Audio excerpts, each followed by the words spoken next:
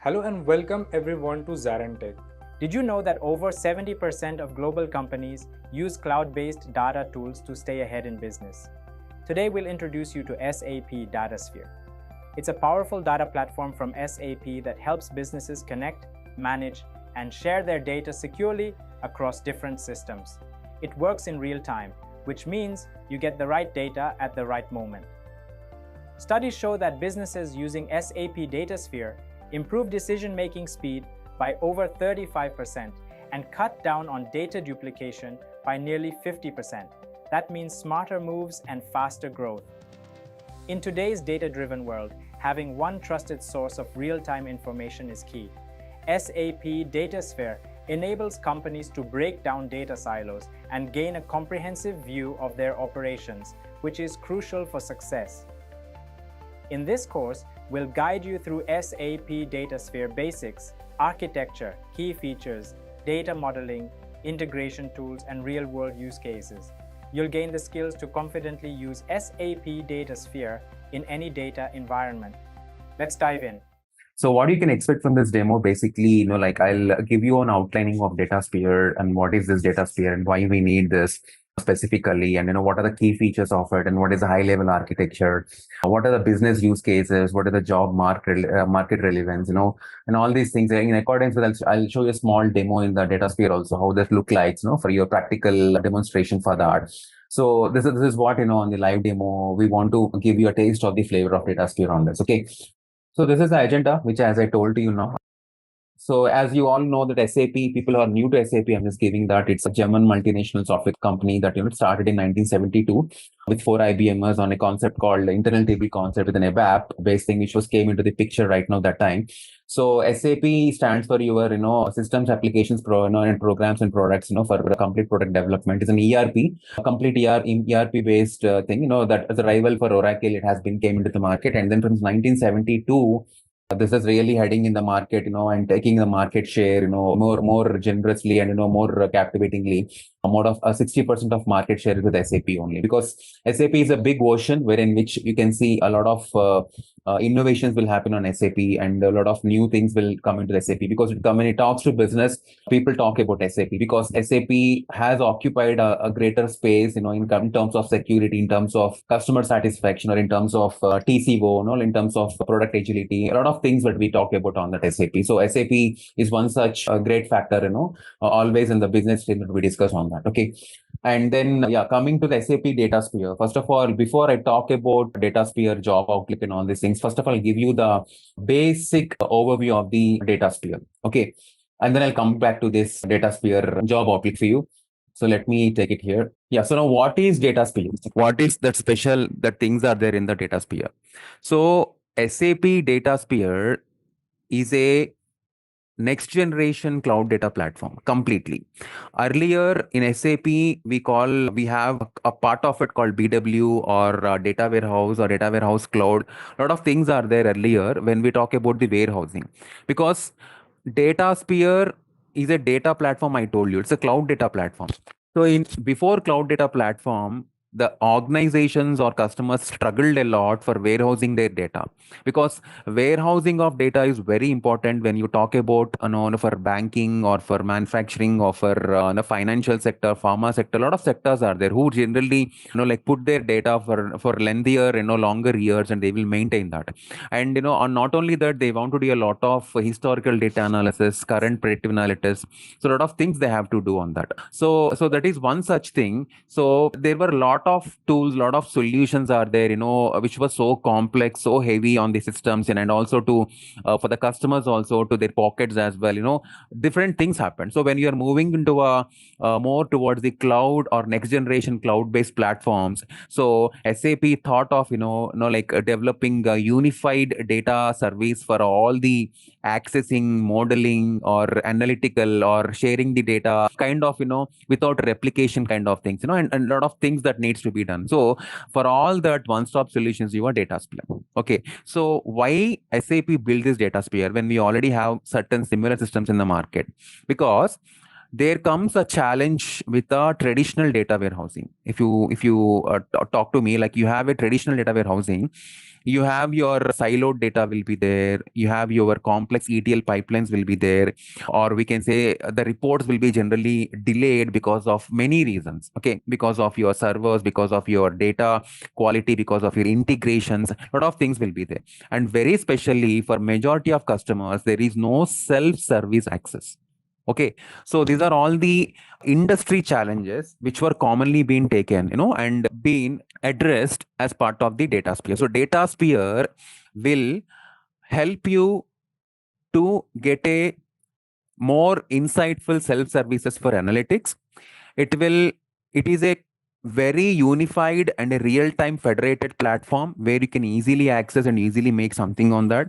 And very interestingly, you can integrate seamlessly with a lot of systems. A lot of means SAP and non-SAP both. When I'm saying SAP, it is SAP S4 HANA, BW for HANA, SAC, okay, and other systems as well. And for non-SAP, anything you can. So I'll just show you in a demonstration right now. So like Snowflake, BigQuery, Databricks, a lot of things will be there. So these are all these things that comes into as part of your SAP Datasphere. Okay, so that is one such thing, which was making people to think about Datasphere, which is a one-stop solution for all these industry challenges. Okay, now when I come to here, there are different components of your Datasphere. Okay, there is a data integration, there is a data quality, there is a data storage, there is a data analytics. So there are multiple components are there which will help you to get the things done on the Datasphere platform. Okay, your integration component will take care of all the integration features. Your quality platform will take care of all the data quality concerns that is getting for your warehousing. Your storage will take care of storage capabilities, and all the predictive and advanced analytics will be taken care by your data analytics.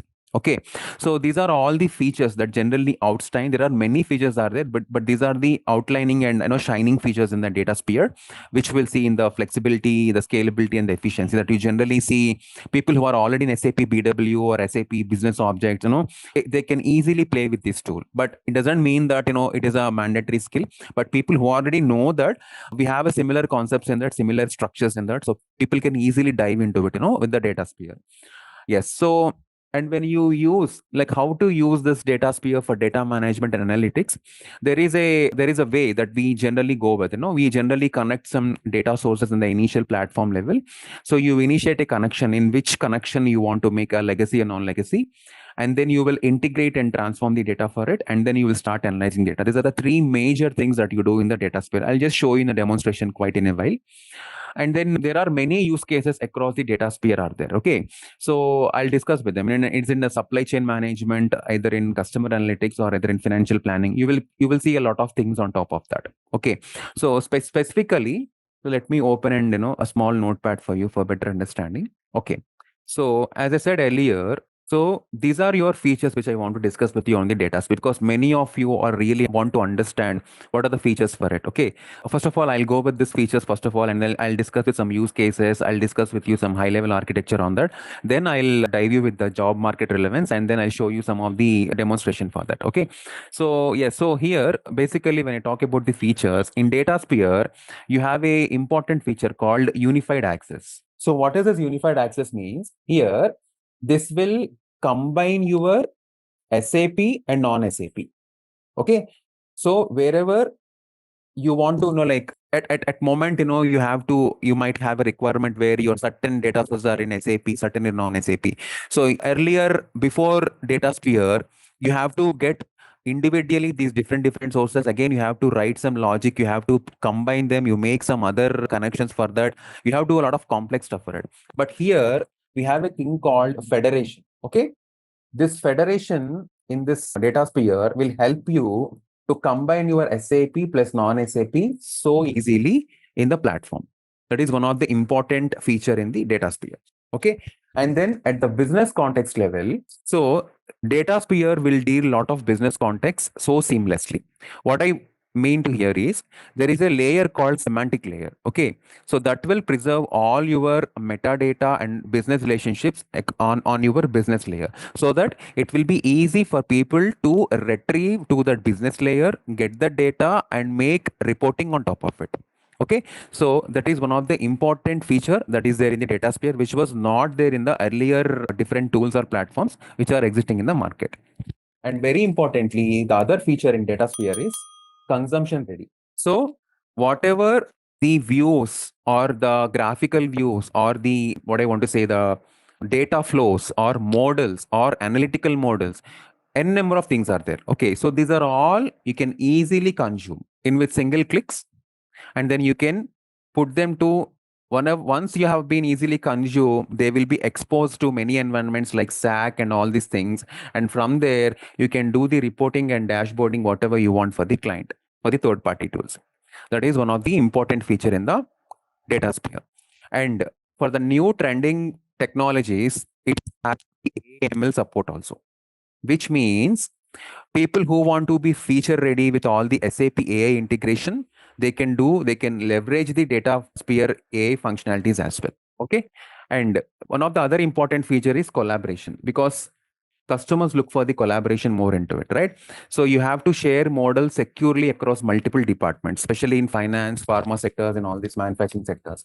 So that collaboration, sharing securely all data models. So two level security is there in this particular Datasphere, where all your data can be easily like secured, and you can collaborate. You have a collaboration, secure collaboration, where you can share it across your teams and third parties also, based on the authentication platform in the securities. Okay, and the last important feature that I want to discuss is the data fabric. Okay, this is a key enabler for you, because whenever you want to create or work with the enterprise data mesh architecture, okay, so you have to work with data fabric. So this is one such key enabler where it will help you on all these mesh architectures. Okay, so these are all the important features that you will see in the Datasphere, where you will leverage it also in your day-to-day projects that you were working with the on Datasphere as well. Okay, now if you go to the business use cases, what are the different business use cases that you can see in the Datasphere? Because this is the one which we will be interesting to know where actually this will be applied, right? So let me add it here. So you can see I'm writing a use case for your better understanding, because majority of use cases for Datasphere will come from different cross-functional teams and cross-functional business organizations as well. But as of my experience counts, the major thing that is going is for S4 HANA reporting and finance. So S4 HANA reporting, basically. So here, many of the customers, they are looking to extend their S4 HANA embedded analytics to include their external data. So they are using Datasphere. Okay, because they want to understand what is happening with their analytics. They want to understand more, what I want to say, in a forecasting manner, like for their budgetings, plannings, forecastings, their consolidations. They have lot two things to do on that, on the finance and S4 HANA reporting layer level. Okay, so further they want to extend that for that particular reason, to include the external data. Lot of S4 HANA customers are using Datasphere. So you can estimate now the job market also on this single line of statement, because S4 HANA is very wider in the market. When you talk about S4 HANA, people definitely do the reporting. When they are doing reporting, they really need the Datasphere consultants as well. Okay, so here is one such thing which will extend all your S4 HANA extend analytics. Okay, and especially on finance, S4 HANA finance. So majority of the global customers are looking for unified reporting across regions or to their legal entities as well. That is one such demanding factor why Datasphere is blooming high in the market. Okay, so I'll write like this, for your understanding: unified reporting across global operations, okay, and many legal entities. Okay, even World Bank also recently started the Datasphere, one such thing which I have got to know. Yeah, so this is one such thing. And there are many use cases are there. If I want to start, this will take a lot of time also. I'm not going to discuss all that. Like, simply I'll speak, on the HR and sales, basically for your employee customer views, or, like the success factors combination, or at the data fabric level to like federate your legacy data with SAP as a single layer, or in the manufacturing industry specifically for all the plant maintenance or predictive maintenance. A lot of things, a lot of use cases are the Datasphere is really blooming high on that. So these are all the business use cases wherein which Datasphere comes and works in the market. Okay, so while we are talking about this, now you might be interesting to know. So as once we learn the data sphere, what can I be as a data sphere? Okay. So there are many roles that you can play once you learn the data sphere. Okay. Before I explain the job market for that, can say this one. So first important role that you see in the market is your data sphere consultant. If you learn data sphere. So what you have to be when you have to be a data sphere consultant. So you have to learn data sphere plus SAP SAC plus integration. That means the CPI integration. So if you know these three concepts, you can easily do the data sphere consultant job. Or else there is one more role that industry is looking, which is called BTP data engineer. So this BTP data engineer, this needs again your data sphere, again your data intelligence, your AI core knowledge, and BTP knowledge. Okay, if these four skills are there, you can be a successful BTP engineer and you can work on that roles as well. And there is one more role that is very hot in the market, which is called hybrid data analyst for SAP. If I say that for non-SAP, it might be going to the cloud different mode. For this, you will be again has to go with Datasphere plus S4 HANA plus your CDS views in ABAP. So people who know this combination, they are very hot in the market because this is one such demanding job outside in the market. So there are multiple roles are there other than what I mentioned there across finance, supply chain, HR, digital manufacturing, digital supply management. So a lot of things are there, on which this data sphere roles are getting captured. Okay, now coming back to our module, now back to here, I said, on the job outlook. Okay, so the part of now data sphere became the part of the SAP BTP ecosystem. Okay, so this is completely replaced your SAP BW. People who are in SAP BW now, they will be learning the data sphere, will make them very easy career growth as well, because especially in the public cloud. Okay, there is a very big growing adoption in the enterprise data strategies are there. Now this tool is very tightly integrated with S4 HANA, SAC, BTP, data intelligence, AI, whatever you have. Now, because of this integration with all these things, there is a very huge demand for data sphere consultants or developers, for people who know this data sphere plus S4 HANA, whatever the combination I just told to you. Okay, and this is your job market right now. So these are not like edited figures for you for the PPT. This is all taken from SAP site. Okay, because we have taken from the SAP's data, so you will get the right data for you to present on it. So data sphere have an average base pay like this, what you're seeing, and you can see the common roles what I just expected, what I just explained to you. And the top industries that are growing on data sphere is your manufacturing, retail, healthcare, finance, energy, utilities, public sector. These are all comes under there itself only.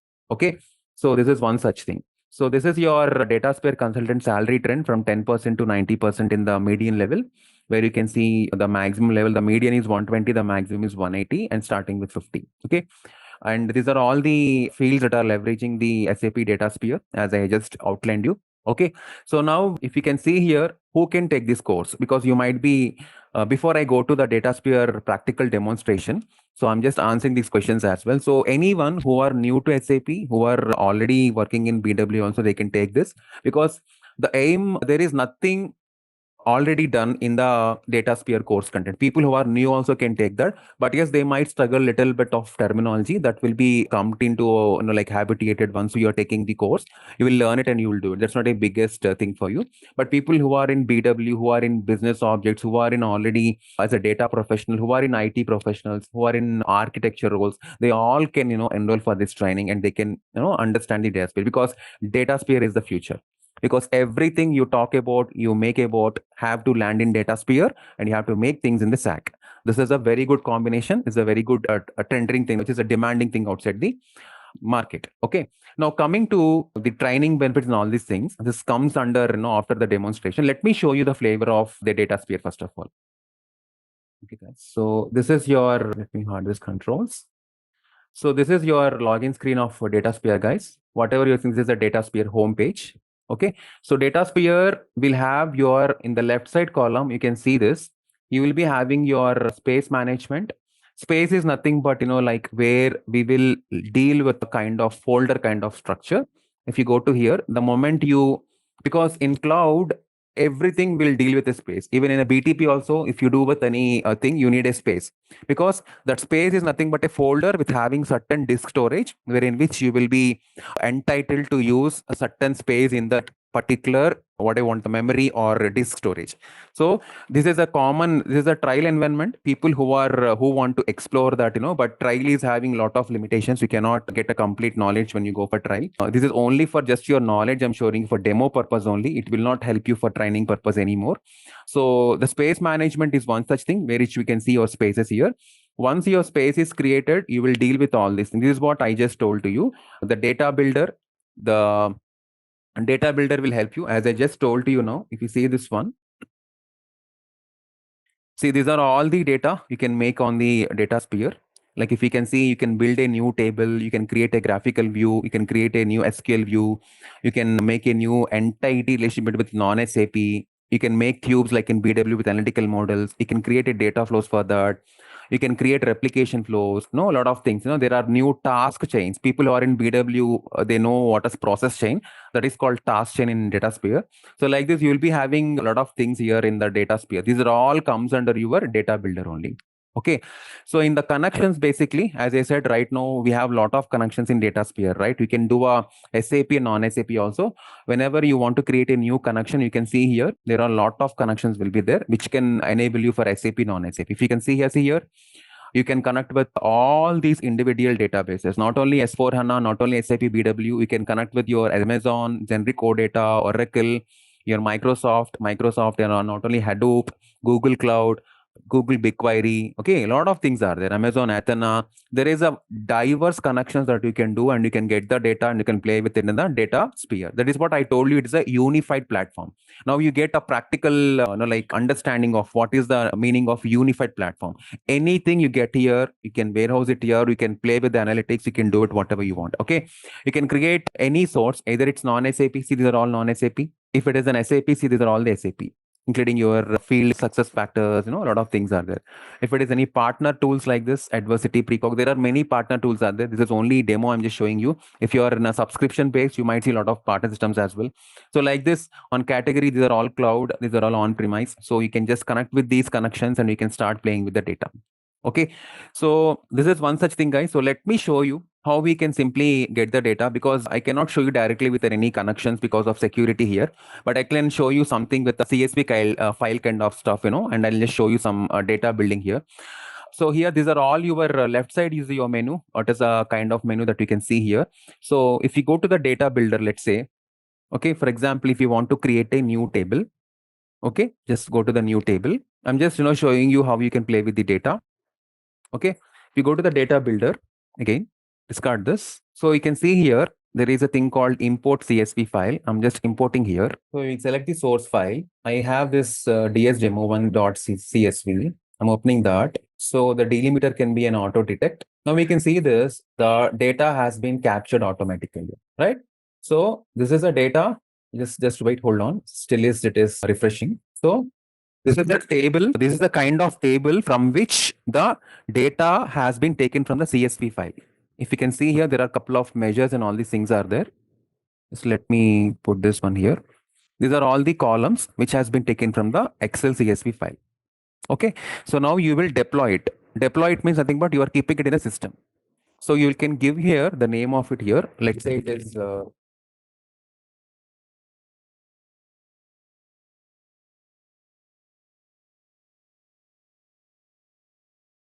deploy this. So this table will be deployed. Deployed means what? It is putting in the data stage, staging the data in the system in the cloud specifically. You have just called the data from the Excel.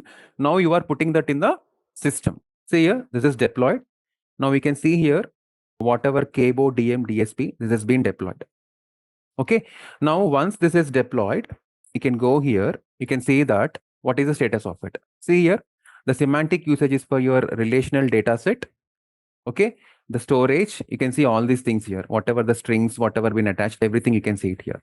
Okay, now if you go back again on the same data builder, if you go to the new graphical view, just you have to build a graphical view. Why you have to build a graphical view? Because when you want to report this particular table data to SAP SAC Analytics, it won't understand direct table data. It will understand only view data only. That is the reason you have to build a view which can be further understand to the SAC as a model. Always here remember, because this is a data sphere, it always understand the data models only. You have to create a model, you have to make a model. Okay, so you just drag and drop that here. See here, the model view has been created. This page is striking here, not sure why. But anyways, now you can put this here. Now just go here. I just clicked on the view. So you can see the view name. Rightly keep the view name. Okay. So here the semantic usage can be with your analytic data set. Okay. This is deprecated right now, but yes, still be on the usage. We can use it as a fact now, but for fact, we have certain consideration. I'm not showing you right away. So people who are enrolled for training, then they will understand that later point of time. But this is a demo. I'm just showing you here how it can be done. So there's an analytical data set which can be, you can use it as, and very mainly whatever the views you are going to construct here, you can just go for a consumption exposure. So this will be ready for consumption. Okay, so then you can just tryly save this one. Okay, save this one. So the moment when you save it, you have to deploy it also. So this one, people who are already in SAP BW or SAP ECC or something, we activate generally every time, right? Like in Datasphere also, you will be deploying that whatever the model you are building every time. Okay, if you are not deploying means it is not activated. Simple. It's a general thing that I'm just going with you. So yeah, let me change this one. Yeah, you have to just put some measures here. Let me keep 2 measures into here. Okay, now save this. Okay, now deploy this. See, this model is deployed. Now what I did in the data builder, I called a CSV. I have taken that into a view. I created that as a view in the data builder and I deployed this model. Okay, now this model, when you go to here, you will see two things: Datasphere, analytical cloud. This is why I told you SAC as a common combination, because whatever you learn and make something in Datasphere, you will end with analytical cloud, because all reporting, dashboarding will be ending here. So if you go to the data analytical cloud here, you will get this one, where in which you will simply go to the canvas sheet, stories, where you build it here. You'll simply go to the canvas, you'll create a small chart there on top of this. You go to the chart, just expand this chart and drag and drop it here. So here in your connections, so I already had my own connection here. So you have seen that, right? It's been authenticated. It's not directly taking something nonsense from the system directly. See here, whatever the model I built it is available for me now. It has been came to the SAC integration platform, the semantic layer. And now simple, you add dimension. So it call the model there. For example, if you want to see based on the region, so add the region. Okay. And then in the dimension, you just go for here. Okay. And then you just make a dimension, the measure, the sales quantity. That's it. Your analysis chart is ready. This is how you generally connect, build, process, and finally analyze your data, right? So this is what, guys, we generally do with kind of integration with Datasphere and analytical cloud. Okay, so we generally cover the course content of this. This is the course content. Okay, for 45 to 50 hours, the course content will be there, in which you will be having all the course content where you can see the Datasphere introduction, the spaces, the connections, data builders, continuation of your data builder with all the different connections there, what you do in the business builders, and what you do in the connection to SAC, and lifecycle management of Datasphere, cataloging, all this integration monitor. So all these concepts in detail we'll discuss in the Datasphere course content. Okay, so this is about a complete A to Z of Datasphere. Okay, as coming to the architecture, as I have just shown to you all these things, as coming to the architecture, I'll just discuss a simple 5-10 minutes of architecture, and I'll open to the platform for questions. Just 5 minutes, I'll just open to the platform for the questions. So see, this is the architecture, guys. To people who are really want to understand, there might be some admin people also in the group, they want to understand that. See, your Datasphere architecture is very simple. On the top layer, you will be having your source systems, let's say, okay, like your S4 HANA, BW, or I can say Oracle, etc. I'm not naming everything here. Okay, wherein which this one will integrate with your Datasphere core. This is your Datasphere core. This is a SAP Datasphere core. I'm getting some noise. Please mute. There we have all the spaces, data builder, business layers, access control. Okay, these are all comes under your Datasphere core. So to connect the source system with core, you need what? You go to here. when you want to connect this with core, you always need your data integration layer. Okay. So this is your data integration layer. So what happens in the integration? You will have all your replication methodologies, or else you have your smart data access, do it as part of this particular thing. Okay. So after this data core layer, you have one layer which will be under next level, that which we have practically seen now. What is that?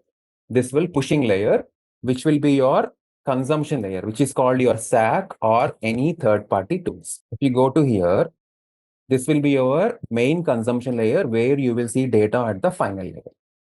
Okay, that's it. This is a simple architecture which you can understand about the data sphere. Okay. So yeah, as I said, on total, like people who really want to go ahead with Datasphere, yeah, this is a very good future ready platform for all the SAP data strategy guys. So whenever, because in future, already we are doing that right now, not in future.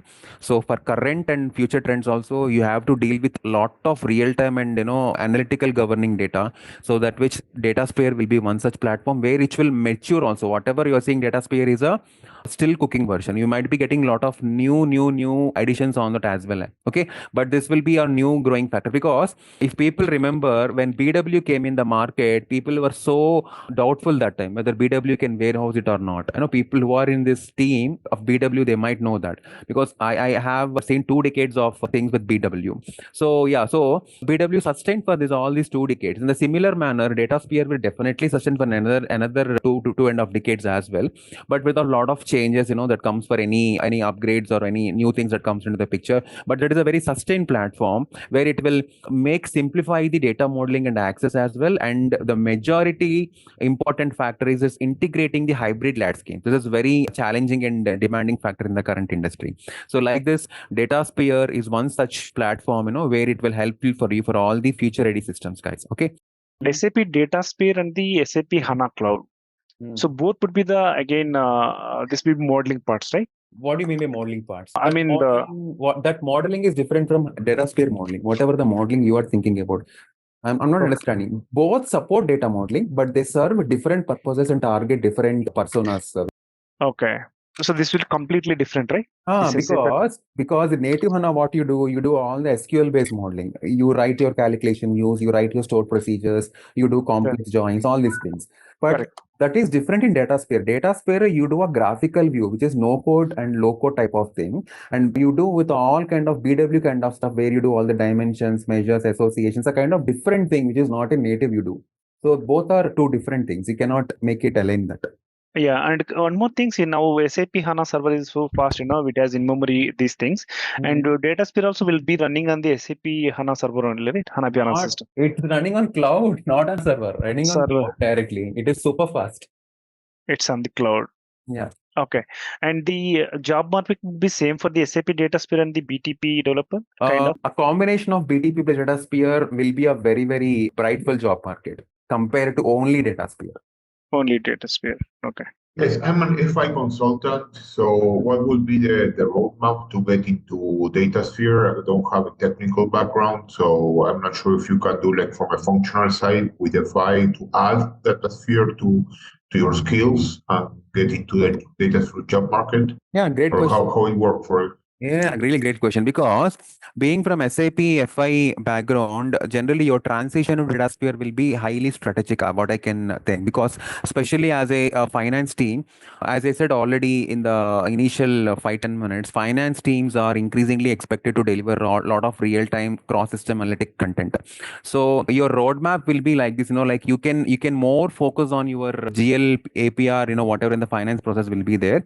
So wherein which you can learn SAP SAC along with Datasphere can help you to build a lot of creative models and dashboards, under your planning and analytics, where you can explore finance, cash flows, profitabilities on top of that, where Datasphere and SAC will combinatively help you on that model modeling your finance use case in the data sphere. Like let's say a trial balance is there. You can create a model combining your GL balances in the data sphere with along with SAC. Okay, let's say your profit loss statement is there. You can add lot of filters with your cost center segments, a lot of things on top of that, and you can make it. Very importantly, in finance, we do a lot of forecast versus actual. So you have to model a lot of actual data from your AC Doka along with your plan data also. So these are all different things you can do in the finance, when you leverage the data sphere thing on that. Okay, yeah, that is one such thing. It can be on the roadmap. We can do that. I want one more question. How is the first steps to get the first project? They always ask for previous experience. So what would be the opportunity there to get into the first project? Experience, you have to work for the data sphere combination projects only. Then only you're getting the experience in that. That I've been working as a BOD's data migration consultant throughout my career. So will this be a logical progression for somebody like me who is involved in the ETL activities, specifically data migration from ECC to HANA and other integration? So, and if yes, like what would be the role that we aligned to me? Yeah, preferably the roles will be on functional side. Yeah, you will get, as I said, finance. I gave an answer right now. Like similarly, there are multiple use cases and phases are there the functional people to get into it. But what is the specific ask on that? I'm not getting that specific ask. You're answering my question. I mean, you're referring to mine. Yeah, please tell me. Yeah, tell me. I'm listening. Yeah. So I'm a BOD's data migration consultant who is always involved with the SAP Data Services tool, mostly. And now, there are some talks that they will be sunsetting this tool soon. And Yes. the logical progression, the next move would be to get into Datasphere. So just trying to understand that where would my profile fit into it. Right, exactly. Because if you have seen the my demonstration, you have seen a lot of data flows also there in that. So I told you, right, BOD is also getting extended and all that content, BW, business objects, BODs, all that has been kept in the data sphere only. So people who are from data background of your data services, you have to experience a lot of ETL data modeling integration, which are there in the data sphere, same thing. So either you say your batch, your flow graphs, your targets, your schedules, your graphical views that we do in the BODs. I know BODs, I did a lot of stuff in database as well. Those are all have been now moved. That is so true. It will definitely add you a lot of value when you go for this training on this paid part. Yeah. And to have that progression, do I need to learn SAC and all the stack Yes, that you? yes. I recommend everyone in this team to please go ahead a combination of SAC plus Datasphere, which will definitely help you for your career roadmap. That is much important. Yeah. The other combinations is up to you. Yeah, other combinations are up to you guys, whether you add a BTP or you add a S4HANA or you add AI, whatever it might be. But SAC plus Datasphere is a great combination. Okay. Let us speak about Datasphere then. Datasphere, is it a good concept like getting into Datasphere or a Databricks? I'll tell you from, because you are a SDMM consultant, the main purpose for you, especially on the SDMM side, I'm just speaking, Databricks will generally unify your data lakehouse, especially for your AI and big data. Okay. But whereas in Datasphere, it is an integration platform where it will help you to do all the SAP native data modeling and other data modeling. Okay. So basically, I'm not sure, because you said you are a functional consultant. For functional consultant, the good platform is Datasphere only, because Databricks need a lot of data engineering, Python, SQL, ML, all this kind of stuff. I'm not sure whether are you already equipped with that knowledge or not, but this is a different thing. If STMM kind of thing is different, but that you have to learn a lot of new coding base of things. But here you have very less coding thing will be there, wherein which you will be integrating with a lot of a deep native kind of SAP S4HANA like BW Bridge. A lot of new things are there where you will work on this. So that is altogether a different thing. But yes, one thing will be there on your, what I want to say, on the job element, as I just you asked me, you can be with your current existing SAP functional knowledge, you can add that so that you can create a lot of functional kind of Datasphere reporting and Datasphere dashboarding with this content. But if you go for Databricks, it will only useful if you are working as a data engineer, where you will work for certain Spark, Python based of projects. So you estimate where you want to go in that case. So my question is that, Datasphere, you explained is 3 components are there. One is modeling, which it takes care. Then the visualization is SAC. Then the ingestion of data, is that handled natively by Datasphere, or do you need to learn SAP DI to kind of make that happen? Right. So yes, Datasphere happens ingestions natively as well as the other way as well, because it supports both native and hybrid. I told you, right, lot of hybrid ingestion models are there in SAP Data. That statement clears your answer. Depending on the data source type and use cases, your ingestions will be automatically done. If it is native, we'll go for native. If it is a combined thing, you go for hybrid ingestion model. Both are there in Datasphere. So basically, if the source is predominantly SAP, then it's handled natively. If it's non-SAP, maybe some other tools are required. Exactly. There are a lot of tools are there which you will make a connection and you will replicate that and you start working on it. That's it. Okay. The second question is in terms of the demand which is there in the market for Datasphere, because I think the roadmap of SAP is to move towards Datasphere. Yes. Right. Yeah. But then what is the demand right now as far as Datasphere implementations are concerned? Demand is very heavy, as I said, there are very few consultants are there. Only let me tell you one single statement. Industry is struggling for Datasphere consultants. Absolutely. Very rising, high, fast manner. A lot of consultants are needed for this because, as you know, till now, a lot of people are in ECC. Everyone is migrating to S4HANA. When they are migrating S4HANA, they need Datasphere. And there are no people in Datasphere. So industry is struggling with this skill set, Right. and then it is really needed for that. Yeah. One question I have is, we have used information steward for data cleansing along with SAP BWs, right? I mean, those features will be available in Datasphere, or how does it work? Yeah, so specifically, Datasphere has all the cleansing functionalities more than information steward. When I want to tell, in information steward, you have certain replacement functionalities are there. But yes, SAP Datasphere does not fully replace information steward, but it offers all the capabilities like shifting toward a different architecture for data quality and in the governance for specific cloud-based things. Especially in the data cleansing, we use information steward rule-based cleansing with the DQ rules, right? So that is not natively available, but you can call it from an external tool and you can get it done. And the business catalogs are there, where you can metadata management is there, your data lineages are there, governance is there. What is not there from information steward is your scorecards and dashboards and your stewardship assignments which you have there. Those are not there, but they are much mature versions in the Datasphere are there existing in that. So that is more offerings are there than information steward for your preview profiling or metadata layer or for integration, whatever it might be. Yeah, there is a greater shift is there. So where does the data reside? Is it going to reside in Datasphere now, all the data? Yeah, specifically data all in the cloud level, it will be storing there. So whenever you call it an S4 cloud or specifically when you go for any core options, I told you, right, federated access, that is a remote table. So data does not directly reside in Datasphere, but it will stay in the source system as a virtual mode. That is where system will be more fast for you when you execute any real-time analytics. Yeah. One last question. When you have a different heterogeneous systems connected, right, modeled into reporting, so we had seen in the past a lot of performance issues, right? When you have Oracle, SAP, all these different systems.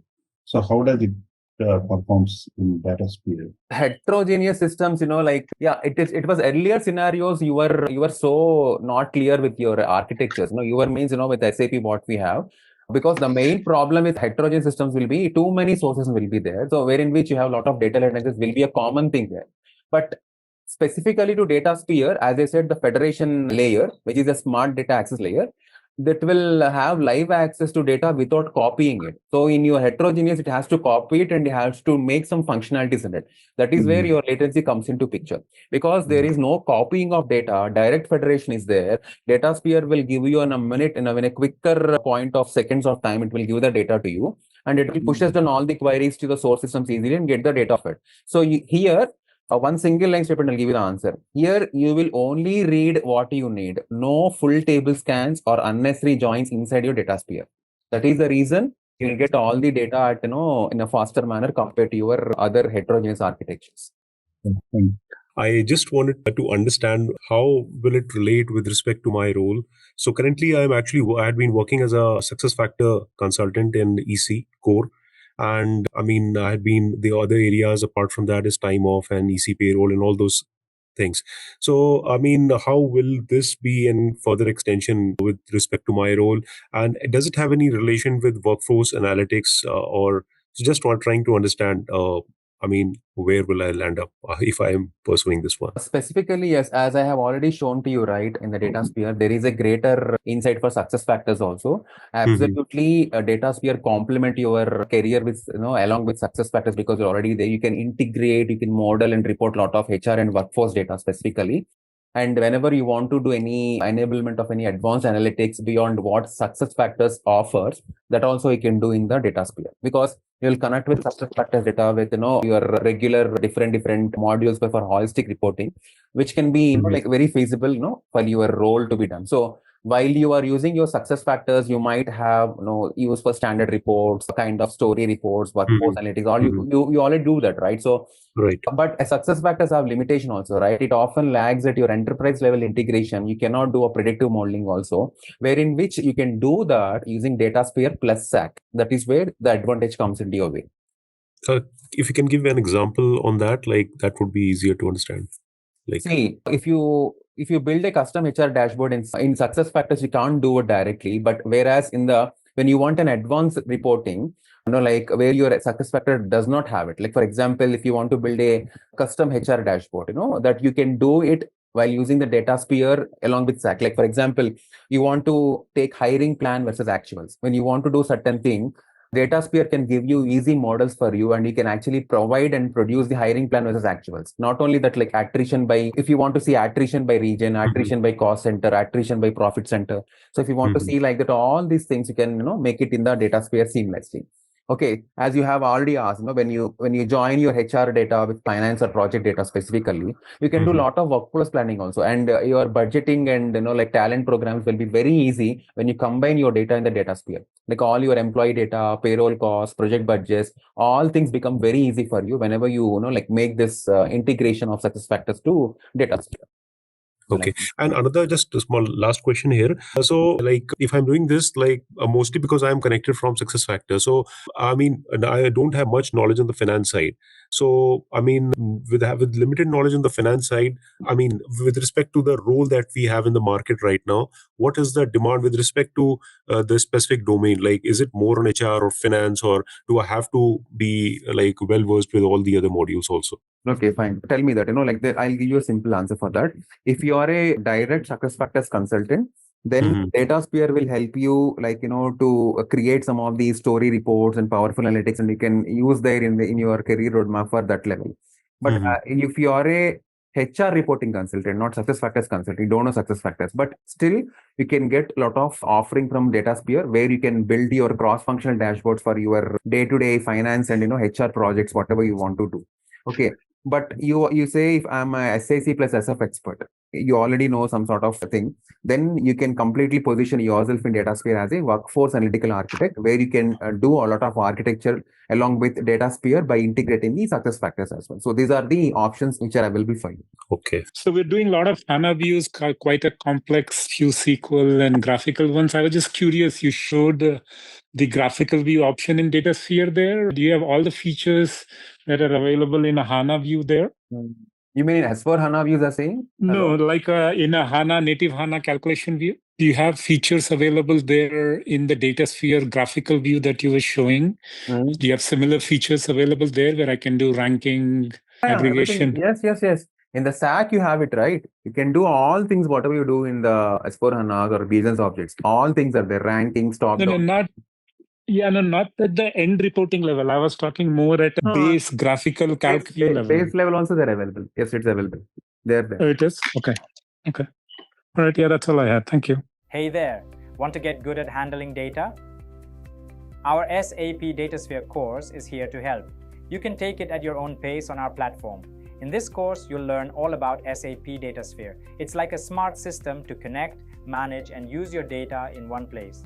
Our course covers everything you need to know, from the basics to more advanced tricks.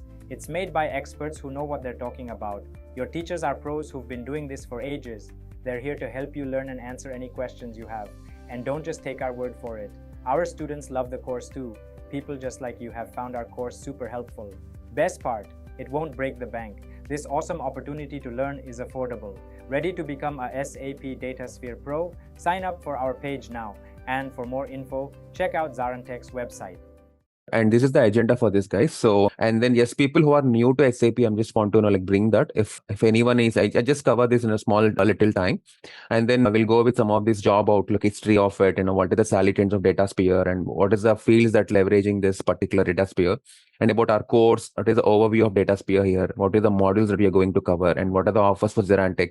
These are all, and why you have to choose that. A lot of other things are also there in this, where we will be covering for this session. Okay, so yes, as you all know, SAP is a German-based multinational software giant here, so that has came into the market. That has a competitors that time with Oracle. That so for this is all a ERP where you go for system applications, products, and data processing. They generally term it as. So many people know you that already knows about that. But yes, SAP provides a kind of very wide range of software solutions and in the industry with all different cross domains and multi domains as well. Okay, it started 1972 and it is still running with a lot of ERP flavors and diverse ERP flavors in that. And so almost all there are 121 modules are there in SAP with varied industries and specific to industries and multi industries, cross domains. A lot of things are covered in SAP. As you come to for Datasphere, so let me tell you about the Datasphere basically. So Datasphere is one such powerful, what I want to say, like in a next generation data platform. This will unifies and simplifies the enterprise data for all the business value. Okay, so people who are learning this Datasphere, they should understand first of all what is a Datasphere is. They should see how it is really evolving from SAP BW, because many people who learn for SAP Datasphere, they have people who are already in SAP BW or some of the business objects, a kind of multiple different earlier modules are there. So those were actually being constant, because Datasphere is one complete platform now. There is no a kind of a BW, kind of BO, BODS. They're all completely mixed into one single platform with more next generation specific, all including AI capabilities and all this. So you will learn how it supports the business data fabric. Especially, we will see some of the core capabilities and architecture of it as well. So all in all, this is what the learning goals of Datasphere generally when we go for it. Okay, so yes, Datasphere, I will explain you in a little while. I'll show a small demo also on that, like how this will be helpful for us on that. But before that, like people who are enrolling for that, because there might be a lot of questions in their mind, like why, like what is the job market will be there, what can be the best thing in Datasphere if you learn, how many days it will take, all these questions in relevant to Datasphere will be answered in this demo as well. Okay, because you might have to understand one thing here. Datasphere is very hot in the job market right now. It is not for this demo that we are not promoting anything here. Being me as an individual expert from the Datasphere space, I'm speaking all these things. I'm not giving any promotional things here. It is all up to you. This is a small demo, so we don't want to put anything, because of this nothing will happen to us as well. Okay, but what is the thing that I want to be highlighting this? Datasphere is a part of right now whatever SAP's strategic shift that is there, which is on the cloud-based data management, which is very importantly.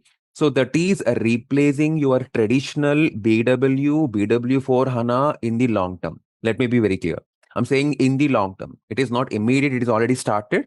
You will not see BW completely, and you will be seeing only Datasphere. Not only BW, you will not see a lot of like warehousing things in SAP separately. You will be seeing only Datasphere. So companies are adopting the people who are on SAP S4HANA Cloud, SAP BTP, hybrid analytic architectures who are well known with it, and they are actively hiring the Datasphere experts to build the modern data landscape. These are all modern data landscapes, whatever you are learning. Okay, might be these have the basics of data warehousing, these have all the basics of BW, these have all the same kind of data models you might see, but they are in a new look and new fashion and a new way you are going to do this. Okay, so that is the reason why SAP job market, especially for Datasphere, is high.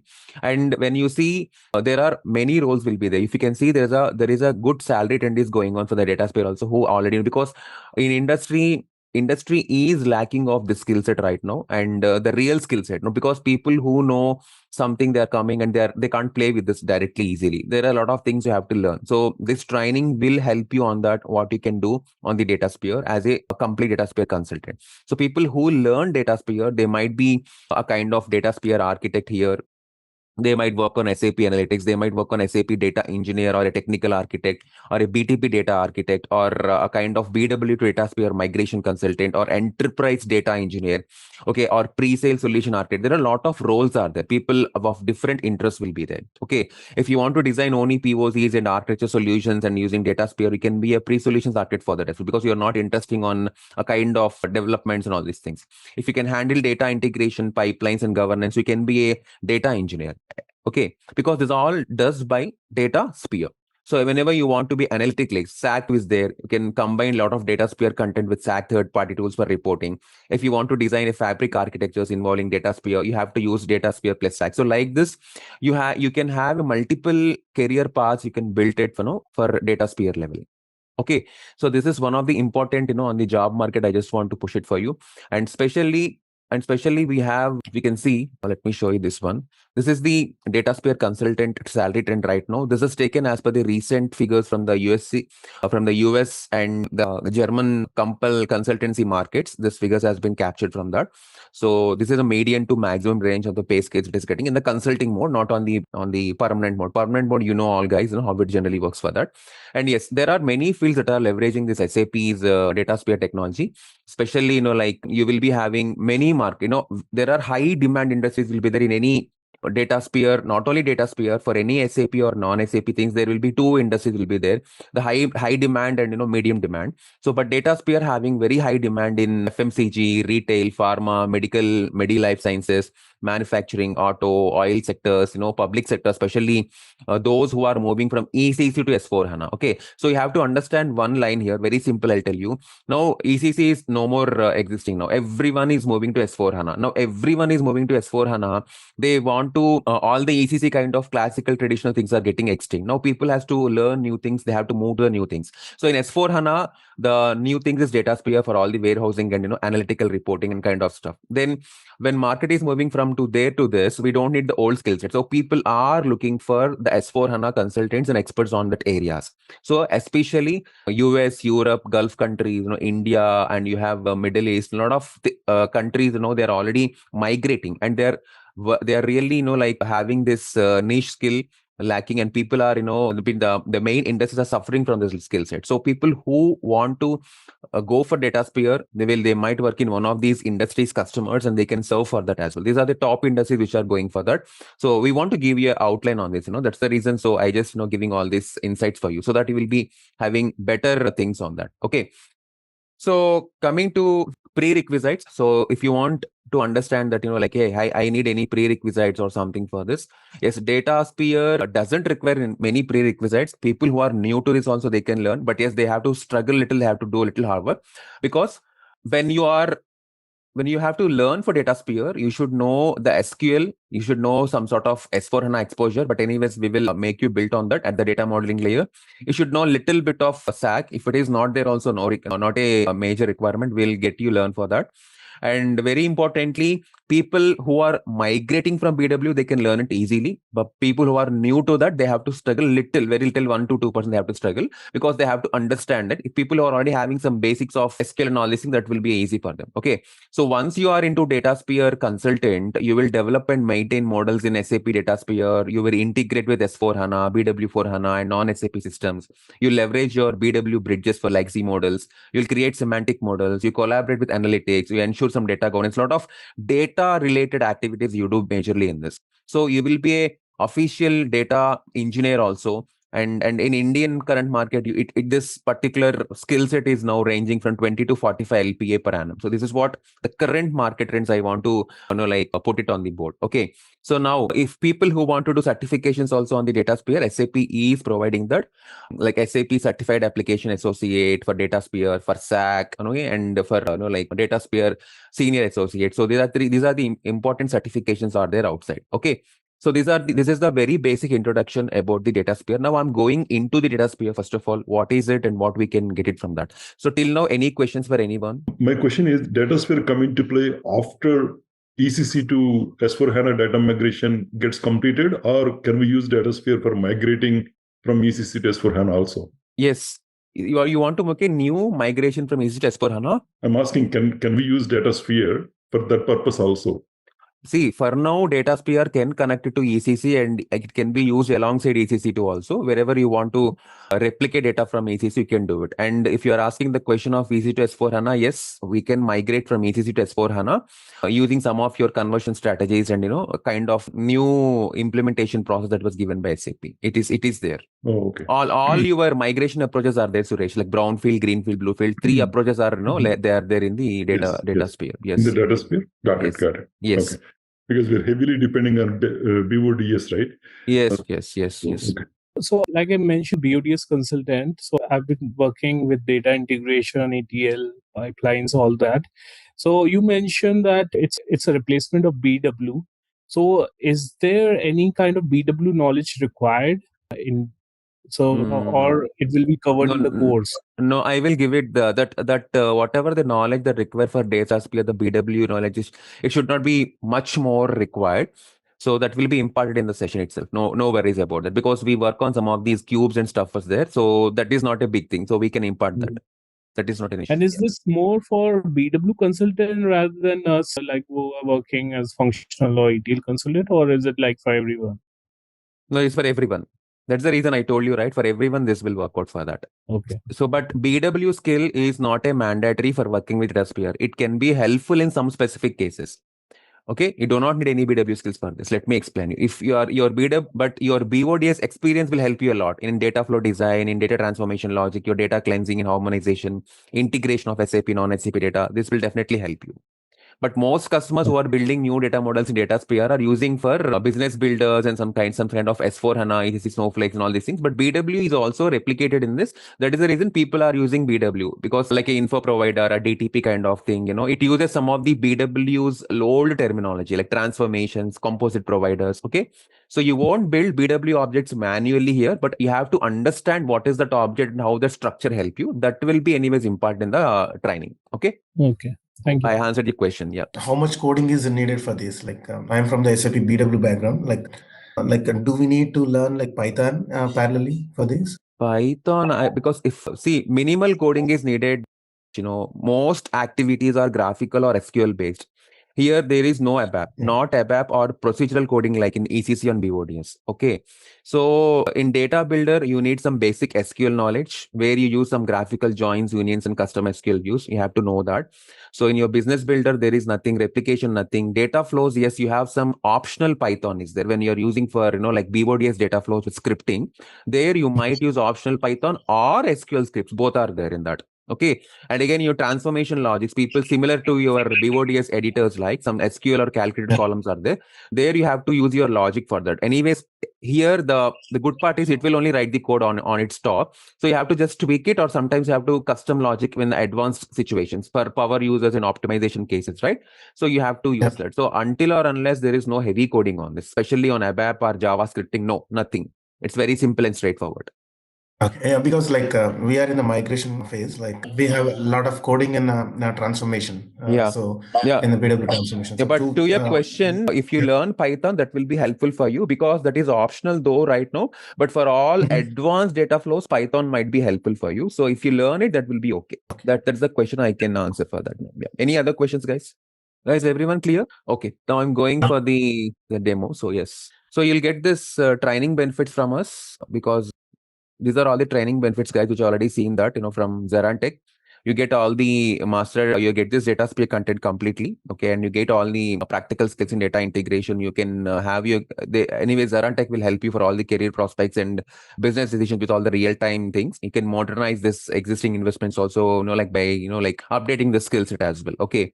So before I go to the data set also, I just want to show a few more things for you. Okay. So first of all, what is Datasphere? I just come with that. So this is a completely cloud-based unified data platform on BTP stack. Okay, the BTP means Business Technology Platform. This is a complete platform stack in SAP, which was newly built, and you can build it for both IT as well as business users. So this combines all the data modeling, governance, semantics, and federation. This is what the Datasphere does for it. So if you ask me like how the evolution from SAP BW this was happened, because when we talk about this, you have to understand the evolution also. So let me show you that evolution part as well in small manner for you. Let me drag a small note for that. So I'll tell you, this is the evolution from BW. This is how the Datasphere evolution happened for you. Okay, so if I go to a small table here, so if you see, I'll tell you some differences here. So how this was evaluated and what is that now happening on this. So in the past, generally, we have gone for SAP BW or BW4 HANA till the latest version, right? Now, this is all getting aligned into our Datasphere. Okay. Now, for all the ETL-based stuff, whatever in the past that we have done ETL-based stuff is there. Now, that is not getting existed. And this is now get as a federated and replicated into Datasphere, all this ETL stuff. Okay. Now, someone also is asked me that ECC focused, because they are also focusing on ECC, right? For that, presently, the evolution came for Datasphere is they have to go for S4 HANA plus cloud plus externally they are having any external systems as well on that. Okay. And for developer centric who are going for developer mode, they can go for both business and IT collaborations as well on this. Okay. So there is one more thing in Datasphere called BW Bridge, which will enable using all your BW artifacts in Datasphere that I am not focusing right now, which is not required for this demo level. Yes, business data fabric is one such thing is there in Datasphere. This is a unified architecture which will enable your seamless, what I want to say, the real-time and governed access to your data across different landscapes. This is also, again, your business context-centric. So whenever you want to use your business data fabric, so you will, when you're learning Datasphere, you might hear this term business data fabric a lot number of times, because in data engineering, not only in Datasphere, if you go to Databricks in Azure or if you go to AWS also, you will heard this term data fabric. So what is this? This provides you a federated access, which means no duplication will be there. Okay, so these are the advantages of your data fabric. Why I'm telling this in the introduction part itself only, because you should know what Datasphere is doing that for your industries, why this is really hot in the market. So then you will understand the importance of it. So this is your federated access, which will be having no duplications. Okay. And the very important thing is the semantic layer. You have people who are in SAP, they might already know this semantic layer. So semantic layer is one such concept which we are seeing in SAP since from decade.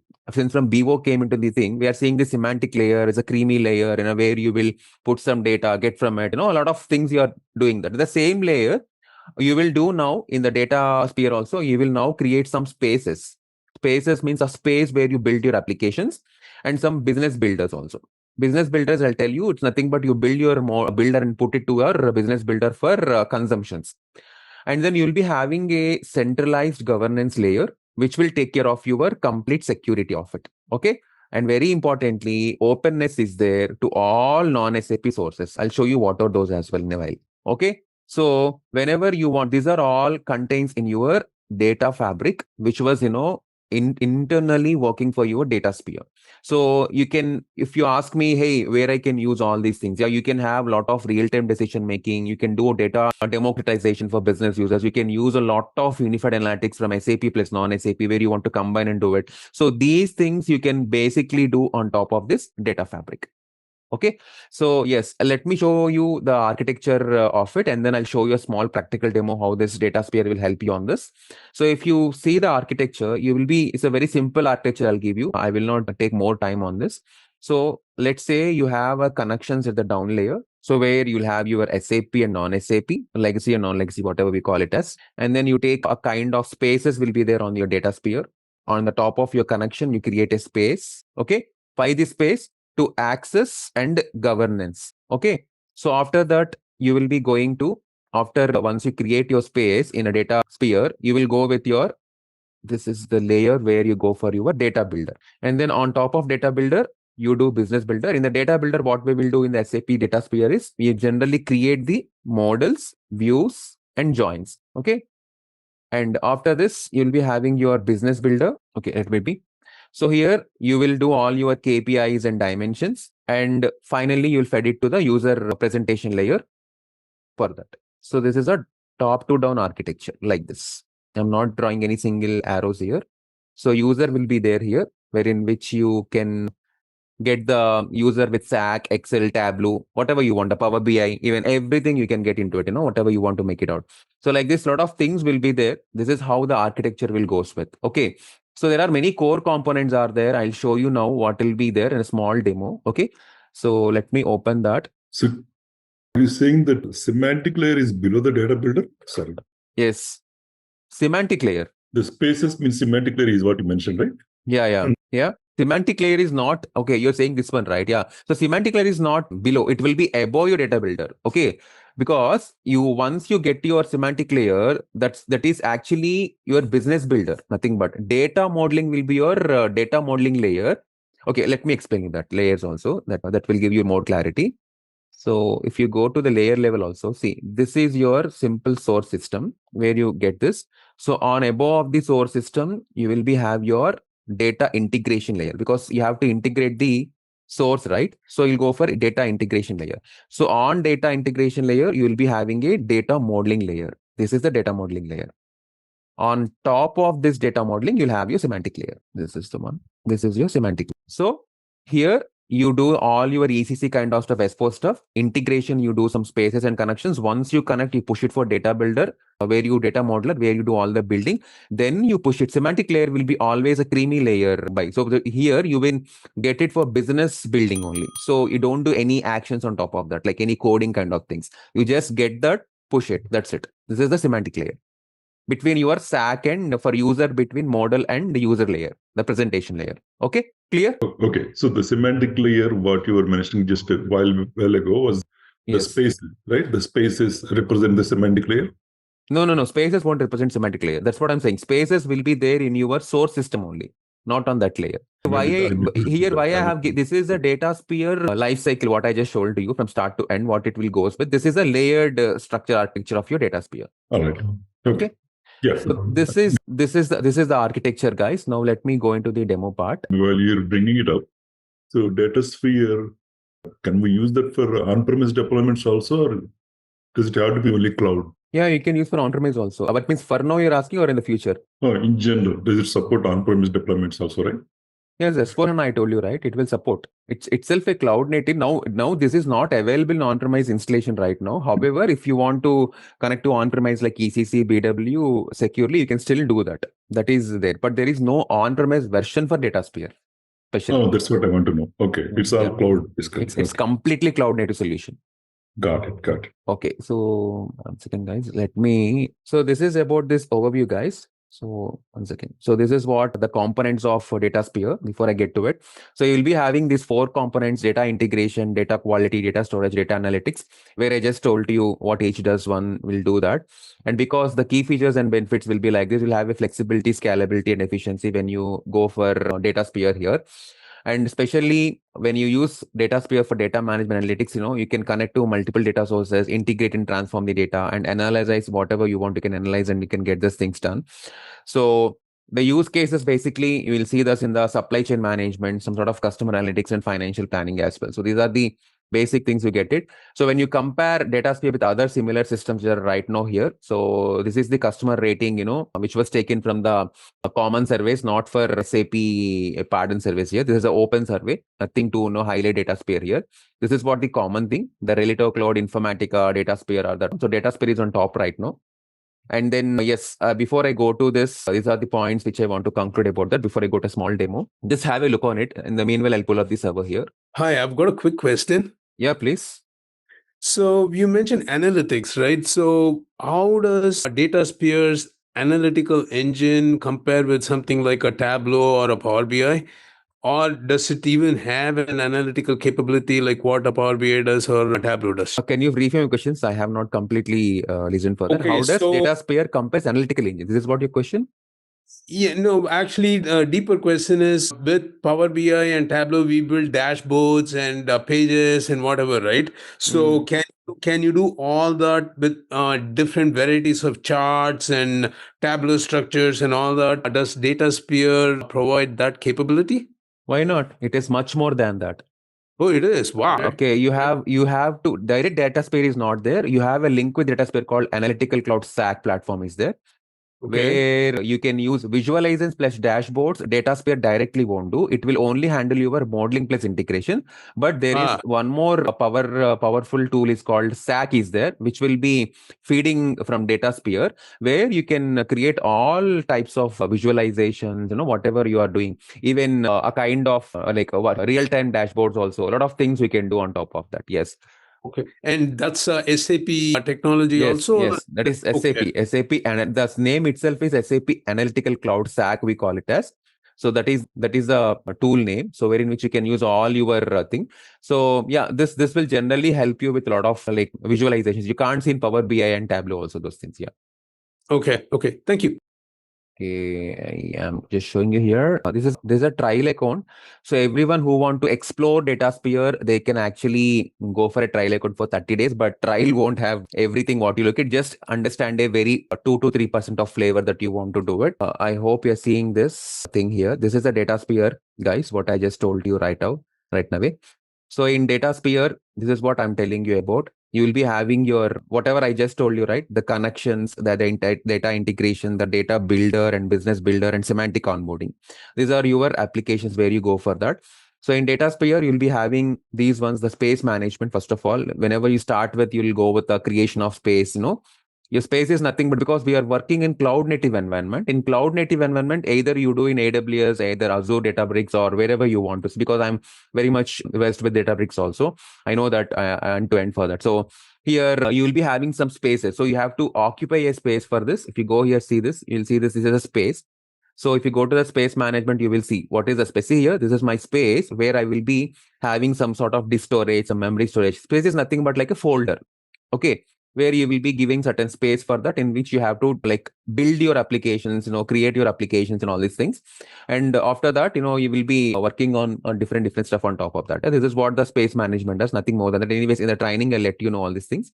People who want, then translation dashboards are there when you want to do a kind of translations and transports. So here also you will be taking care of packages, whatever the developments you do, like in ECC, a type of packages will be there where you put all your development into package and you will export them into multiple clouds, from development layer to testing layer. That's the 3-tier landscape will be always there in the cloud environment as well. And transports will, this is a data sharing cockpit where you can share the cockpit for multiple things, for products, provides, publishing management, sharing cockpits. A lot of things will be there on this where you can do that for all your version and everything. Every time you can see this is the latest version of which patch, you can see which build date, what is the tenant we are using, what is the database. So all this versioning, you will get it in the details.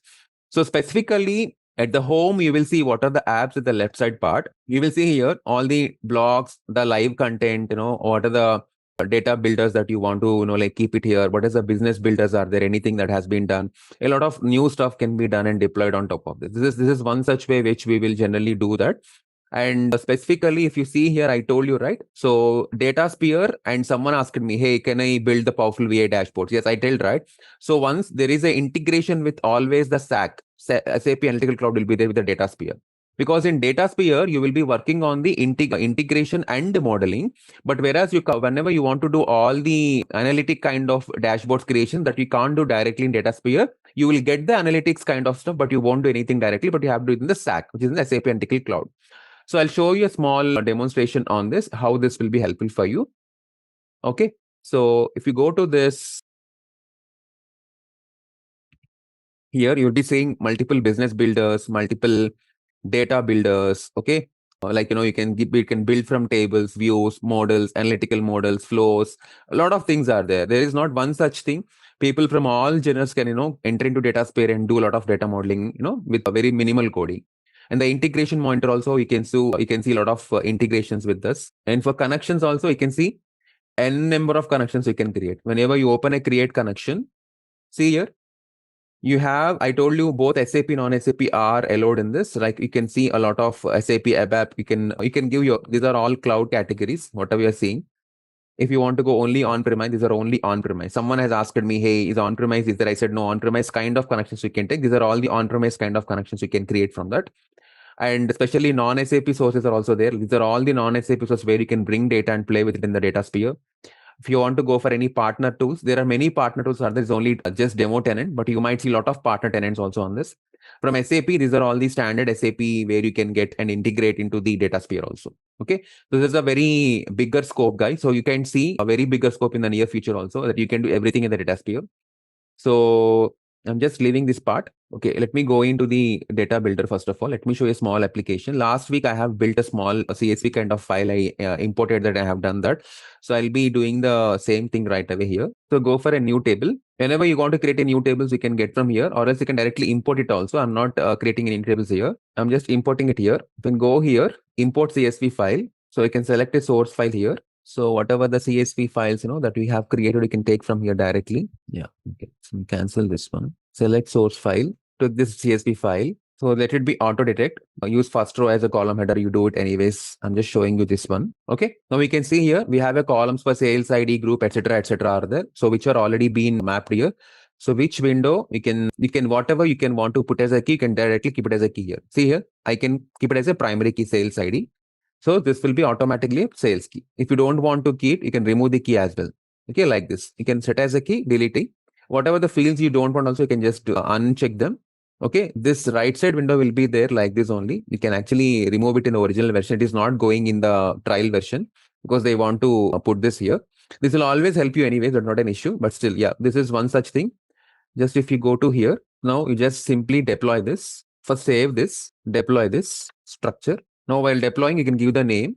So I'm just giving the name as this demo 25 for today date. So this table will be deployed. Just wait while the table is getting deployed. Now you can see here, where is this? Yeah, this demo 25, see here. So this one, you can see here, it is successfully deployed. You can see the date when it is, if anyone is changing any dates also, there is a timestamp on which you can do, and you can actually favorite this, and you can, because you're frequently, like visiting a data, so you can favorite it also here.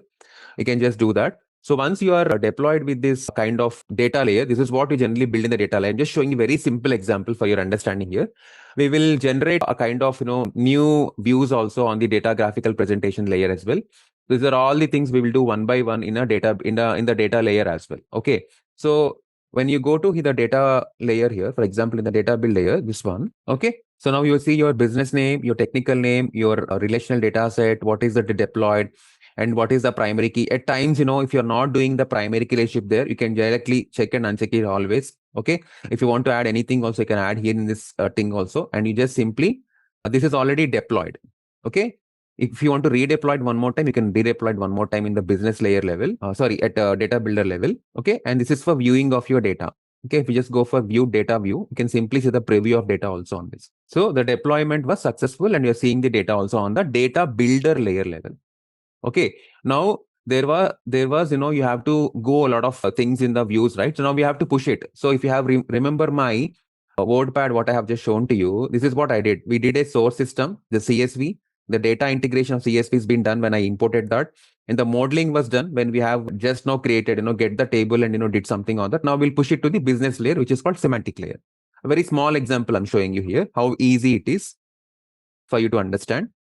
And at semantic, you can assign semantic usage as primary keys and a lot of stuff at this level. But yes, on the business layer level, because in Datasphere, especially on the cloud native things, everything will be understand on the view level. So a direct table cannot be taken into consideration. So what you have to do is you have to create a view based on the table. Okay, even in S4HANA also, there are no direct tables we can do. Your CDS views are the primary. People who are on S4HANA, they know that, like people, they won't directly build any table directly, and they won't, put it to the whatever the required apps or views or APIs they want to mention, they can't do it directly. So they need to create a CDS view. In the similar fashion, here also, you have to make a new view from the table that you have already been done that. So for that, you have to simply drag a graphical view. Now go to the data builder again. Once you have deployed that, you will see the views. So you will see a new graphical view. So just minimize this one. There will be a lot of windows here and there to confuse you. So don't confuse that. So just simply. There is a arrow button in the middle. So you can click it in that right screen. Because my screen is flooded with all these zoom controls and all these things. I was saying everything here. Yeah. Anyways, no problem. I just build this one for now. Just 1 second. System is struck. Yeah. So now here, if you go to this data demo, this is data builder layer, right? So now if you go to the view, now you can see the view, right? In the view level, 1 second, the screen's here. Now if you go to the view, see, you have to check in the view, you will see your table that was being created now. Just drag and drop that to the left to right. Lot of development that do in Datasphere is drag and drop, just very simple. Okay, you have to put your business name that will be coming automatically. So you will see here this one. See, this is a view. This is the one which you have done. So now you have to give the, you have to create the view from the table. That is a very simple thing. So now I'm renaming that demo underscore, same thing I'm giving here, ds underscore demo 25, same new. It's not mandatory that you can give the same view name always. You just have to deploy that. For that, I'm just giving for the same table name and same view name for the relevancy here. So here you will be your release is not released. This is a save quite thing. So you have to give it for expose for consumption. This will be always off because we are pushing that for your, what I want to say, what we call the business layer. So, and your semantic usage is also not data set, relation data set. It is a analytical because you want to analyze the data from it. So you have to use this analytical data set. We have to expose it for consumption. So then only this will go for your consumption model for that.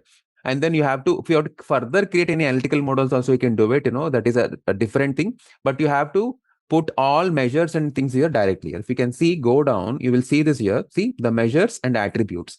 So what are the measures are there? You can make them to the top. Just drag and drop to the top. Simple. Leave it here. Leave it here. Okay. So that's it. We are done with this data building here. Just drag and drop what are the measures you want. And if you don't want any attributes also, you can still have, since at this layer also, you can just remove them or you can hide them, a kind of things you can do it on top of this. Simply you deploy this model and then this will be done. So I'm just saving this model for now. Okay, I'll keep it like this. So whenever you have done your saving, you have to deploy it. Always remember, you have to deploy the model. Why? People are from SAP, they know that they will save, change, activate. This principle is quite easy for us, right? From the start in ECC. Same thing you also do here. There is no check, system will check it. Directly you deploy. Deploy means activate. Another question. So the view that you just created, am I correct that it's same as a relational database table view? Meaning it's either all columns of the source table or might be a subset of that? No, all columns will come, not a subset. Okay. So what's the advantage of having a view or sourcing from a view as opposed to the direct table itself? Means, but table is a two-dimensional thing, right? View is a multi-dimensional. That is the advantage. You'll get it from it. Okay. So you are making it multi-dimensional now. In the 2D, you cannot do. Table is always 2D format. You cannot. That is the reason all these multi-dimensional concepts came, right? And the basic level. Okay. Yeah. So now if you go to here, now our this particular DTM25 is done. Now if you start, once this is in business layer is successfully deployed, we have to go to the analytic cloud. So let me open analytical cloud for you. So this is your SAC environment, guys. That is, we call it as analytical environment. You can see my trial ID is also there. Okay. Simple now. If you go to just expand this hamburger menu, you will see all these stories. In the stories, just simply go to the canvas. Okay, someone asked me, right, whether how efficiently I can create charts, bars, everything. So that is the answer for this. So just drag and drop the chart here. So when you drag and drop the chart, it will ask you to add from Datasphere, what are the things are there you can get from it directly. So you have to put this one here. So this connection will be there. Yeah, my connection is under name Kbo will be there. I'm just checking that one. A lot of connections there because the test server, right? A lot of things will be there in this. So see here, this is my connection, guys. So under which, see here, this is the new one. The moment I created, the SAC will automate. That is the semantic layer does. From where it will pick it up from the semantic layer and the business layer. That is why you have to create the view kind of thing. The moment you put it here, SAC will consume that layer and it will show the data here. So now you can put it your measures, whatever you are, the data will be the query will be transferred here. So you can add your sales quantity in the thing. Simple. Now you can create a lot of furnished charts here. The dimensions also, whatever you want, you can keep it. Sales city, sales group kind of things. That's where you landed into the Datasphere final stage. This is your chart. A simple, very simple, basic example I showed you. Have I used any coding? Nothing. There is no coding. Have I used any serious expressions on this? Nothing. This is from CSV I did. Similar models we learn in Datasphere.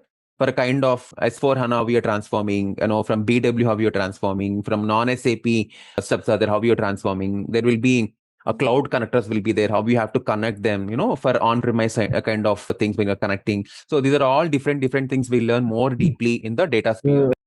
Quick question. So you basically used the demo as a CSV, which has a schema.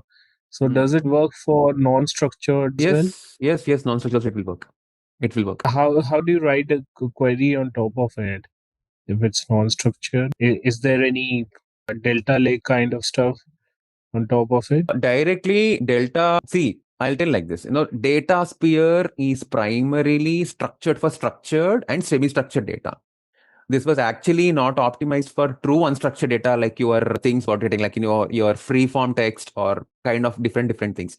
But as you said, if you have your source have the table, some sort of SQL data, some sort of other things are there like JSONs, XML, Excel, these are all semi-structured to structured. Now, if you are dealing with that, you can always have a external tool is there, which is called data intelligence layer, or BTP CAPM is there. You can use those tools and you can, send that output to Datasphere in a structured format. That is the way generally we deal with non-structured formats. Okay, that is inside Datasphere or it's external to Datasphere? External to Datasphere, there is a tool called SAP Data Intelligence is there. That is only for ingesting unstructured data. So you can extract all the text from documents, you can make all these transform of structure, unstructured to structure. Then you can push it to data structure via a data pipeline connection. That is there. So using the data intelligence, you said, right? SAP yes, data. Yes, DI. Data integrated. So directly cannot do in Datasphere that one, but you have to use that tool DI for unstructured data specifically. Is it data integrator or data intelligence? Data intelligence, not integrator. DI. Okay. So even data from the social platforms also we can consume it, like Google Marketing Analytics or even people who know Python APIs also, they can also do this unstructured inputs and they can feed it to Datasphere. Datasphere take any take of thing, but you have to use external tools for certain things. For a complete unstructured intelligence, you have to use it. But you have a semi-unstructured, yes, you can. JSON, XML is there with some transformations in Datasphere. You don't need to use any outer tools that time. Understand. So audio, video, that kind of information we cannot consume, but as long as it is semi-structured, we can consume. Yes. For example, so basically this one, Datasphere, it is not only ETL, but it is also, it contains the storage layer also, right? Because saying that we can use that in place of BW. So we can build the data warehouse within Datasphere. What is the storage layer? What is the storage layer? Is it a Delta Lake or is it a database that whatever that we use? Or see, at higher level, I will tell you the storage layer in the sense means like now the storage layer. I already told you that last week also think so. The HANA cloud will be always a storage layer. Whenever you replicate or persist data within your Datasphere tenant, always it will be built on HANA Cloud. As I said, it is directly on cloud native. So either your replication, either your manual uploads, either your data flow outputs or your materialized views, everything will be on this cloud handling units only. So the underlayer storage engine will be SAP HANA Cloud, which is in your managed in-memory kind of disk-based database services will be there. You don't need to manage it manually also. So that is there. So your persistent storage, generally, internally, it will use all your analytical data sets, your data snapshots will be there, and all these things will be there internally managed for that. Yeah.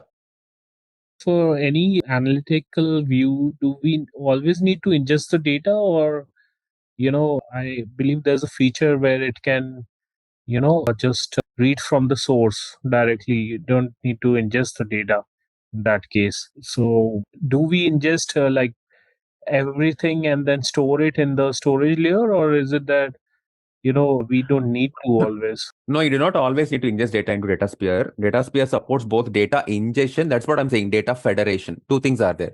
You can use that effectively without physically moving your data in many real-time scenarios also. Whatever you are saying that without ingestion is called data federation.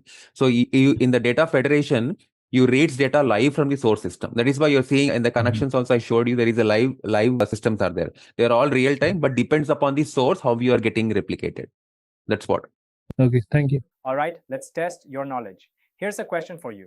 What is SAP Datasphere primarily designed for? Option A, enterprise resource planning. Option B, data warehousing and analytics.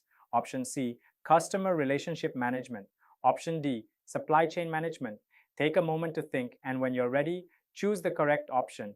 Remember, each choice holds a key to unlocking the answer. Good luck. Type the correct answer in the comment section. Hey there, want to get good at handling data? Our SAP Datasphere course is here to help.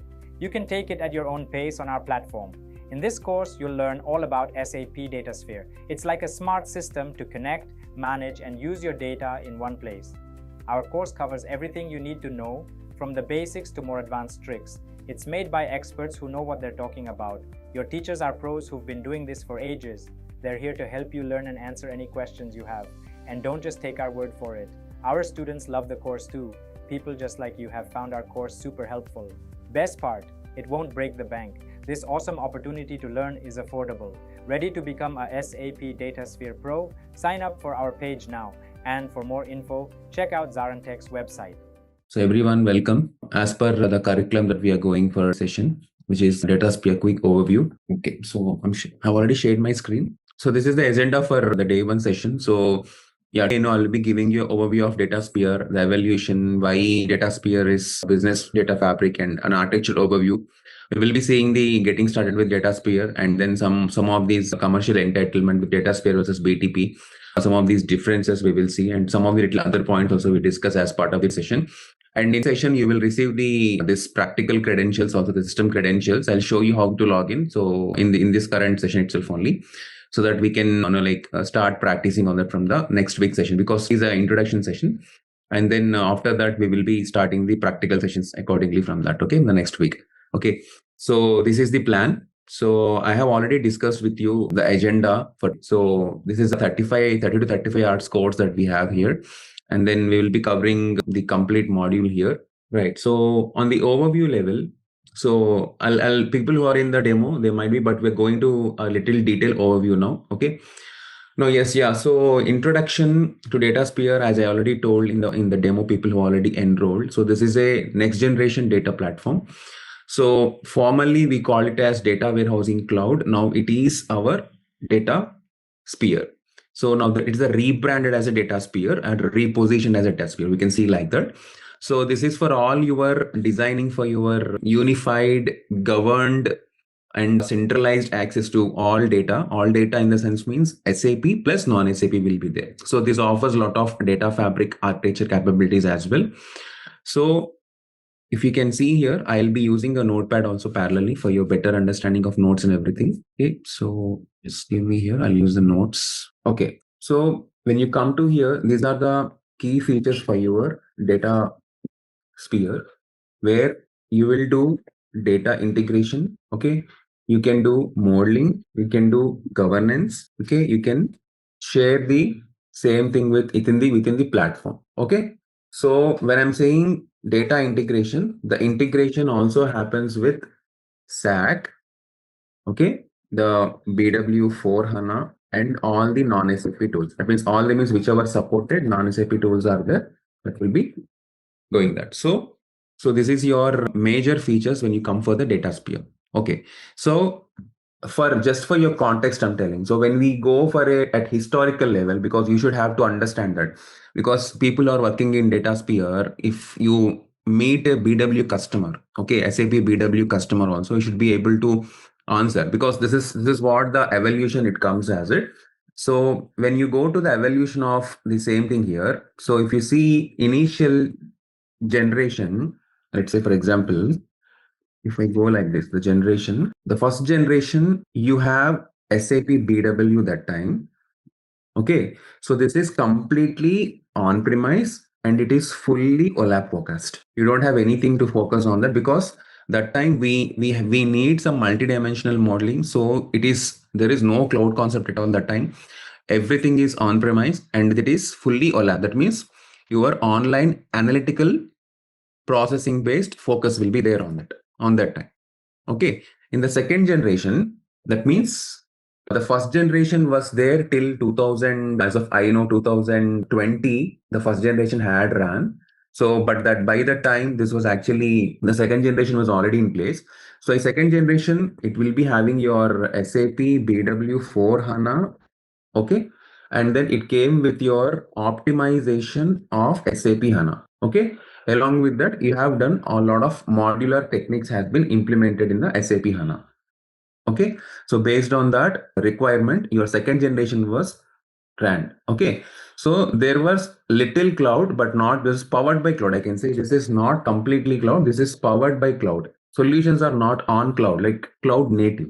Okay, now we are on the third generation on this environment. Okay, so in this third generation, now what we are seeing is SAP DWC earlier. It was now rebranded as Datasphere. I'm writing as DS. Okay. So Datasphere. Okay. So this is what? This is completely cloud native. So you have your data fabric in it, and it is cross-system oriented. Okay. So this is your evolution from generation on generation through Datasphere. But understand that while these generations were happened, there is a transition also happened in between to Datasphere.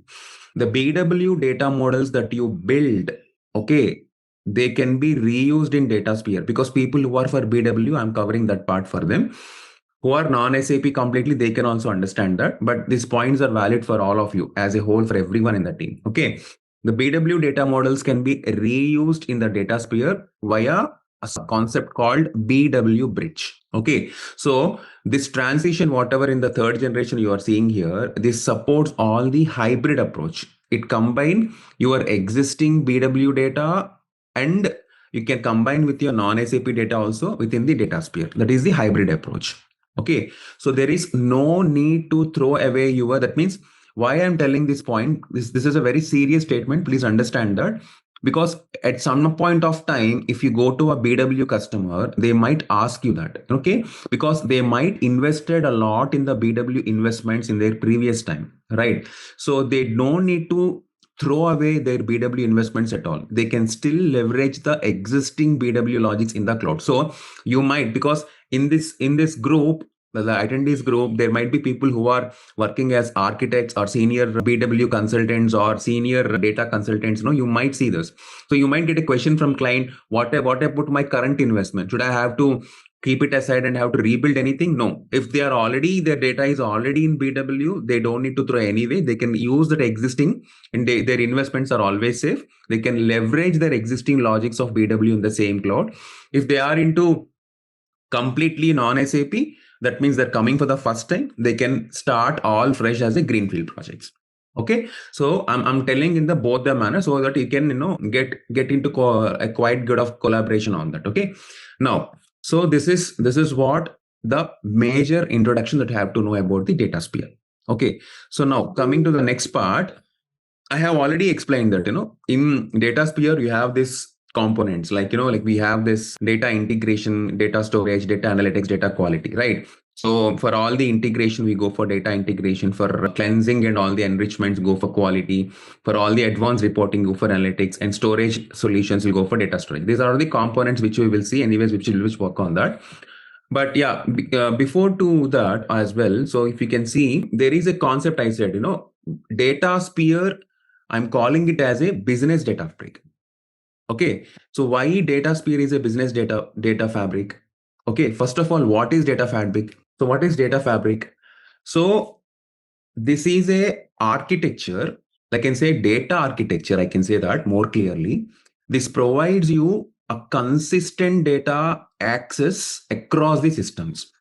That means I'm saying, if you're going from integration to semantic layer, there will be some systems will be there. I'm just giving an example for you. So in that across systems, what you need a consistent data access. So that will be provided through data fabric in the Datasphere. Okay. So this focuses on what? This focuses because of this consistent data access, what you get you get three important things. You get a good control on your governance. You get good security for your data, and parallelly you do real-time integration. Okay. So these are all the benefits you get, when you're going for this data fabric. Okay. So what is the Datasphere value now? Because, okay, data fabric is there in Datasphere. Now what it is and how it is helping me in this. See, I already told that in the demo. People who are in demo, they know that I'm repeating the same statement. Datasphere doesn't just ingest data, it understands and governs it also, because it has data fabric internally. Okay. So now if you see Datasphere's value as a data fabric, so as a layer level, I'll show you that. So if you see here, let's say we'll have some layer, or let's say it's a feature, whatever it might be. And what is the use that I'm getting, or benefit or advantage, whatever, because of data fabric in the data value. So let's say we'll start from the integration layer. So integration layer, okay, you have what? you will be integrating your SAP plus non-SAP, where you need lot of governance and security there itself. So Data Fabric is providing that. Because of Data Fabric, you can seamlessly combine your hybrid approaches, like whatever the SAP, non-SAP. Let's say non-SAP means, at point of time, you might work with Snowflake kind of scenarios, or BigQuery kind of scenarios, or Hadoop kind of scenarios. Everything is supported in this. I'm saying non-SAP means. So that integration is possible. And let's say I'm talking about governance. Okay, every time governance. So when I'm talking about governance, what is the biggest point comes in the mind for any banking customers? You might deal with the pharma customers, healthcare customers, banking, where the data is very confidential there, right? So in that governance also, you should have trust in data and auditability. So that is there in Data Fabric. So through governance using Data Fabric, you get this trust in data and auditability, which is very, very important feature. And one of the other demands that you will see or feature, live access. Okay, the live access. When you're going for live access, what is the biggest thing? You should not duplicate your data. There should not be any redundancy. Okay, so or we can say that on-time replications. If you can see traditional classical data warehousing systems like ETL kind of systems, you have to replicate continuously from source to the middleware, and then you will put it to the target. That's how general principle goes with. But now that replication will be very instantly happens here. It won't wait for certain time because of cloud native solutions that you are providing in the Data Fabric. Okay, so you will get no duplication, at the same time instant replications in the live access. Okay, now when you are using a cloud native, ultimately your customers will see a bigger data marketplaces, right? You have to share with many partners, or you have to collaborate with many partners on that. So that is also a biggest advantage here while using for that data marketplace. In the data marketplace, you can share this with n number of partners. That is what I told you, a feature called sharing within the platform, if you observe the first point. Okay, and then the last one, I can say the semantic layer level, you can get a greater view of business data. Like you have already seen that, right? What data am I dealing with, and what data I can keep it, what data I can throw it to the, to the reporting end. This all we have seen in a small demo, like I have shown to you also, people who are in the demo, right? So that you can that you can control, that you can get that benefit, that business viewing of the data that will be happen through this semantic layer. Okay, so this is the total value you get because of Data Fabric. That means Datasphere as Data Fabric when it is helping us in our internal architecture. Okay, so these are all things that are putting together the Datasphere to work better as a cloud native solution in the current training industries now. Okay, yes, now let's coming to this important part. So now you will be seeing the architecture. We have to understand the architecture of the Datasphere also. There is very much, theoretical. There is no much theoretical about Datasphere to get things. So there are two other things, and I'll start some of the practical, things also to you to show you that. But yes, you have to understand before that what are the different layers in the Datasphere and what are the different components that we will work it. So with that, we can jump into the practical part of it. Yes. So now if you can see here, there are layers in the Datasphere, as I have already depicted for you. I will not draw any diagrams. I'll just go with a simple layered concept here. If you can see, like I'll say, you can go here. Layers will be stacked like this. Okay. So let's say the first layer will be, whenever you go, it is your data access layer. Okay. So data access layer, what happens in this layer will be, you will be seeing the connectors. Okay. Connectors means your SAP connector will be there, your DB connector will be there, your multiple API connectors will be there for connecting the non-SAP kind of things. You use your data access layer as your first layer there. Okay. And then it comes to your data integration layer. Okay. An integration layer, what you do? Either you replicate, that means all the replication activities, or federation activities based on the requirement. And then you will see your modeling layer. In the modeling layer, you will create your, what I want to say, though we call it as semantic models and views in the modeling layer. And next important layer will be your business catalog layer. Okay, where build business views. And finally, you'll go to your data marketplace layer where you will start reporting and external data sharing. Okay. So for all this, we will see like spaces, connections, data builders, business builders, consumption layers, a lot of things will be there.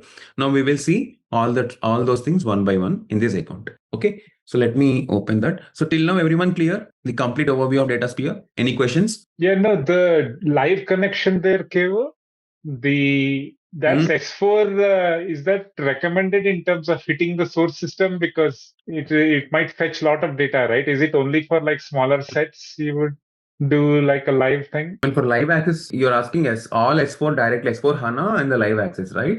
Yeah, no, I'm just saying, generally, do you do a lot of live access, or is it mostly moving data into Datasphere and then doing the modeling? Both are like, there. do you even... Okay, I know, but what do you generally typically do?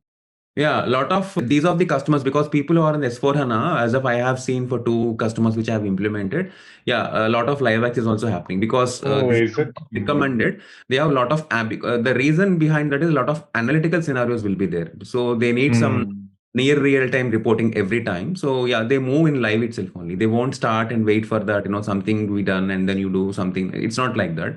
So you connect S4HANA tables or CDSVs directly, put them as your query in the live remote tables, use your smart integration and enable it. That's it. You put it to Datasphere. So this is how generally works it. Yeah, you will see some models in our demos as well, how it works. Okay, I'll show you that. Another follow-up question to what was asked just now. So is the live access even to non-SAP systems? Because this could be impacting the performance of the non-SAP systems, right? So if continuous pull is going on to achieve the near real-time or real-time analytic of whatever is being done with a combination of SAP data and non-SAP data. So are there examples of live access to non-SAP content? Yeah, live access to non-SAP is also supported, because as I said, right, Datasphere supports the federated live access to many non-SAP systems. As I said, that is the reason we do the smart data integration or smart data access. We use that. So you can integrate like a lot of non-SAP sources like Oracle and all these things, even cloud platforms. You do that. So and the performance wise also, you might get it out. What will be the performance? There is no such performance hints I have seen. Because live access to non-SAP is a powerful feature, as of I have seen in the cloud native. But yes, you must assess your data location and your query designs and performance trade-offs also before doing that. Because if your queries are too complex, yes, that might take some time in getting the good results. As part of hybrid strategies, and telling that, Okay, thank you. And how does the live access work? I mean, what is under the hood? It enables to access the data directly from the source. Yeah, the live access, I'll show you that anyways in a demo. In the coming demos, you'll be maturing the sessions, right? So then you will see. But as you asked, the live access works through an access called federated access. I told you, right, it has to grow across the systems. So data stays in the source system. SAP Datasphere virtually models and queries that in the real time. That is where the performance will be highly captured there, and there will not be any full replication. That means if you are physically replicating, then only it will put burden on your system. So it is not doing that full replications or taking physical importations.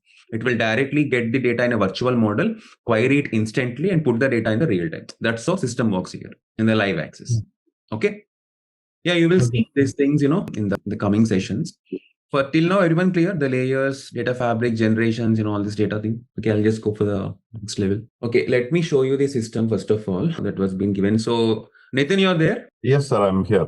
So are we giving the credentials for all these participants, or is there anything that you will take care from the admin side? Sir, you can showcase the demo right now, how to access and other things. Yeah. So I'll check the enrolled participants for the actual enrolled participants for the batch, and I will start releasing the access by today EOD for them. Okay, that sounds good. Yeah, thank you. Okay, let me open this. Hello, a minute, guys. I'm opening my server. It has some confidential information, so I have switched off this screen share. Okay, fine. I'll show you that anyways. Sharing my screen, guys. So see, this is what there will be URL for you. First of all, remote access dot the labs, our labs. So in which you'll receive some ID and password here. So you can just giving mine here. Is this the trial version or is it like a Datasphere? No. This is a very costly version because in fact we have built this with the thing. So this is not at all trial version. You'll have all this. Oh, great. Yeah. This trial version I have shown you, right? You will always remember for trial, you will get SAP demand dot trial. You'll see a dot trial. Right. That's why I saw the different URLs. So I was curious. Okay, thanks. No worries. Yeah, you can log in it here. Okay, so this is you don't need to go for any traditional now. Systems has been changed, guys. You'll get a URL directly. You don't need to go MSDSC, RDP, do RDP server. For RDP connection, you don't need to struggle for that. So this is a RDP server directly. So let me take these controls away. These Zoom controls. So in the RDPC, this is RDP itself only. You have to work for few things here. As you see, you will be having they will provide you the HANA system, the BW HANA system, SAC credentials and everything there. For Datasphere Cloud, so don't directly enter. You have to enter into this remote system and here go to this server, that means your Chrome.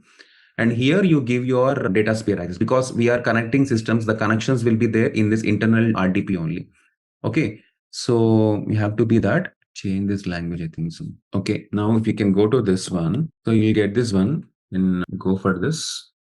Okay. So I'll just show you in the outside part also for now because that demo only, right? So whatever I'm showing you is for your, what we call this one, the Datasphere access. So I'm going with my ID and password here. So you see your own credentials in a detailed mail. You can go for keep me signed in. So people who have already enrolled for this course, they might see the RDP web access, the S4 HANA system, and they might see the BW for HANA system credentials, SAC cloud credentials, and Datasphere cloud connection. Datasphere cloud, the main one connection credentials, and SAP cloud connector also they will show you. So I'll show you these ones when they are needed. So guys, see, this is no more trial. You can see this, there is no trial here. This is a complete full-fledged version of us. Okay, the Datasphere. So this is more cloud. So you can connect from directly right now here.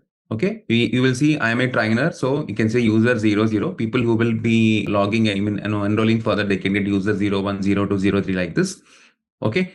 And yes, you will be seeing your spaces here. This is the space. I'll tell you how to create space, everything right now. Okay. So don't create too many spaces so that will hamper the cloud data as well. But it's a bigger thing, but still, this will actually, hamper some of our performance because we are in a kind of we did our own setup, right? So that might actually hinge that. So that's the reason I'm telling. Yeah. So now here you can see this is the environment when you log in. You can see your user. And then these are all these things you'll get it, when compared to the standard one. And the first part here you have to see is, so the first part here is we have to go to the space. So now if you open the main page, you will see a space. This is your space. Okay, I already have Z Datasphere and Datasphere. If you want to create a space, go to the creation of space there. You have to give your space name. Let's say I'm giving trainer_K. Okay. So the storage type you can give. It is a disk in memory or data lake files. Whatever you want, you can give it. But for now, this is not enabled for us. Okay, this is for a complex architectures and very big data lakes you are dealing with, then it will be there. So right now you can go for HANA database only, which we generally do for, and simply create this space. The moment you create a space, you will see your space name, space status, everything. See, the space type should be always Datasphere. Okay, because you will integrate frequently with SAC and everything, right? So you can see all your timestamp and everything here. So your disk GB, if you want to increase, you can increase. So you can keep it for now. That is for enablement of space of the quota here. So 2 GB is enough for this now. You can always see your workload management priorities and everything. Yes, now here in the space, whatever the space you create here, we will assign the users. Okay, see, for example, now in this space, I can assign all these users who are created now, like trainer 00, user 01, user 2, user 3, user 4, all users I can assign into this one. Okay, so, and you can, if you have any scoped roles for them, like admin, okay, user as lead, a kind of roles will be there. I'll show you that. So this can be done. Now these roles are already been created by the admin. So I'm not touching that anyways now. So see, this space is not added to any scoped role. To be able to add users into the space, it must be first added to one or more spaced roles. So let me add to the spaced roles. In the same way, you will see the database users also. People who will generally need some database, they can get that one. Okay, you can give that username here. usernames, because this all goes with your admins who will take care of BTP admin, a kind of admin who will take care. You don't generally have access for all these things. Okay. So you can enable your open schemas for enable write access, enable audit logs. If you want to do this, you can get, if you want to grant permissions for your space schema to, check them, users to grant read access only, all these things you can do from here. Okay. Whenever you want to create it, that is really not required for us at this moment. If you want to always keep your auditing logs enabled, you can enable for, for 7 days or how many days you want, you can keep it. Okay. So like this, you can see this database access in the space, your workload management, everything. So right now, I'm just going into the next one, connections. So in the connections also, you can see I'm just, showcasing you the tool, right? Okay. So guys, so these are the connections where we will see, as I said, you will be seeing the connections here. So Datasphere, and 2 spaces are there, Z Datasphere. Okay. So like this, you can go to a space. First of all, you can select the space and you can create the connections on top of it. So there are already 2 connections live in this. If you want to go any open connectors also, you can integrate. I'll show you that anyways. So I'll show you connections. I'm just giving you the tool mockup here. Okay. And then you can go to the data builder, data integration monitor and data builders. So data builder, I already told you, you'll get all these common things here where we will see all these different things in our sessions. And business builders also, you will see once we build data is at foundation layer, business is at a semantic layer, a kind of where you will create and, enable your models here and will make it ready for the consumption. And semantic onboarding is one such thing where you will see this different systems and content networks will be there. Okay, so semantic onboarding generally deals with, a kind of a content-based differentiator. Like, this is a user-friendly tool. It's not a technical ETL tool, what I want to say.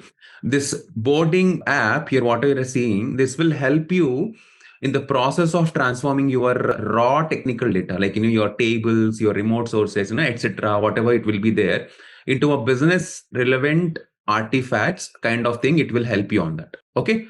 So your semantic onboarding always depends upon your business builder. Okay. So whatever the business builder have completed that ready for consumption will be there, it will take it. Or sometimes it will also use some of the KPIs, relationships, a kind of different hierarchies and everything. So the whole goal for semantic onboarding is to make data ready to consume for analytics. Okay, for your SAC dashboards or business users, not just for developers, for the people who want to make dashboarding, for the end level reporting, whatever you want to make it out, it can help you on that. Okay, now on this semantic onboarding also, you will see a lot of things will be there. I'll explain you when we are measuring our sessions. So what does this business builder do? What is that entities will do? What does the terms will do? A kind of, different things we'll see when we are measuring our sessions one by one that time. Okay. So this is such thing. And you go to here, you will see this system monitor here. You can always see whether your system is, out of disk space or everything in this space monitor. And you will see these ones all out of memory. And, if you have any failed task, any errors, everything you can, what the complete analysis will be there in the system monitor. Okay. Any processing memory consumptions has happened, that also you can see here in the last 24 hours, last 28 hours, 48 hours, like this, you will see a greater deep insights of your system monitor as well. Translation, I already told you, don't need to repeat that. And security level, if you are an admin, you can create users, you can create roles. This is what I told you, the space roles, everything right now, right? So these are the roles, basically, you will see this here. We go to here, see, these are the common roles and the users assigned to it. So who will create these roles? A common admin will create the roles. See, this is what a new scoped role.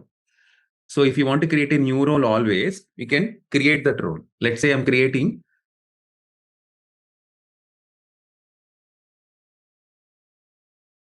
data builder lead, a kind of role. This is a Datasphere. If we create that, so this role comes under as a what? As a modeler or a viewer or a developer, or what is it? It's a modeler. So you can create a modeler role. So this role will help that particular person in the modeling that. So you can just create whatever you want that user can do on this. He can read, create, write, whatever he want to do. So it will show you these roles, whatever that means. Wherever this role need to be assigned, you can keep on. By default, SAP has already done this for you. You have to just save this one, data builder lead. Okay. Now this role is created successfully. So you can assign user the same role. So see here, you can see the roles, right? So I am 00. For any new user is created, you can assign that role to him. For example, this is there. Let's say user 00. So you can assign any of these roles here. Okay, you can take this out. Whatever the new roles are there, you can see this is the custom role which was created. So let me show you the scoped role here as well. Okay, admin, right? I'll create a user here directly. Let's say user 05. So I'll create a user like this. The manager, that means there will be a manager approval will be also there. So he has to approve that and only your role will be done. Or else if I am your manager, you want to change it, you can change it from the here. That means, for example, I'm a trainer. So I give my manager role. So you can now scope the role. So whatever the role name you want, let's say demo I'm giving you. I'm showing you for this. I'm just showing that like user 05. Okay. And then now you put it a role there. Whatever the scoped roles will be there, right? You can give it. So here, these are the available resources roles for this. Like I go for DW modeler and say, okay. So whatever in the modeler I created, right? That role will be automatically applied. So you'll simply save this, the role will be saved. So basing from the admin part also, you have to understand these things before you start anything. So like this, you'll create it. The moment when you don't need or the user is not existing in your system, you can always remove them by removing here simply. See, I'm deactivating them. First, you have to deactivate, not remove. First, you have to deactivate, then you have to delete. There is two things will be there. Because on the user, if he has done some developments or something, if you delete, all the developments might go from his environment. So it's always better if an employee is not there, you can deactivate and then you can delete that later part. Okay. So as we have not done anything on this user file, I'm not doing anything. I'm just showing you here. So this is your thing. Okay. Now, if you see this authorization overview. So you can see this. You can see by trainer, by scope name, who authorization, on which role, which users have authorization. These are all filters. For example, trainer 00, I have all these users to access, different roles to access. These are the scopes and scope names where I can get into. Okay. So the moment if you are not able to get any scoped role, you can add that role directly from the role page. So like this, you can manage the role, because role is a very important thing, guys. The role will provide you the necessary tools and activities or apps to make in the Datasphere. Okay. So that is very important. So if role is not assigned, you cannot do that particular activity. So like this, you can go for scope level also on SAP Datasphere scope, who are actually covered. Like this, you can see a different kind of things as well on this, on the administration part. Yeah, tell me. So you mentioned scoped role. What is that? Scope name kind of makes sense, but what's a scoped role? Yeah, scoped role, that means it is relevant to a scope, which I want to say. It controls, if you declare a role as a scope role, it controls what users can see and do within that particular specific space. Like you are giving a boundary. Scoped means you will not go beyond that scope. For example, I'll give you 2-3 scopes only, wherein which you will do, edit, read. That's it. You can't modify. I'm giving an example. So with scoped role, you can manage your access control with multi-user environments. Because if 10 users are there, everyone touching everything, you get a lot of burdens in the system. So you will give role scoping there. You are limited to developer. You are limited to this. You are limited to that. So that is called scoped role. Okay. And then in that context, where you have the role name, so what does a role profile have then? Wouldn't typically what I have seen is what a particular role can do is all embedded within the profile of the role. Right. Now with this setup, looks like the scoping might be lifted to a different level, right? Looks like. Yes. Okay. So these are the things. Yeah, these are the things which you can do. Transport, I will anyway show you, because once you are done with the developments, you do transport. Data sharing also, I'll tell you as part of sharing this. So yes, you will be having this My Data products in the data sharing as part of this tool mockup here, overview. You can see if you are considered to any data sharing cockpit products, you can see your license management also, you can see always, when you are being taken any subscription licenses and everything on this here. So this is now completely not showing for you. And publishing management will be also, if you published any of your products to anyone, so that all dates, everything, whatever you shared will be automatically logged here. Okay.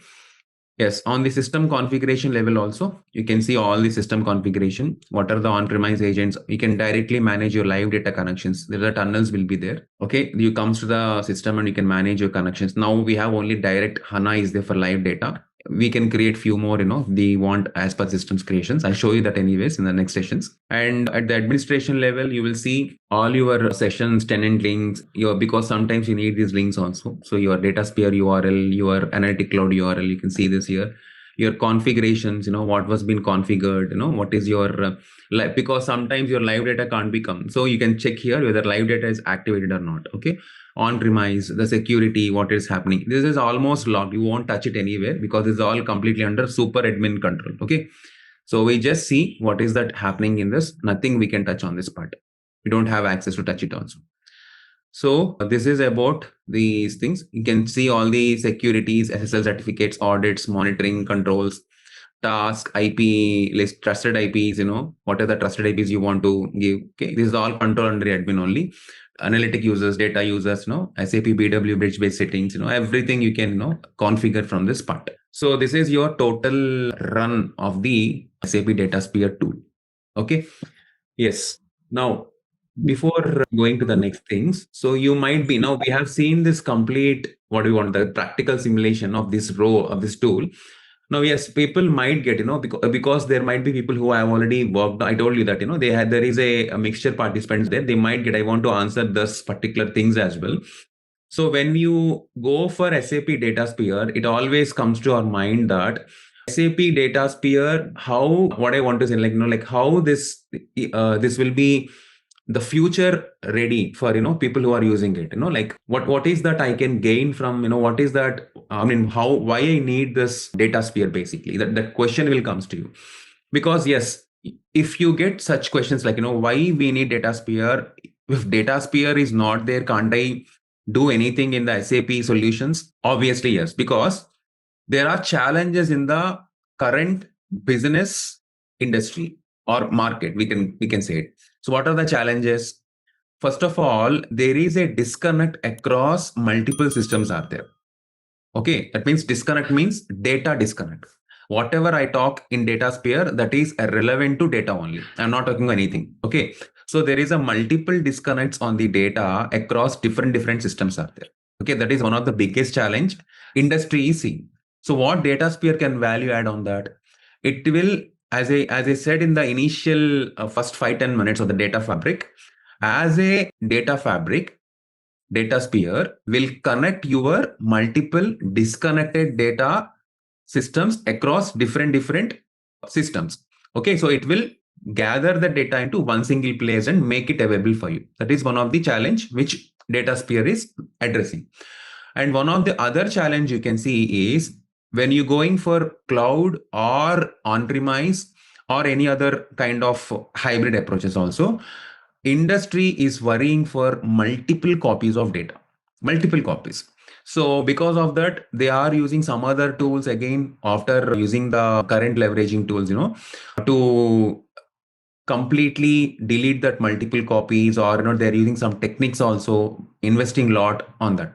So that will not be there because we have instant replication. Sometimes no replications will be also there because of enabling federated access in the Datasphere. That is a value add for us for your multiple copies of data issues, where industry is worrying on this challenge. And very importantly, the technical modeling is very hard to understand. If you see a bigger architecture like AWS or Azure Databricks, if you see, the architectures are very complex. People start finding difficulties in understanding that as well. So you need something simple, you need something good at a business layer level for the users also. So that is offering as a semantic business layer for us, where I called a semantic onboarding here, which is there for the users. Now that is offering by SAP Datasphere, which is a value add for you. And governance anyways, I have already told you, but this is a Datasphere completely because of cloud native. It is having a lot of scalability, a lot of integration, a lot of analysis that it can do. It is a cloud first modernization tool the industry will be calling as, because of the cloud nativity that it is providing in the tool itself only. So that is what Datasphere need is bigger in the market. This is what in the business angle I have told you. On the technical angle, how can I get advantages? Yes, on the technical angle, if you are a BW customer, you have already tight coupling. I already told you whether it's on-premising or existing logical models. No, all these things can be easily done. Okay. And as I said, it is cross-cloud real-time hybrid. All your technical things can be easily mapped into it and can be easily done. So that is why whether you say SAP's strategy alignment or global data footprint or global data fabric trend or openness, all these things are putting into Datasphere as a future-oriented tool. Now, people who are already in this environment, that means already in this group, they might get a doubt, will BW become extinct? Okay, because of Datasphere is there. Yes, not immediately, but yes, eventually in the coming generation. In the generation means I can say, at least now we're in 2025, you might see by 2030 to 35 in between, BW will not be there anymore. People who are in BW, because why means still BWs in BW 4 HANA or something, they're still using in the on-premise SAP customers. Okay. But it is matured enough, but rigid. But BW for HANA still supported as a roadmap for SAP till 2036 to 38, something around, as of I know. Okay, so there are very big new development focus is happening. So SAP is not interested in investing further in new BW innovations. They invest in this Datasphere only. Okay, so this is what I'm saying. This BW bridge comes into picture. People who are already in BW, I'm telling for that. So they can use this BW bridge in the Datasphere. They can make the migration path, run the logic inside Datasphere and get that data done. Okay. So BW is not obsolete, but your new investments will move to Datasphere in the going roadmaps. Okay. So all in all, guys, as for the session, Datasphere is not just replacement for any kind of like BW or anything. It's a complete reimagination of your enterprise data model. Okay. It is more agile. It is more open, more ready for hybrid, multi-cloud feature. A lot of things are there in this. Okay. So this is about, you know, the overview of Datasphere, guys, as per our this module comes with. Yeah, now open to questions. Any questions, please let me know. So with this one, I saw S4 connection. Will you also create one for BW for HANA? Yeah, definitely. I'll show you BW as well. Okay. That is good. And there was in terms of connectivity, they gave user ID password for BW for HANA also. So I whether we'll be creating that or not. Okay. That's great.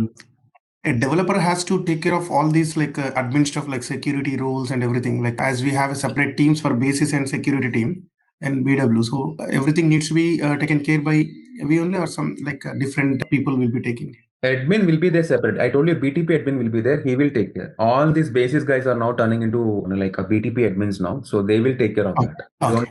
But still I'm showing you why, because we don't know. Yeah.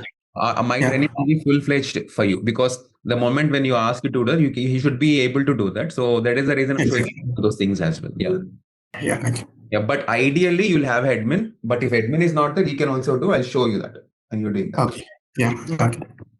Hello. So I'm stopping the share here. I see this training, it aligns more with data engineer, data fabric certification. So will all the topics that are mentioned under that certification be covered, like SAP BW query design, data acquisition into SAP for HANA, all those would be covered? No, I will show you how you get the data. How to create a query, I can help you on that, because that is a bigger thing. I will try to show as per the time alone. That's not a big time it will take. How to create on the base models, I'll show you on the BW, because whatever you said comes under a BW training completely. The separate thing, I get it is. So, but I will show you whatever is, you know, relevant for you, and you can, because people who are new, because someone asked me the other day, I'm new, I want to understand. So can I be? I said, yes, you can understand. So I will show you that basic models, how you can create and you can import that. So you'll get an idea, and you can make further on that as well. But in terms of certification, it's the one that covers Datasphere is SAP Certified Associate Data Engineer, Data Fabric. So if I want to go for that certification, so will this training help me? Because it definitely covers the BW concept, and like what I mentioned just now, that is one of the topics in there. So I mean, if I want to go for that certification, how to go about it? Certification will be provided for you at the end of the training here. So whatever the concepts I'm covering that are relevant to certification only, I told you that. So in ZaranTech, you will be having a lot of question dumps will be also there. They are much enough for you to clear a certification. Okay. You mean the SAP certification? Yes. Okay. What I'm saying. Hey, hello. I have a question, right? Please. For the customers who has heavy on BW and HANA sidecar, right? Especially for the HANA sidecar means this native HANA modeling. How those customers can think of moving to Datasphere or BDC, because BDC is also launched recently, right? Business Data Cloud. Yeah. But what is the relation? I'm not understanding. So the customer who in BW and HANA sidecar, right, have a heavy investment there. What is the scope? How they will be moving to Datasphere and why? And if there is a path of moving from HANA sidecar, means the native HANA modeling, right? If a customer has a lot of calculations views are built, right? So what is the SAP's roadmap? Is there any kind of a transformations? How those can be moved to Datasphere? Customers from BW, you don't have your investments to lose. Already I told you that the same can be replicated here. Your investments are safe and you can migrate easily to this one. Because like especially for sidecar, I'll tell you, because lot of the concern will be a lot of offloaded reporting to a HANA system will be there. So they might ask you then, how to move it to Datasphere in that time. So sidecar was a performance offload.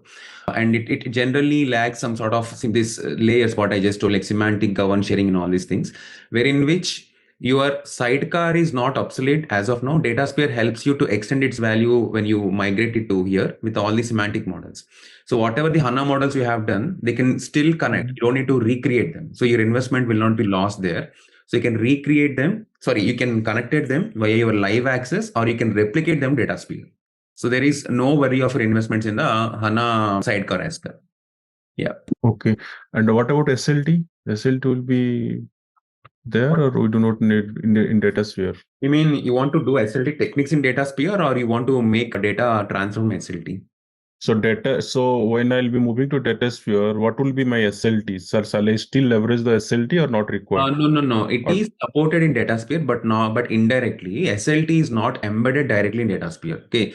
You can use it as a source system to replicate your data into Datasphere. You have to first get that data in the SLT. So I heard something called data replication, right? Right. This is called, in SLT, you replicate data to your staging system via HANA, BW, the way you do it. So you replicate all tables from HANA, and then you will, from there, you will access from Datasphere the replicated data with your live access or your remote table replication. So there you have to use it. This is one option is there. Or else if you have, one more option where you can directly use SLT with SAP HANA Cloud, okay? Where you have to push your tables into HANA Cloud instance first of all, and then Datasphere will connect to that HANA Cloud database as a source. And this will enable your real-time data captures into HANA. So where your Datasphere can stock them and consume and transform all that data there. But remember, there is alternate approaches also for that. So where you can do some data provisioning and all these things. But yes, this is what to SLT for your ask you have been giving to me. Hey there, want to get good at handling data? Our SAP Datasphere course is here to help. You can take it at your own pace on our platform. In this course, you'll learn all about SAP Datasphere. It's like a smart system to connect, manage, and use your data in one place. Our course covers everything you need to know, from the basics to more advanced tricks. It's made by experts who know what they're talking about. Your teachers are pros who've been doing this for ages. They're here to help you learn and answer any questions you have. And don't just take our word for it. Our students love the course too. People just like you have found our course super helpful. Best part, it won't break the bank. This awesome opportunity to learn is affordable. Ready to become a SAP Datasphere Pro? Sign up for our page now. And for more info, check out ZaranTech's website. On the server part, you will be receiving your HANA system, your RDP web access, for accessing your, whenever you want to do anything on BW or S4 HANA. That is the reason, you have given these two access here. And then S4 HANA connection is also given. If you're building any small tables, and putting that to Datasphere for that. And then for BW for HANA also, they have given, if you want to create any BW queries and everything to support this. And then SAC Cloud, you already know that is anyways integrated for us. This is the Datasphere is the main one for us.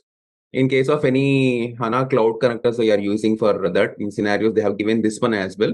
So we will see scenarios for that as well, 1 or 2. So that is the reason this one is also been added for this. Okay. So the main ones you have to use is your Datasphere Cloud and HANA SAC Cloud. These are two anyways integrated. Okay. These are all web connections only. Whatever you are seeing, this last three and this RDP web access, only your S4HANA and BW4HANA are your on-premise kind of systems where you can see them in the, like when you're logging with that directly. So this RDP is also completely remote enabled, and then it is a link enabled. You don't need to go to MSTSC and all this remote kind of logins. Just directly simply give this login and go to it directly. That's it. You'll get it. This is the main server which you are seeing right now here. Okay. So me coming to this one. So now, as per the content, like we will be starting with some of these data warehousing things here. Okay. So here you will be seeing basically from our side the important things. You see Datasphere, this is one such thing. You see SAC layer and BW bridge. Okay. So we already discussed about the Datasphere and SAC, on them. And for BW bridge, here, this will specially use, for your SAP BW data. Like, all management of BW data happens from this. Okay. The access will be provided by SAP BW modeling tools in HANA Studio. And this is a web-based BW cockpit. This is. I'll show you some scenarios on that as well. Okay. So this one you can see for all your admin tasks, for your cycles of different things that you do from the BW data. So all these things, you'll get that one. The one on the server watch I have just shown to you. Okay. And then coming to your S4 HANA, you will do all your on-premise system programming in that for your ERP, ECC kind of stuff, whatever you do. And BW for HANA, all your data applications, you will keep it. And you have Eclipse tool also with HANA Studio. Whatever you want to build for that, you can do that from there. So all in all, your total structure will looks like this. So this is your layered structure that you can see here. So you will be having your BW for HANA on-premise systems are there. So these ones you generally connect with your layered structured concept in the Datasphere. Okay. So we have seen the Datasphere connect. So internally at the administration level, internally this will be like this. So your inbound layer, your harmonization layer, and your propagation layer will be like this. Okay. Internally they're working in that way. And then you'll be having your space. What is the space that you connect from the DS, right? The Datasphere. That is the main one. It will be connecting to your internal databases like this. And then it will be connecting to your reporting layer also directly towards SAC. So this is your general, what I want to say, like the layered structure of your Datasphere that goes internally in the system. Okay. So your BW bridge you can see here, this is an inbound layer connecting for you. Directly it is whatever the space level, whatever you want, you can from here, you can do from this here. Whatever other CDS views, everything you want to do from other BW stuff also, from S4 HANA, you can connect and get the data into this. And then this will be traveled here. And from there, you can connect it to your cubes or something. And then you'll put it to your SAC directly from here. So like this. So BW4 or BW, everything that connect via the BW. Yes. Yes. Okay. So now as we are into the cloud transformation, guys, so it has a, like we can extract and try to recreate different contexts also as per the project space. Okay. SAP Datasphere is now, as I said, the foundation for all your business data fabric architectures, whether it consumes or it plan for analytics, it plan for intelligent data applications, or even for data science as well. That is actually bringing a value for it. Okay. So let me go into the next concept. Then I already discussed with you in the last class. Yeah. Now coming to the important concept, we will be seeing about the spaces and the connections today. Okay. Right. So whatever you're seeing here, the spaces in Datasphere, you will see this space creation connection only in the general licensed versions only. Unlicensed free tier versions, you can't create a space directly there. Okay. So space is, as I already mentioned, this is a secure area for us where it will generally be created by administrators, because we are all admin permissions has there to understand some of these features of that. Members generally can, they can acquire, prepare, and model the data on this spaces actual. So here you have to understand one thing, that this space permission will not be there for you if you're a developer kind of thing. So don't get surprised if you're not seeing create when you're joining in a project for Datasphere to do some development kind of activities or reporting kind of activities. Okay. Here, the administrator will allocate the disk and in-memory storage of the space here. He will set its priority and can limit how much memory and how many threads of its statements can consume by each one. I already showed you in the last connections also.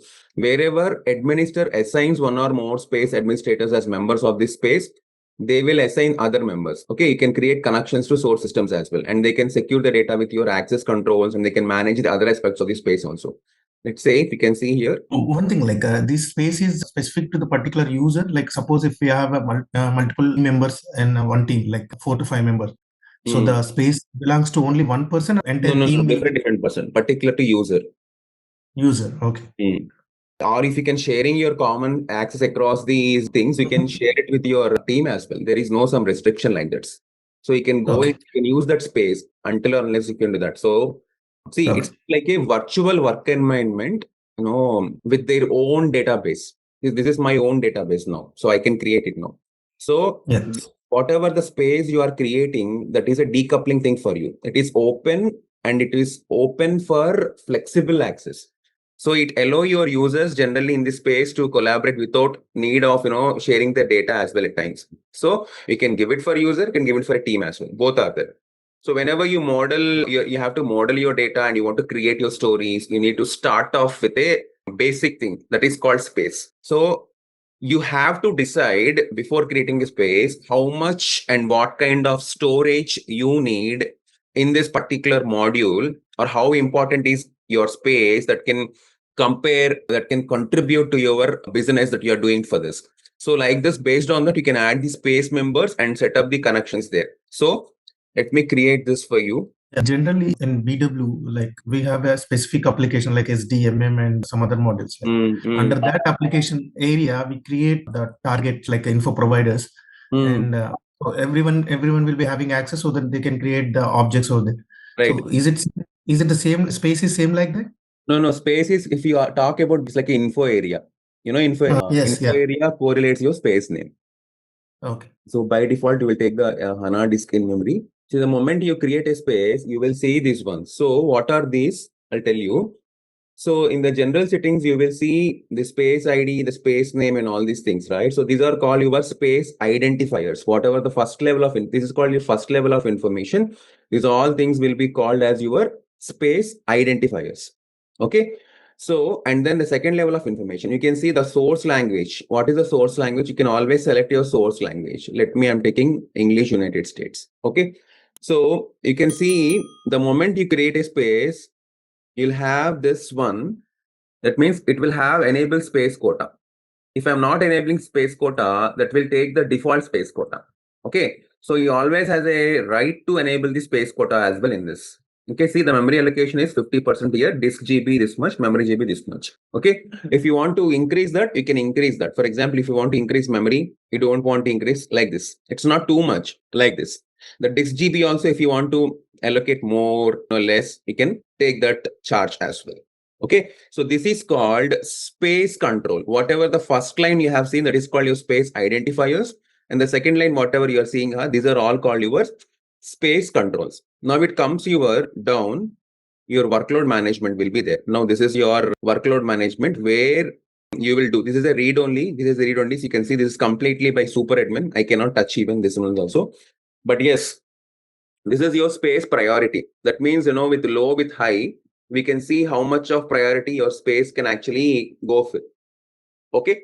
And then your configurations also, whatever the configuration, workload configuration, that means in the system, backend in the system for the workloads, whatever the system is getting assigned and everything, this will be under super admin, because they will take care of that in the server directly. Because even admin can also don't take any charge on top of that. Okay. So these are the important parts here, as you can see in this thing. If you come down, okay. So whatever this database data consumption, if you want to expose this consumption by default, so instead of you expose every time, if you directly want to expose this database, you can do this expose. Okay, you can all new items, whatever in the space you create, right? The models, whatever, they are by default exposed if you do this. Okay, so if you do this, it will be by default exposed. You will not learn the exposure process. So I'm first unchecking this one. And then on this database, you can create the users as well. Here. Sorry, what does it mean by expose? Like, is it going to be consumed in the next level? Right. Expose means, from the data foundation layer to presentation layer, you are exposing the data to the semantic layers. From there, you can take for the SAC or something for the reporting purposes. Okay. Yeah. Is the exposure. Yeah. And database users here, you can create the users, for all these different purposes here. You can see there are no users on this space. So while you are creating the space itself, you can create the users also parallelly for that. Okay. So now if you can see, who will be a database user here? Who you want to ingest data from the third-party SQL tools and allows you to expose your space data to the third-party SQL tools as well. Okay. So if you want to ingest or expose in particular all the database integrations or HDI clients, on this, you can do that for also in the database users. So if you are using any SQL compatible ETL or SQL compatible business intelligence tools are there, then you can easily connect it to your space in your SAP Datasphere if you create a user here. Okay, this is a simplified kind of SQL user management, which gives you a full control here for your data access patterns for different data ingestions and consumptions as well here. Okay. So isn't it supposed to be DB activity or a basis activity? Yeah, preferably there is no basis, as I told you. Now it is a BTP admin or a cloud admin. Now the new role is, there is no role called basis. This will exist in the near future. So yeah, okay. Admin activity this is. Yeah, but these days, see why I'm training everything for you, because these days clients are expecting this kind of roles with developers as well. They don't want to hire a separate admin. So it's always better you learn everything here and then you make everything, because you can administrate and you can do the development as well. Both will be possible for you. Okay, that is why I'm showing everything in detail to you. So yeah, and HDI containers, as I told you, you can, whatever the SAP HANA Cloud Deployment Infrastructure, HDI stands for, in short. So that provides a, like short service that will enable you to deploy the database development to your container. So that is what your deployment of runtime services, whatever you want, for example, your tables, views, procedures, whatever you want been created and you want to adjust for your integrated web ID environments and all these things, right? So you can create that. Okay, so remember, as I said earlier, SAP Datasphere is all about collaboration. Okay, so you may be already familiar with your administrations and all these things in the data warehousing, but here the same kind of roles will come, same kind of targeted permission management will be also there. Okay, so in short, your role here allows with the user, whatever you're creating, it will allows you to manage the space within the time set of what you're going to do. Okay, so let me create a simple user for you for now. Here, this is not Datasphere user. This is a database user. Okay, SQL user one. I'll show you where we use it. When we are maturing our sessions. I'm just showing you as part of introduction to spaces concept in the database. You can enable password policy if you want. That means it will have all the. If you are not enabling, it won't take any password policies. You can see the space schema which I created automatically been selected here. If you want to enable any read access for SQL, you can do that. If you want to allow with grant read access to other users, with grant permissions, even we can restrict here the containers, what I just told you like this. I'm not doing anything restrictions, because if I restrict, you can't do anything later part. So I'm just simply creating this user. Yes. So like this, see, nothing has been given. It was not deployed. I'm not deploying this item. Okay, I'll show you when you have deployed. Just for your understanding, I just created that. Okay, now you go to the user management. Now this is the database access. This is the space audit settings. So you can enable all these audit logs. Okay, whenever you want the timetables and dimensions, audit logs and all these things, whenever you want to do that, you can do that. And specifically, the time dimensions will be there. Here it was not there in this thing, because there will be some information for years, quarters, and months and days also there, which you have to, whatever the master data time dimensions will be there, that you can configure from this level. Might be this is internally configured, so I'm not able to see here in the new patch. So you will see in the auditing also, you can read and change operations. If you want to, as I said earlier, the auditing is very important in the spaces, because you have to control your data. Always you're creating a auditing log here. So you can enable audit logs for read operations, for change operations, for these many number of days. Okay, so you will be able to see then you will be able to see who made changes to your data or who read the data. This is for your data that is created within your space. So for data coming from third-party clients, an individual audit log will be created whenever you edit your database user as well. This is a very important. This log has to be mapped to a space if you want to read the data. Okay, so it's SAP recommends you will create a dedicated space for audit logs only. So that way you can show eligible users who are, using that and what they are doing with the data and how they are, manipulating the data and all these things you can do it. Okay. Yeah. So this is how one such thing you can do with the spaces. So the moment when you create the spaces, you can simply deploy it.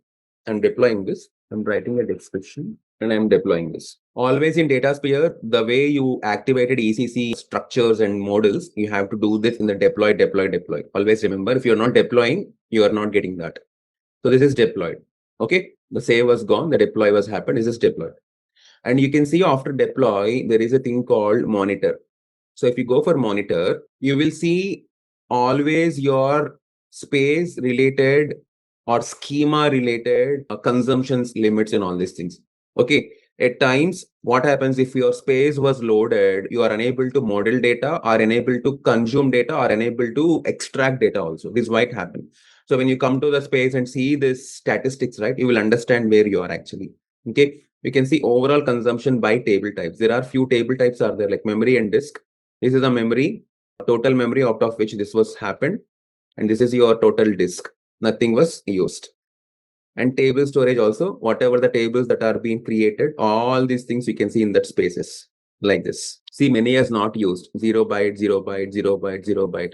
Just created, that's it. If you come down also, you can see table wise how many records are also being, on the standard tables. What is the schemas? Because the moment you create a space, system will create some schemas for it. See, this is a new space I created. That schema I have not created, but system has created that schema internally for it. Okay. This is my memory. This is my disk. This is my memory again. These are for your local tables. Okay. You can see this is for metadata. You can get it easily. This is for view. This is for setting. This is for artifact commands, table versions. You can see that from the table also. How much is done, what is done, what is the storage and everything. You can get the details. This is a monitoring. Okay. So in case if you want to deal any specific schemas also, you can off this and you can go to your schemas as well. Okay. On the top level, you can always see these two things. What is the disk used? What is the memory used? This is the important thing for you. Out of 2 GB, how much is been given? Out of 1 GB, how much is being used? Okay. So this shows your memory space here and memory storage is here. Okay. Next, you go back again. You can see a lock here. Whenever you want to lock, okay, that means no one can edit and no one do anything on top of that space. That is called lock. Okay. So I'm not locking the space. I'm just giving the usage of a space lock here. So you can understand what the lock can be. So I'm not doing that right away. Okay.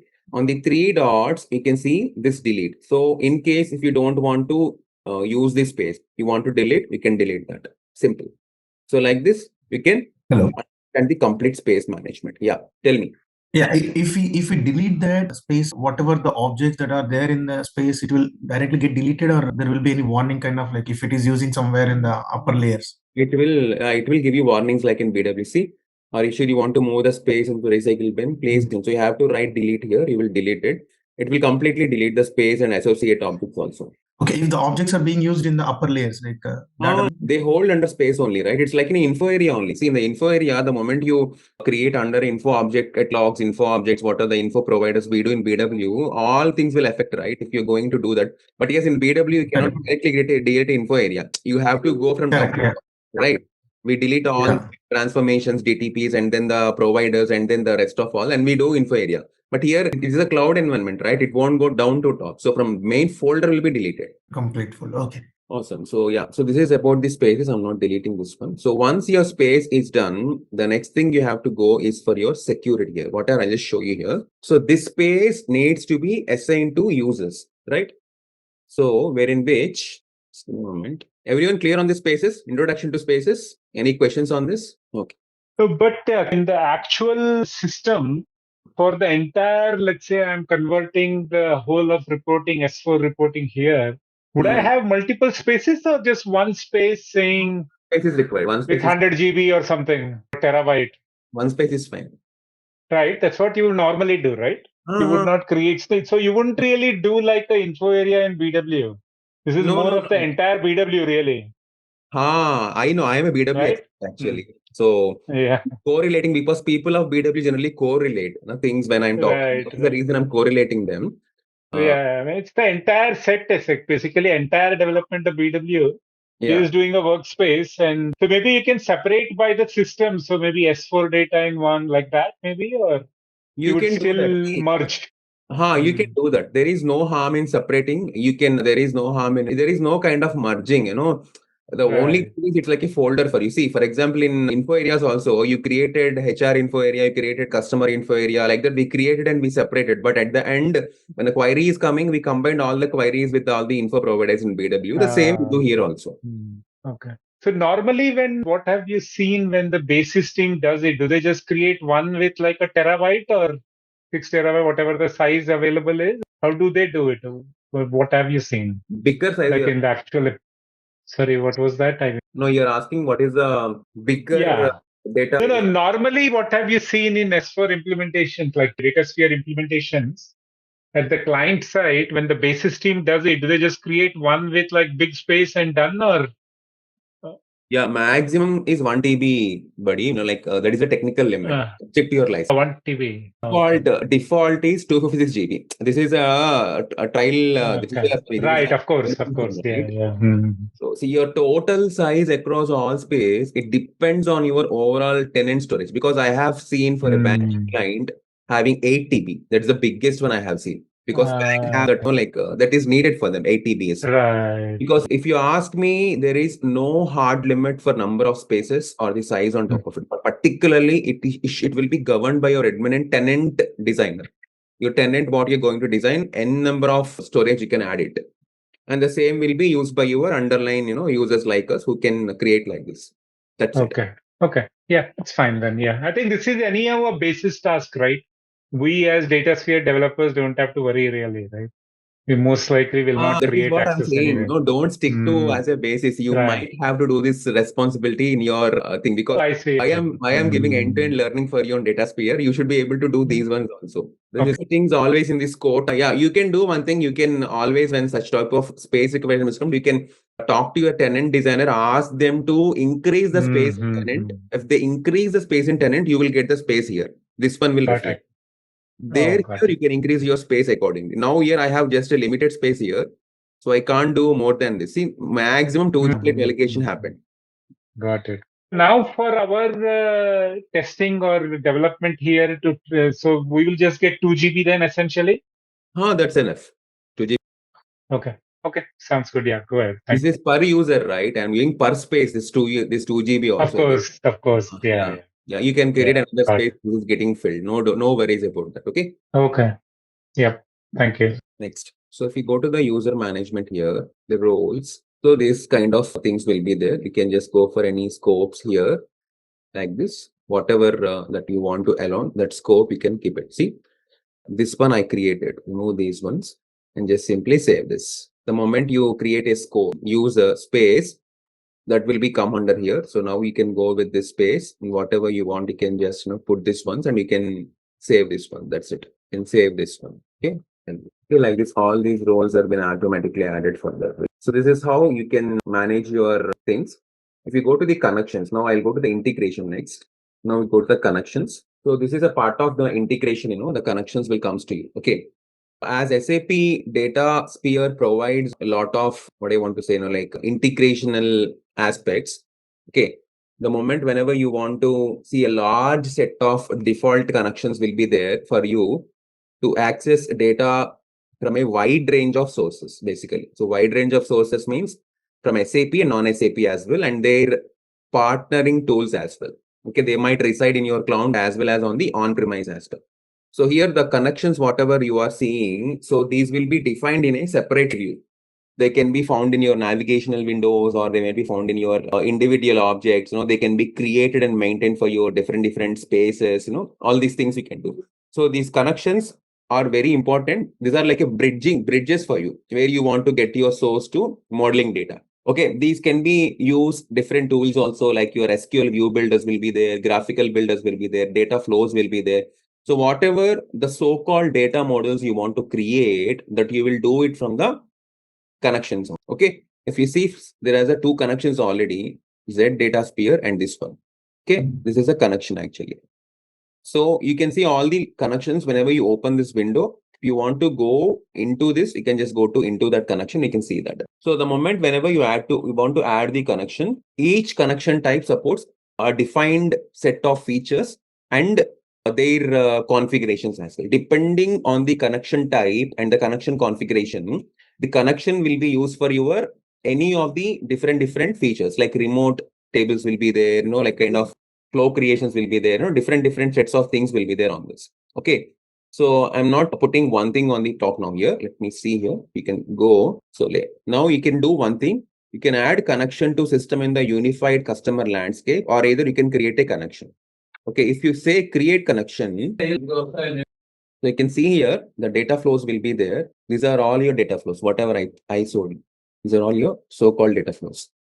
From SAP ABAP, we generally do ABAP, or if you want to do any cloud data integration, CDIs, or if you come down, the HANA cloud and lake files, you can have one connection, okay?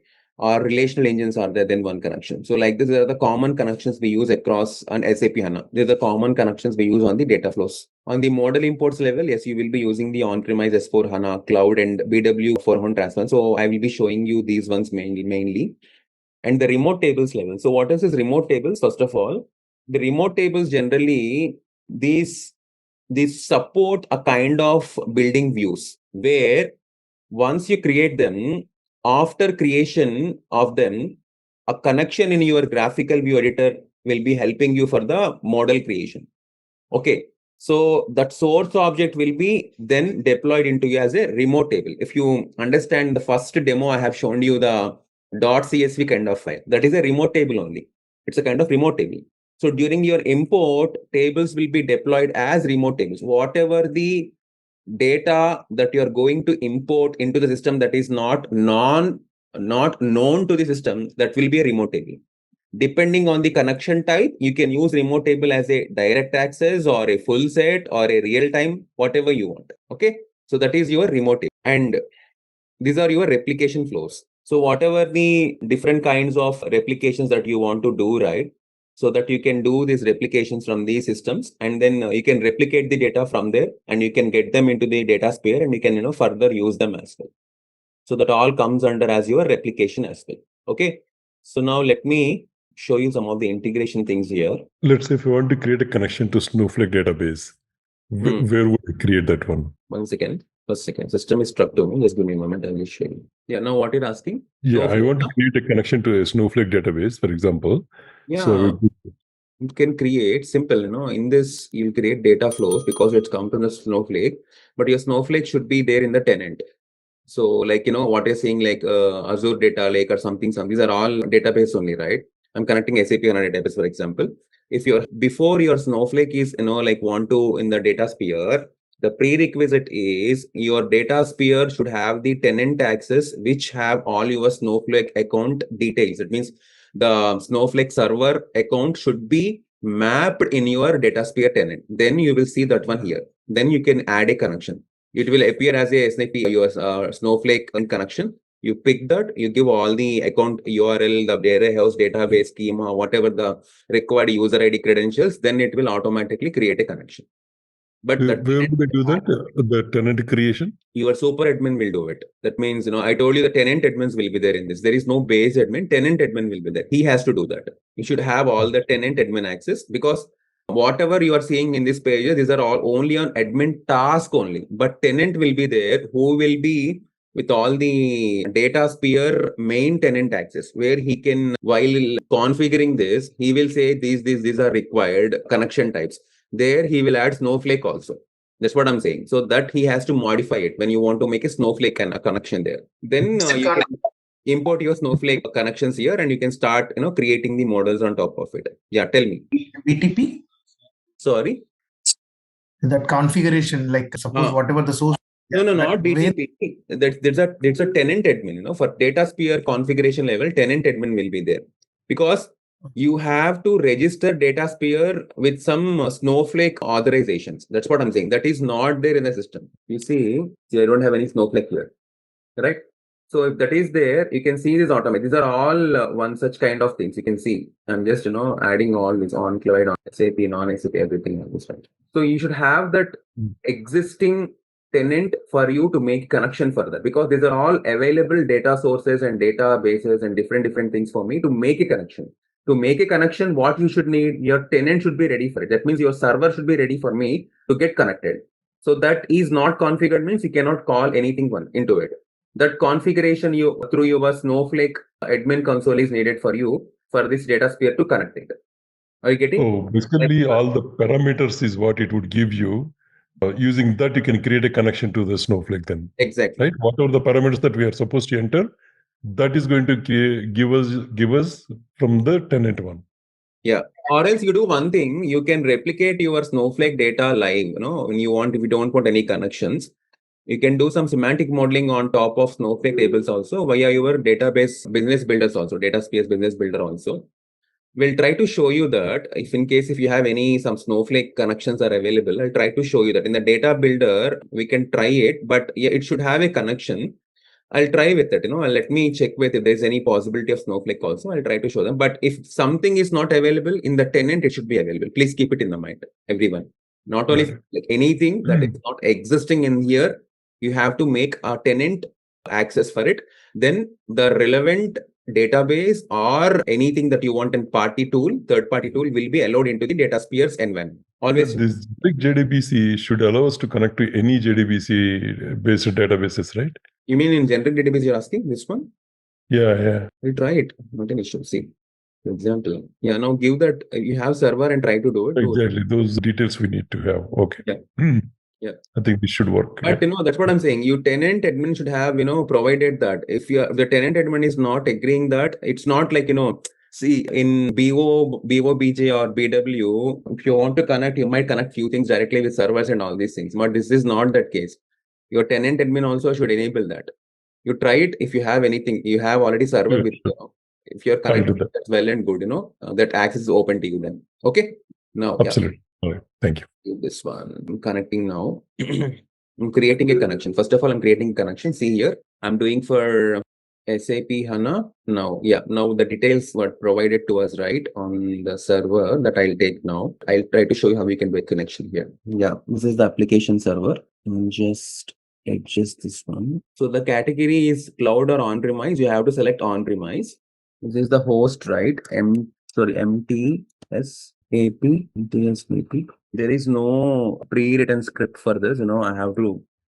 If not, I can copy paste this and write it somewhere else. MTSAP server3.mdlabs.com. Okay, I need the port also for this. So, whether this guy has given me port or not. Okay, copy. Okay, there is some certificate needed, I think. So this was not done. Okay, this has to be entered. See, the client certificate should be there whenever you're doing. And for cloud also, it is asking certificate. Okay, I'll ask the admin to upload that so that we can create a connection for this. No worries. We can do another connection. It's not for connections as well. Let's say you go for BW connection now, or I'll show you both connections, ABAP and BW. This is a BW system, right? So same server. This is 4, I think so. That's the only change we have. Instance number MT SAP server 4 dot the MD lab. Yeah, the same server. Instance number 16, system ID A4H. Instance number 16, A4H. What is the client number here? Oh, okay, fine. The client number is 001.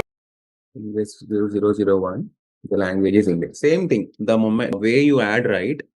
You have to provide the connection. If you want to use cloud connector, you can use that, true.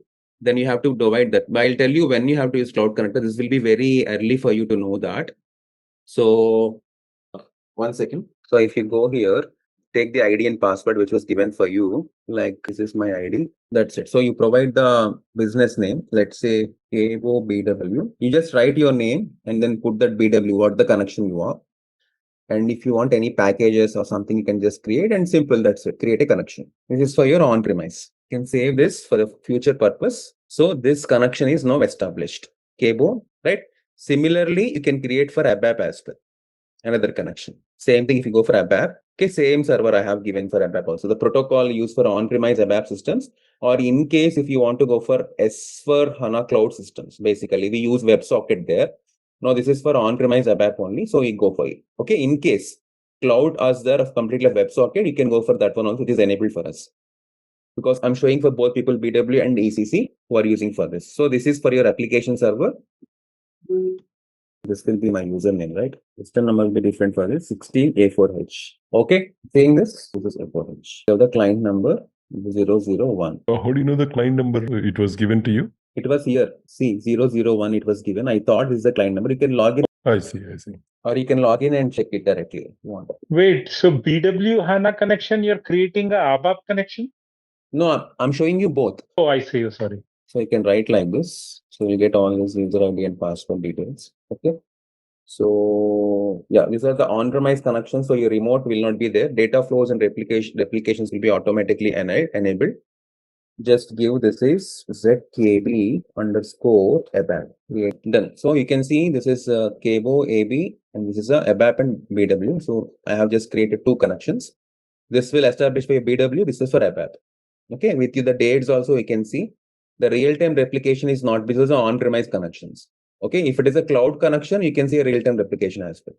Okay, so now there is one more concept here, open connectors, where you can integrate with SAP Datasphere and connect the third parties as well. So how to integrate, that is not really immediately, like good for us to learn now. Now, this is what you have to learn for the connections, because ECC and HANA and ABAP, these are the ones we generally connect 90% in the current markets. Okay, so these are the ones we can connect. In case if you want to create any connection out of it, okay, like let's say on the cloud level. So if you have data, or else I'll just get some data, I'll show you some non-SAP connection also on that. For these students, we have HANA, I need anyways, I'll just get this done. But cloud data integration, if you have any connections, so that URL and that certificates you have to, because always remember when you are trying to establish a connection for cloud, because cloud is a secure way you have to connect. It should not be something without any authentications or security certificates. You can't load a connection on that. So that is why it will every time ask you. So your parameters, your private keys, your integration keys will be there in the internal script of that file. So that will be taken here and system will, automatically check that and it will automatically enable you the extra features for that. Okay, so I'll ask the admin to give you one one non-SAP connector also. So I'll show you that in the next week for you. But yes, these are the connections for now. Once you are ready for with the connections, now you can start driving your data from there. Okay, in the data models or builders, whatever you want. Okay, yeah, but you have to understand one very important thing here. Whenever you go replicate or either federate, as I said earlier, your triggers comes from the source systems only. So generally, the architecture looks like this way. For your better understanding, I'm just showing you here. Go down. This will be your source system. So, and then you will be having your Datasphere connection, which I just did now. Okay. So when I am doing this database connections, you are seeing somewhere the remote tables are there, data flows are there, replication flows are there. These will be there for you like this. So if you can see, after connection is ready, what you can do, either you can use a remote table, either you can use a data flow, or either you can do a replication flow. These three are possibilities for, okay. So this might be your remote table. This will be what your data. This can be your replication flow. Okay. So with each one, you have to generate a kind of next process in the Datasphere. So in the remote table, what happens? You have to generate an analytical model for it. You have to connect this.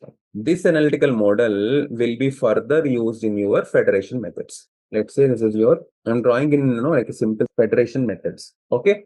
So even the same analytical model, once you build, you can use it for replication of your cloud connectors or snapshots or real-time facilities, whatever you want. You can do that one as well. Okay. In the same way for data flow, the moment when you create a data flow, that is nothing but your delta and some kind of transformation that you do for your Datasphere to your current existing model. Okay. That you can later point of time, you can use it for your further model creation and for report generations as well. In the same way for replication flow also, you can create a transformation flow and you can further use for all delta captures as well. Like this, many triggers will be there. These are all called triggers. The remote, data flow, replication flow. So based on that, based on the triggers, your architecture will help you to create further process in the Datasphere. Clear, everyone? Can you please repeat this data flow both the difference between data flow and replication flow, both? Which one? Data flow? And the last one. I should definitely. 1 second, I will get one thing. Yeah. So what you're asking is one, right? See, this data flow or this replication flow, both here, what we are using for transforming the data. Okay. But the moment you go for either data flow or either replication flow, they're different in the purpose, what they serve generally. Okay. Like, what I'm saying, the last statement for you, whenever you want to go for any data extractions, right? Like your ETL kind of data extractions, whenever you want to do, you will do it from the data flow. Okay. But replication flow, as I said, when you replicate in the real time, you'll replicate, right? All the real time replications or a scheduled replications, a kind of live replications, you will go for this replication flows. Okay. It's very simple. You do whenever you want to do, like a general transforming, like any data loading that you want to do, any joins you want to perform, you will do it from the data flow. Or else whenever you want to mirror your source data kind of thing, whenever you have an immediate need of data availability for the customers or something, then you go for the replication flows. That's the thin line differences between data flow and replication flow. Clear? So how do we make sure the connections are, the connections are good or not, whether the connectivity is really happening or not from those connections? Means we created 2 connections, right? ABAP and also BW. How do we test those connections, whether they're properly connected to the server or not? That means in SAP BW, you get this is connected, kind of like these things. Yeah, test something with, just want to make sure, Yeah, you can always test the connection. I'll just show you that. Once the connection is created, for example, this one is there. Okay, you can validate this connection generally. See, validate. This is not established. What errors we can see? Cloud connector also it is asking. Yeah, this is one such thing where you can validate. I have not given cloud connector, at least for now, to show you. So validate this one also. Yeah, also cloud connector missing for this, I think so. Yeah, let me add cloud connector in that. Edit the connection. This will be very early for you to discuss on that. Then that's okay, Bob. We can come back to it at the right time. No problem. So that is how you validate. Or else, while the connection creation itself only, you'll have some, and the top level you can connect and you can just check it out. See, for example, you do this one. Second, cancel this one. Yeah, this is taken out. So there are some test connection, valid connection screens are there. So they have been removed in the new patch. This guy updated a new patch. So that was there. Now it has been, now we can do from here. It's only the validate connection. Yeah, once it is established, you can validate from here or you can edit it. So that's it. This is how you will do it, in our general scenarios to test the connections. Got it. Okay, yeah, next one. So yeah, someone asked that question. Is it clear? The data flow and replication flow? Yeah. Thank you. Fine. So then, once we establish these connections, on the cloud connector also, as it was being came, I will explain something about that. See, as part of embedded data intelligence, okay, SAP provides because I just explained data flow and replication flow. That is the reason I'm explaining this as a cloud connector now. So as part of that data intelligence thing, the functionalities of your data flows and replication flows, majorly whatever that we use, we generally go for DI connectors, data intelligence connectors. Why? They will be used to reach the remote sources. So whenever you want to establish a connection to those sources, which we called cloud connectors, because that are required to act, the cloud connector will be always behave as a linking source between your data sphere and the original source. Okay. So before you create a connection, cloud connectors connections or cloud connector setup is important for that. That appropriate setup we call it as. Okay. So cloud connector, once you connect, it will make a bridge between your data sphere and your on-premise source system. So whenever you go for on-premise source system, your cloud connector is mandatory for you. That is why you got errors, when I have done this. I want to show you this before. Someone has asked that, I just opened that. Yeah. So in that connection, what happened, like the moment you create a cloud connector connection, so you will get a bridge between your BW or ABAP to Datasphere, wherein which you can use all your data flows, your model imports, your replication flows, whatever you want to do, the transformation connections, that require for live data also in this environment. So at that level, you have to integrate your cloud connector, okay, that is directly available from your remote sources, and you have to get it from your source to your Datasphere on that. Okay, so generally, this will be your connection strategy. Let me show you that. A simple table for your better understanding. Go here. Let's say I'm drawing some table for you here. This is a SAP Cloud. Okay, I'll come to one by one. So here in SAP Cloud, what we can connect, like let's say SAP HANA Cloud is there for us. Okay, and then SAP ABAP can connect. And then you have your SAP Field Glass is there, or SAP Success Factors. Okay, what is the cloud data integration, which I just told you, the CDI. Okay, these are all comes under all your, what is the so-called, what is this? I forgot, the data lake, HANA data lake. Okay, these are all comes under where you will connect with one single thing. Whether if you go with HANA Cloud, Success Factors, okay, or data lake, these things will go with a direct connection. This will be a direct. Your success factors will be also a direct, and your data lake is also a direct. To what? To your Datasphere. This will be your Datasphere. Okay. Whereas your ABAP, SAP ABAP, this will be through your SDI DP agent. Okay? Even your field glass is also same thing. Your CDI is also same thing. Okay. So this is SAP Cloud. I'll just, differentiate with you with other on-premise and systems as well. But first of all, what is this SDA DP agent? I'll explain you that. So this is your smart data integration, data provisioning agent. SDA DP agent means. Getting that? So what is this DP agent does to Datasphere when it is integrating from cloud to here? Okay, so this acts as a bridge between connecting your on-premise data sources, okay, to your cloud services like Datasphere or data intelligence and whatever it might be. Okay, so without this, you cannot do a direct connection like what you do in the on-premise kind of stuff to Datasphere, because HANA Cloud is a cloud native solution. Datasphere is a cloud native, so you can make it direct.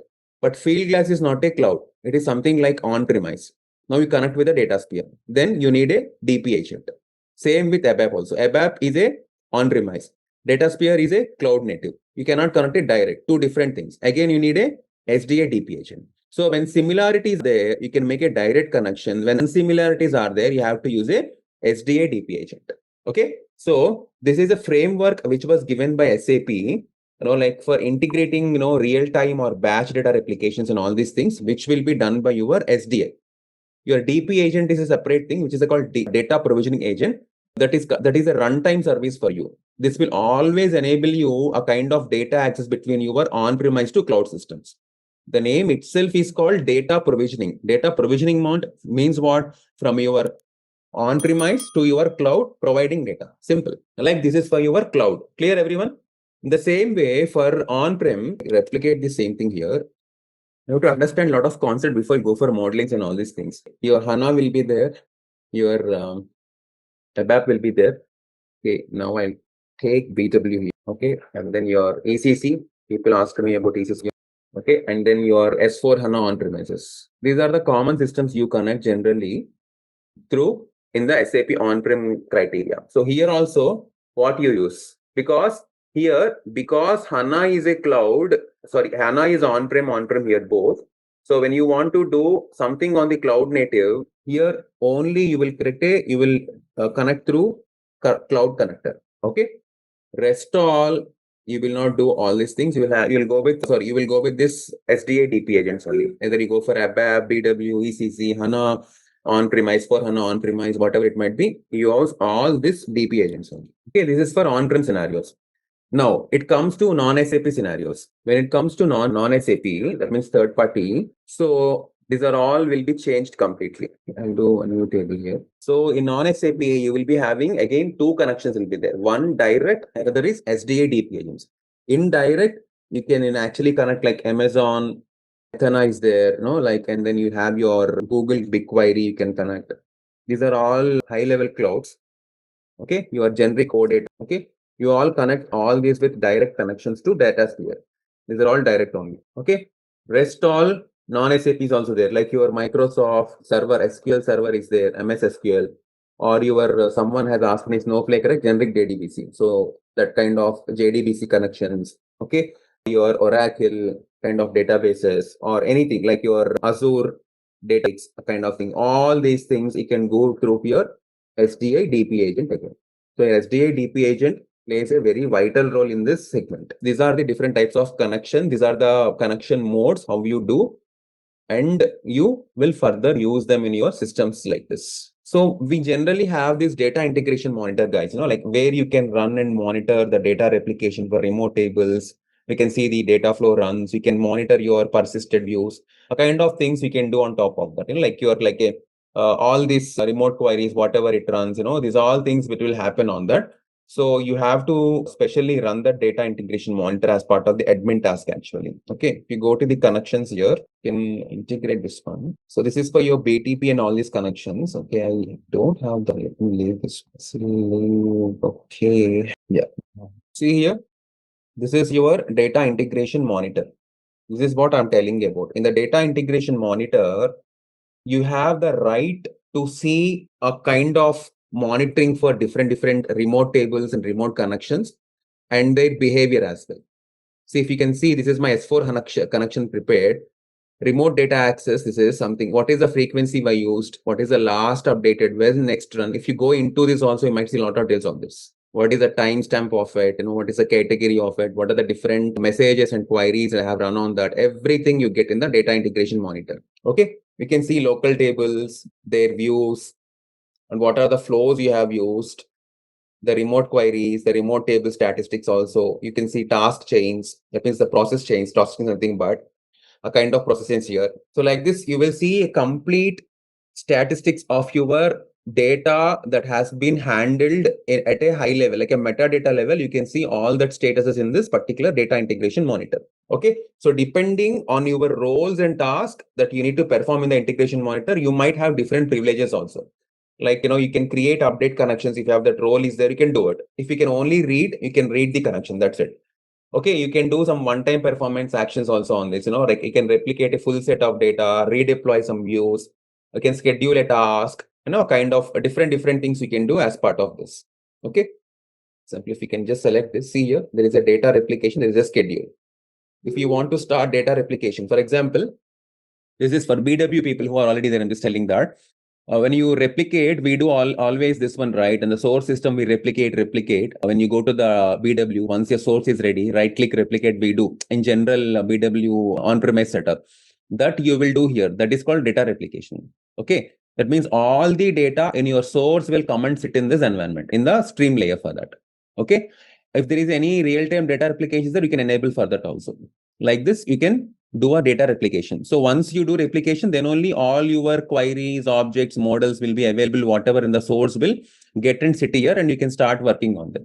Okay. If you're not doing this step, you cannot do anything on this. Okay. In the same way, you can create a schedule also here in the integration monitor. So let's see here. If you observe, our connections are still not connecting here because there is no cloud connector there. I'll just show you that in a while.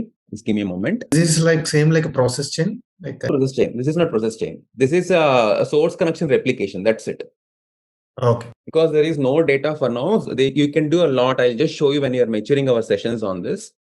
I'll show you a lot of things on data integration monitor as well. Someone is at my door. Just give me a moment, guys. I'll be back in 2 minutes. It was not loading. Okay, fine. Let me close this and then issue. But can't I give you the table or series that I want to replicate? Why is it would it do all, or do I have an option to pick something? This is a remote table. This is a local table. You can do views also. That's what, if you create a flow or kind of things there, you can replicate all these things. See, there is a options for every single whatever you want. Yeah. First of all, I can also give like a specific table to replicate, or would it replicate everything? No, you will give, see, similar, in a BW, if I create a data source, I can replicate that only, right? Right. Yeah, the same way you can do here also. No, but like in local tables, if you go to local tables, if I just want to replicate VBAK, can I do that? Or? That's a local table. You can do a kind of scenario is okay, but not exactly the same thing. I'll just show you that. Just give me a moment. Okay, that's fine. I just was asking, you go ahead and show what you were trying to. So here, I'll show you that anyway. This is not any way from me. I'll just show you that in when you're going our sessions, you'll understand those things automatically. So this is what in the integration monitor, guys, we will be doing that. Okay. So See, whatever it might be, like in integration scenarios, either from external scenarios or from, a kind of scenarios, whatever you do. So this all comes under, as part of this integration monitor, where you will generally replicate things and you make further use of that. So, okay. And there will be some extended connectivities also there beyond the data spheres, standard remote connectivities, and they cover some additional data sources, and with available partner tools are also there. But yes, however, all these interfaces are generally to some partnering tools. They create some different connections based on the business that generally they do in the data sphere. So whenever you create a connection to a partner tool, like I have just shown you some partner tools here, right, in the connection. So if you go to the connections, you can do a connection with the partner tools as well. These are things like, so when you're doing some partner tools as well, an open SQL schema will be generated in the SAP Datasphere the moment you do it. And you need the information about host, port, credentials of the open SQL schema, which will be transferred to your partner. Okay. So whenever you want to be able to send some data to your open SQL schemas during your connection process, creation process, or any side establishments are there for the connection, you have to make this. So that all will be asked for. If you see here, see, I'm trying to do it. So it will ask you the URL of this adversity, and you have to go for it next. So this is not the general thing. That is nothing but your host URL, not the URL of the partner. There you have to provide user ID and password, and then it will successfully validate that connection before it is connecting here itself only. And then before you write any data to the open SQL schemas and you use them in data folder, your data builders and all these things, you have to link the right IP address of the partner tool like this here, whatever I'm just showing you. Okay, which will be important for you to connect. It not only connect, it will allow the IP list in your data sphere. This IP will be blocked for you until or unless you're not getting connected. The moment you connect, which means that this IP will be added in the allowed list of data spheres. Okay. So to get that relevant IP address, you have to always depend on your partner tool. You have to contact your account managers or someone who will generally do that business with you. Okay. So whenever the connection is created, you can use it for your data builder, and from there it was all new, all same. Like you can create your views, you can do models, tables, all this stuff, whatever you want to do on that part. Okay. So that is a dedicated thing that you have to understand as part of the integration of the connections. Okay. And especially one more important thing before next week, I go for the naming connections, the naming data models. The naming connections are importantly there. So these are the best practices, as you all know, that naming conventions and naming nomenclature for this particular purpose. We use a kind of, anyways, this is some project to project, business to business. This might vary, but generally we follow for all SAP Datasphere connections. We start with ZSAP. Okay. And then this is the way you generally create the type, the SID, whatever the system ID you create, and then your client, and then your application. This is the standard nomenclature given by SAP to create any application technical names inside the Datasphere environment. Okay. But this is a demo that we can go. There is no worries on top of this. We can create for that. But this is a standard nomenclature, guys. We follow. Yeah. And then, yes, it comes for the data modeler and the data building. So you will see all these things in the next class. I'll complete this. We'll go with the data builder and we'll start creating the new objects in that. You will see next week the data modeling, data flows, replication flows, analytical models. These things I'll cover as part of the next week. Okay. Yeah. So in the meanwhile, what you have to do is, this is also there. If you can go here, this one. Just build the connections, play with the space management. So in this, I told you have to write the cloud connector also, right? Let me show you that as well. This guy has given you in the system, the person admin has given you the cloud connector days also for that. But this is your credentials. So you can use administrator mdlab@9s, the URL. Save this. So you have to give this virtual host and port as well for this thing. So this is the same port. With that 8443 maybe, and the URL. Virtual port only, yeah. Same. Now let's give this is better in the password. We'll test the connection. It is not establishing this. This is not valid. The port is different. I'll ask him the port. Okay. You guys generally start creating these ones. Okay. And then in the next week, we will build some data models on top of that. Anything else you want us to do before next week, Kevo? Like in other than connection, anything we can start with, or? You can, I mean, what do you mean by that? Because we haven't really done anything with modeling yet, right? I guess we'll wait Modeling, until you show because us. it will be taking long time, modeling. So it says already we are just 20 minutes to it. So that's the reason I'm stopping at this moment. Yeah. Okay, that's fine. I was just thinking, do we need any other homework other than connection? But No, only we can connection. wait till next week. Yeah. You can do it for this week.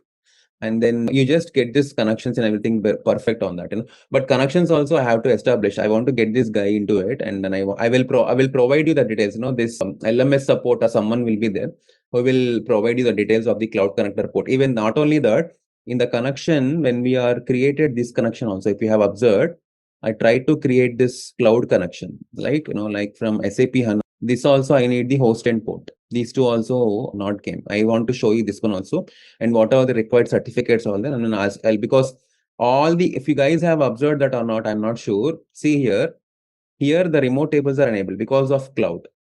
If you have observed this one, the remote tables are not enabled because of on-premise. See here, see, this is disabled. So this is what I want to show you, how the remote tables in cloud versus on-premise, why they're disabled, what will happen with the, like when you go on maturing sessions, you will understand that.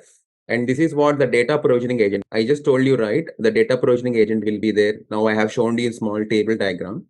So that is one thing. This is the DP agent. The moment you do it, see, this is enabled, right? So when you have to use, when you don't have to use, I have given you this one. When they are direct connections, when they are non-direct connections, what you do, all these things, you will be maturing those, when you're connecting with different things there, and you'll understand all those things one by one. Okay. Thank you. And once you get these details, can you ask them to send the updated sheet with us? Sure. Only the port details is missing in the HANA cloud. 1 second. Let me give 1 second. System. Okay. Empty SAP server 4, right? 16. See, this is client is 100. I configured 001. Someone asked me, I thought it's 100. So here you have to change this one also. The client is not 001, it is 100. Put it as a false and let me recheck it one more time. See here, guys, have you seen? I kept that cloud connector off and I tried that with the right client. It was been validated now.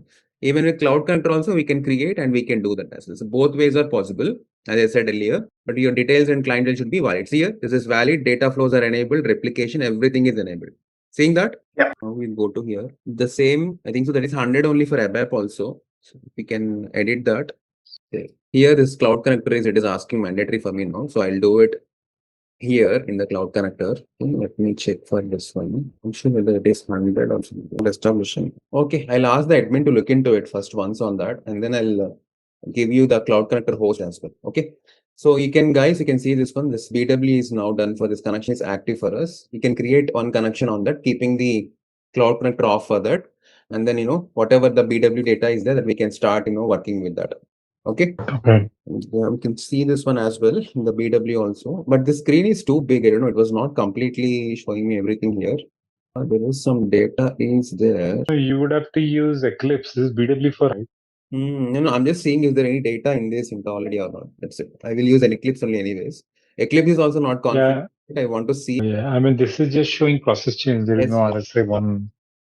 Yeah, these are just process chains. Yeah, at least if process chains are properly built, I thought I can just check these ones already. Okay, fine. I'll just check in the Eclipse. Eclipse is also not opening. I'll just ask this guy to Nitin. I'll talk to you. No problem. Yeah. Thank you. All right, let's test your knowledge. Here's a question for you. Which of the following is not a key capability of SAP Datasphere? Option A, data modeling. Option B, data integration. Option C, payroll processing. Option D, data virtualization.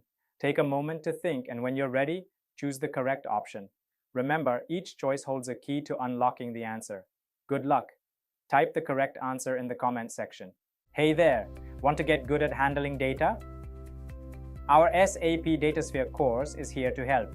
You can take it at your own pace on our platform. In this course, you'll learn all about SAP Datasphere. It's like a smart system to connect, manage, and use your data in one place. Our course covers everything you need to know, from the basics to more advanced tricks. It's made by experts who know what they're talking about. Your teachers are pros who've been doing this for ages. They're here to help you learn and answer any questions you have. And don't just take our word for it. Our students love the course too. People just like you have found our course super helpful. Best part, it won't break the bank. This awesome opportunity to learn is affordable. Ready to become a SAP Datasphere Pro? Sign up for our page now. And for more info, check out ZaranTech's website. So last week, whatever the connections I have told, have you guys practiced for that? And you got a chance to see the server or something? Yeah, actually, I created a space and tried to connect connections, but we got an error. So I sent an email, I raised a ticket, but yeah, they are saying that the only one which you have created, so via that only I need to work. So I did not understand, we cannot create multiple spaces, he said, for the connections. But you created a space actually, is it happened? Yeah, I created a space, but able to the system, backend systems. So I was trying to connect, but he said via the space which you have created, we need to create the connections in that space only, he said. So let me check in the connections panel. We can see those ones. Yeah. Yeah. In which connection you have created? And go to the management, I created, mine is Harish actually, I created one. No, these But are here, main spaces are there. In this internally you created anything? I created one space. You're seeing my... Yes, I can see. I don't see, but I created a space with my name. Okay, with your name. Can you go to the space management? There is, I think. One second. Yeah. Yeah. Yeah, it's a normal space only, whatever you created. I go for edit. When I click that connection, then I got an error. So he said using via the one you created for the training purpose. So go through via that space, he said. Oh, this is a DB one which you have done. This is not relevant for what is the error for. Okay, might be... Okay, you try today also. Let me see what is that error in the later part we can see. Okay, once it's... Yeah, sure. I thought to connect, I don't have your contact, a Gmail or something, so I did not. I just sent mail to the service desk. Yeah, you have to send for service desk only. Okay. I tried. Now, if you can try now, whether we can create a connection in MySpace. Yeah, you take the control. I'll see what is the issue right now. That's running only whatever I'm speaking with you. Yeah, okay. I'm stopping the share. You just share the screen. Show me what is the issue. Okay, yeah. You can see my screen, right? Yeah, I can see a screen. Okay. So I went here. This is already, I think you have made some connections, right? So it's all, yeah. So here I don't see my space. So I thought so he's saying I sent an email No, this is not specifical to space. You have to maintain the connection as well, right? 1 second, hold on. Okay. Second. So can you please go to the connections, Harish? Okay. Yeah, I got this error before. Yeah. This is coming for you? Yes. Last time also I got this error. Okay, 1 second. Okay, close this. Back to previous. Okay. This is your space. Go to connections once again. Go to connections. Okay. Close this to close this page. Can I refresh this? Yeah, refresh this. No. It should work. I don't know. No, 1 second. Instead of closing, see the details. What is the details it is telling? Okay, yeah. Take that screenshot in this case. View details. Yeah. Provide the following information and creation. Insufficient read connection. Okay, I think so. You are not having some for this. So this one in your space, you're not able to go to the space itself only. I mean, to your space itself from the connection. Yeah. Okay. That guy will resolve. Technical guy only resolve this one. User is not allowed to read connections in this space. In the space, go to the space management once you close this. Okay. Come down. This is not required. Can you please delete this one? This database is not required for you now. Yeah, just yeah. Delete this one. Do we have any delete option? There is a delete area. Oh, okay. Yeah. Now you just deploy one more time. There is a save deploy in the top right side in the navigation. Okay. Save deploy. Yeah, save it. Save and deploy it. Now delete. Right, delete. Delete. Okay. Now you have to write in capital letters. Okay. Now refresh this and see. Now refresh, normal refresh or something. Here we have any space. Normal refresh only. It's been deployed. Yeah, it is displayed. Okay, the top left you can see that refresh. That refresh you can speak. The browser refresh. This one. Okay. Yeah. Okay. So go and create again? No, not required. Now just go to the connections again. See there. Okay. Oh, still it is coming. Yeah. Okay. So same error, insufficient progress. He said already the connections you have, so use that connection only, he said, in the other space. Okay, we can stop the sharing. Share it, yeah. Okay. Yeah. I think so multiple connections are there in this. The reason might be. I'll do one thing. Okay. Necessary connections. You might see that. What is your username? User 2, user 1. Mine. One. I think 1 second. May SCC. No, that's fine. What is this before you join this some user, right? This user 1, 2, 3. That's what I'm asking. Second, let me. No issues. User 6. Space 6 something edition. User. Where is the user here? No, something like user 1, user 2 should be there. Might be anyways. I'll add all these names. Just give me a minute. So let me just check. Okay, anyways, no problem. I'll add that. All users, no issues. Yeah. See, Harish, you can see this. This space is not added to any scoped role. To be able to add users to this space, you might be first add to the one or more. This is what I told you. I thought you already added in scoped roles. 1 second. Let me show you that. It's good you have done. If you go to the security in the roles, okay, this one you have to add it. Full privileges. Okay, DW administrator, okay, DW consumer. For all these things, you have to add. These are the scoped roles. Yeah, scope. Okay. It was not there, I think so. In this, let me check. Yeah, no issues. Clear. If you go back to here, no, this one in the users. Okay. User 4. This is your AWS consumer, and then all roles are there to you as well. I think mine is not there. User preferences. Yeah, this is the email they sent. Yeah, okay. BTP04. Okay. In real time, like all these rules and this user creation, everything will be done by the basis people further. Yeah. Okay. Admin people will take care. That's what I'm telling, right? You should be able to understand this as well. Exactly. Yeah. You can easily drive it. If someone in some case, if even though the team is there, they might deviate you for their time purpose, and you can say that no, this is not the way. This is what the right thing. You can put them a discussion on that. You can just suggest them if you learn these ones. It's okay, fine, no issues.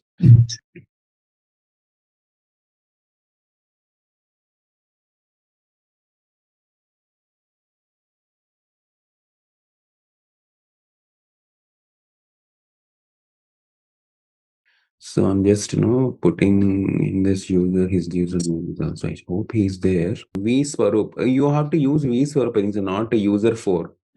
I don't know what user ID you're using because I'm okay. Is your user ID. It's not user 4. Okay, vSwarup. Try it with that. Okay. Okay. Okay. Now it is added, right? In scope. It's there. You can see in the administrator also you're there. You can create connections if you have full privileges with this user ID. Okay. But for whatever the credential that I have is like the same person or different one, like I don't know. They created as a vSwarup or something. I don't know. That user 4 is not there. vSwarup is there. Okay. Okay. BTP, SAP BTP 04 @manbtech.com. This is the ID they have given to me. That is not there here. That's what I'm saying.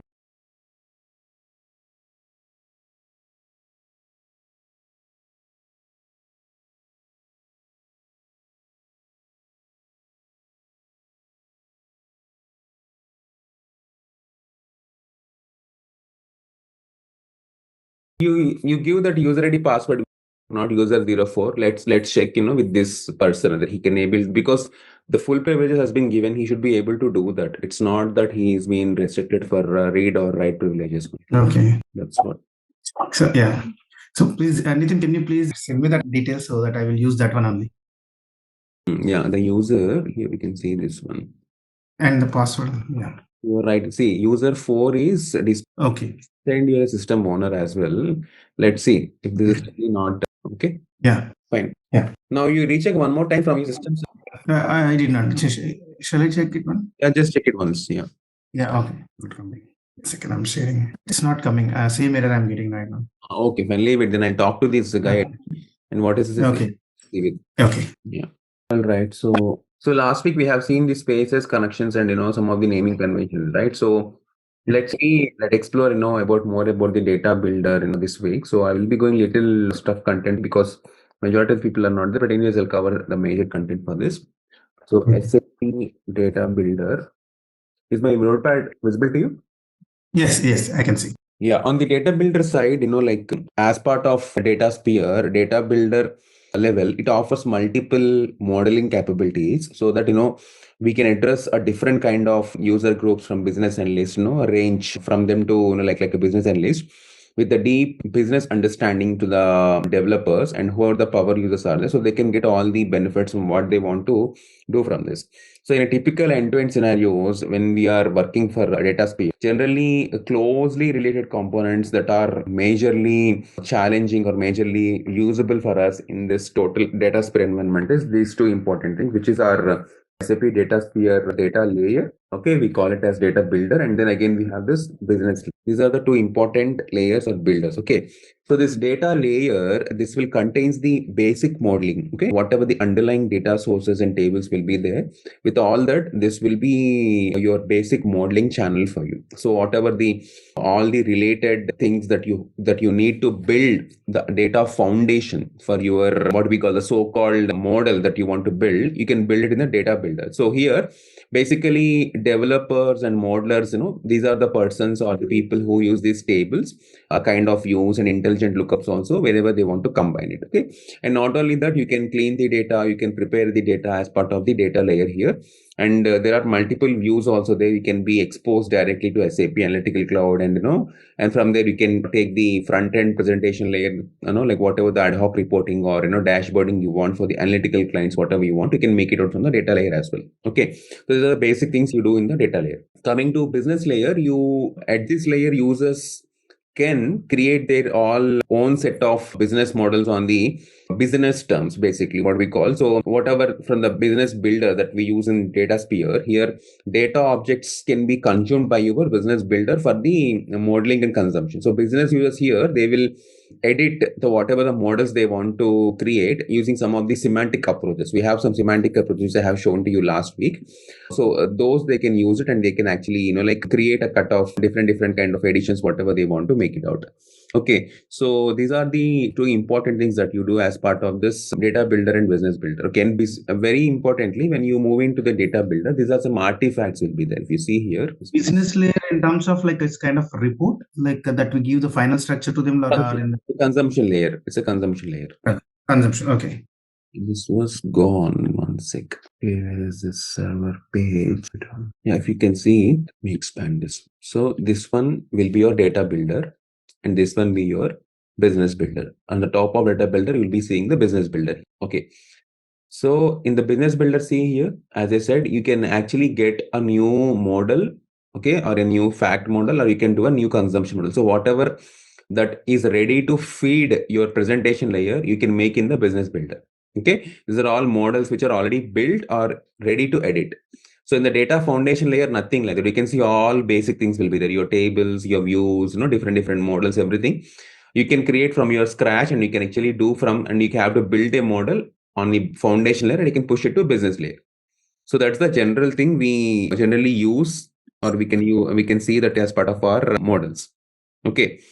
So let me show you this one. It's a builder is nothing but a modeling in BW, right? A kind of a complete modeling in BW, like whatever you get, right? Your transformations, your cube, DSS, and all these things, right? So a kind of this you generally do it here. Yeah. Okay. Okay, so if you go to here in the data builder part, you can create new tables, I said, right? So let's construct a new table. These are all files generally you do. A new table generally refers, you can define your table, which you can be filled from of the flat files or down data flows or connections like this. If you go to the graphical view, it's like an intuitive kind of thing, which I already shown you the demo also, like easy to use modeling for your master data and transaction data, articles, whatever you do from the semantics level. We can use all your dimensions, text hierarchies, the relational data sets or analytical data sets, whatever you want to, you can do it from the new graphical view. And SQL view, it's a powerful SQL view editor for you. Whatever you want to do in the models based on the SQL scripting, you can do it from here. And entity relationship model, ER model, we call it as. Here, you can directly import, visualize, you can edit and deploy the multiple data entities for managing of your modeling concept, whatever you want to do that. And come to the analytical model, this one, whenever you want to define your multi-dimensional analytical model, you can see a cube symbol here, which means you are allowed to do a multi-dimensional modeling here, which means you can define your multi-dimensional models to provide the data foundation for analytical purposes, like including your let's say your predefined measures will be there, hierarchies will be there, your fields, your parameters, associations, everything you can do from the analytical models. When you go to your data flow model, like, you can here, you can load data from sources to SAP Datasphere with your transformation logics, whatever you want to do from here. And the replication flow level, whatever you want to copy, replication itself means you're doing something copy. You can see a symbol also which is relevant like this, like, okay, which means you can copy multiple data assets from the same source, from the same target. Okay, like if you want to a fast and easy way of a thing, and you do not require any complex projectors there, you can do is replication flows. Anyways, we will explore these ones. And transformation flow, you know that the transformations in BTP is nothing but transformation flow. Here you load the data from one of the more source tables, you can apply transformation like a join, one-to-one joins further in the data sphere. And look new intelligent lookups means whatever the tool support, okay, that you need for your lookups to match data from different entities. When you want to do a manual joins or not enough for you, you want to make something right, like in simple correlation, if I want to say, it's like a transformation, a complex routine that you write, right? Generally the similar kind of whatever you can't do on a single one-to-one join, where you can just simply make it through coding, that is called your intelligent lookup. Okay, and then task chains are nothing but multiple tasks, whatever you want, you can group it, run them manually once, through a schedule, like a process chain, task chain, something. So these are your different things in the file models. Again, tables, views, okay, ER models based on your section also you can see, but this is what we can do as part of this one. So on all files, you can see everything here. Okay, so let me show you these ones. We go to the new table, showing you here, to create a table like this. Like say, the technical name I'll give table underscore table. You can give the same the business name. Okay, so here the semantic usage you have to mention. This is where your deviation comes here, whether this table works as a fact table or a dimension table or a text table. So Harish, I think so you're from BW, so you can correlate much easily. The moment you create something there, we will write that particular field or something, right, in BW, right? Whether it's a master data text, master data hierarchy, or master data attribute, or what it is. Like the similar way, you will give what is this particular table relates to. Okay, so here, it's a relational data set, analytical data set, whatever the table you can create from like this. So if you can see here, if this table really capture any current delta also, you can make it on, and you can create that. The table will be automatically created. You don't need to create that one. Internal system will create it. Okay, like this. So if you can see, I'm switching this on for now. So if you can see, you can write your remaining things as well in this. There are a lot of things in the table while you're creating. If you go here, you can write the column names of the table. Let's say. So you selected option as relational data set. I selected relational data set. Okay. I'll show remaining things also. You can practice on that. It's not an issue. Okay. So this is a string it is taking, customer ID. Okay. See, you can keep it as a not null. If you want to give a value, you can give it. Okay, a kind of thing you can just put it a not null kind of case. Okay. No need of any values here. Like this, you can add values. Simple, more simple for you. Like it's a customer ID. Let's say I'm giving customer name. So here the data types same like SQL or different data types. You get SQL data types. That's not an issue. Okay. And one more, you can add it like date. Just date. Default value, you can keep a date if you want, okay, or else you can leave it like this. Okay, just simple. I have just showed you. So for this one, you can just dependent objects. Okay, business purposes. You can, these all things are not associations you can do.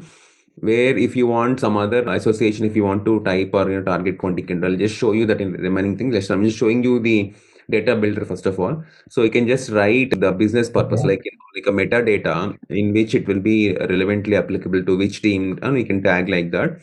Okay, and you can give the dependent objects. Are there anything other like this? Whatever you do for dependent objects for which for doing BPC kind of stuff, in BPC, you will need some members also, right? Your associate members will be there. If you create something on the planning schedules, you will need some child members, for that we can write dependent objects. So for that purpose, you can see this. For the regular tables, you don't need any dependent objects here. Okay, So like Okay. this, you can see, and then just want to say this. For this date type, we can is this okay? Data type string. Yeah, this should be date. Yeah. Yeah, I'm able to. I forgot that I should be keep a date. Yeah. Okay. You can write, see, all automatically it was changed. It was not string. Yeah. Mm. That's it. You created a table here. Okay, just save this here as it is, and you will deploy this table. This was saving. Okay. 1 second. You see my screen, Harish? Something happened to this. Yeah, I can see. It's gone. 1 second. Something happened. How is it now? Back? Yeah, it's back. Okay. Thanks for confirming me. Again, it's gone. Okay. Yeah, let me reshare. I have to issue here. Yeah. Just give me a moment. Okay, fine. Is it now clear? Sharing view? Yeah. Yeah, so here we deployed this model. This is where you deploy it. Once we save it, immediately we'll deploy this one. So here deploy means nothing but activation. Yeah, activation. Okay. Right. So once we activate, you can see how many columns are there. Automatically system will, initially shows us whatever you have added. Columns, nothing but the rows of your data, your table, what you're going to add for that. Okay. In the view also, if you add data, you can see in the view here. This is what I have not added any data here. So hence I'm not able to see any data on this. So you can see this data is also, this data column is also there here. Okay. And then, yeah, you can see, you can import data. I'll just show you how you can do that as well. But yes, this is where the data editor will come for you. So this is one such thing, wherever if you want to specifically import any file for this data to load, you can do this. Okay, this is one such thing. This is an import symbol which you can see.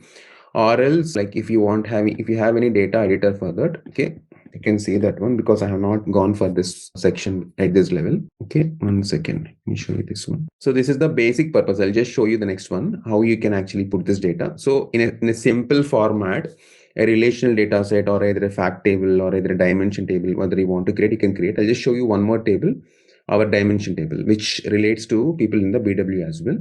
So if you go back, new table again. So it is kind of master data or transaction data? It's any. Fact table will be your transaction data. Dimension will be your master. But here the semantic usage is relational data set. I'll change it. I'll just say, you just see this one, how I do it. Dimension underscore your, just keep some name. This will be, I'm now putting a dimension. Okay. So this should be in memory. Just keep it always. And then you can write the same things here. So you can see this now. See, the moment I go on to create, let's say, I'll give it as same thing, cust ID. Okay, the data type will be string, cust ID. Or if you want to change a numerical character or something, you can change that one as here. For now, let's keep it to string. Okay, your semantic type. You have asked me, you have not seen this semantic type in the relational data set. Now you're seeing this one. So this one will be what? Like you're on the data, you're going to use it, right? So that semantic usage, you can create the type of the semantic usage, whether this is a currency code or it's a year based or it's a business date or any geolocation. When you want to tag this semantic data type, you can do it from here. Okay. So for now, we can more explore the semantic usages in the facts and other kinds of tables. I'll show you that. But right now, this is nothing but, it will initiate or it will inform that what type of semanticity are we going to use this with this table or a field that you're going to create for that. So majorly the semanticity comes from your business calendars, like, years, dates, the kind of periods, a kind of different text. These things will be there. It's not like related to something, but yes, this will define what type of the semantic tag that particular field that you're going to create in the dimension table will carry on. So what is the usage of it, how it will be used, you will come to know when I'm going to show these sessions to you. Then you will understand this and you can clear that. At this moment, just understand. So this is nothing but the semanticity of the field of dimension data, what you're going to create for the analytical data purposes. Okay. So here's associations are nothing. So just simply create one more field for your just knowledge. So I'm creating set date for this. This association option is for like joining or something? What exactly? So that's not for it's for joins only, especially, but specifically associating 2-3 fields or making a like inner join, left inner, right inner, right outer, a kind of things you do, right? A kind of things you do there. 1 second. Okay. Yeah, and then it is the same. Yeah, so now date I have taken. So semantic date when I have taken, I can keep it the date into one single calendar year or one single calendar month. So this date will be holding what I want to say, a kind of system what I can say, system checking that, this date was created by this particular thing on the system. So it will define you a kind of master characteristic. It will hold that master characteristics. So that is what at date, specifically when you are using, a kind of dates, calendar years, a kind of different things that relate to dates or years or certain, whatever we call the language kind of things. So for all this, in a simple correlation, you use SciLang, you use SciDate, you use Sci columns, some of these things in the ABAP or in BW when you use it, for the coding purposes. What is that Sci? There is nothing but system correlations you use for the programming. In the similar manner, semantic type also will use it for you whenever you use and define them in the system like this. So if you're not using, it will not bring those libraries or it will not connect those internal system files that correlate to your system. So this will unnecessarily pop you some other errors when you're going to deploy these models in the further case of model creations. Are you getting that? Yeah. When you load the data, without giving anything, it will get loaded with the current date of that. No, you have to pull the data, right? For this. Yeah. You're just building the basic building blocks in BW, the way you're doing info objects, right? Yeah, modeling. Yeah. So then in the model you can pull that. Yeah. The data will come that time. I just deployed this one as well. How one key attribute is there. Okay, let me add this as a key. The ID should be. So it's a primary key for me. So I'm just saving this. Then I'm deploying this. Okay, so this is a kind of dimension table which you can create. Same like if you can create a fact table also, you can see. So hierarchy means again it's a master data hierarchy, whatever you're seeing. And the text is master data text. Only fact table is the one which you can, just create like your normal thing here. Like the same things will come here with the fact tables also. I'm just attaching for your purpose so that I can show you something. Just hold on. I can cast quantity here. So now quantity, it's not string. So it's a decimal value. So I'm putting decimal value. So till precision and scale, whatever it might be there. So here for the quantity you will need unit of measures, right? So that one you will do from semantic type. That's what I told you now. So semantic unit of measure, you can give it. Okay, what is the unit of measure? You can give it. Simply save this. This will be your primary key field. Just save this. What is the impact if you don't give any semantic type, Kebo? It will not take your measures, right? Like in the key figure for BW or something.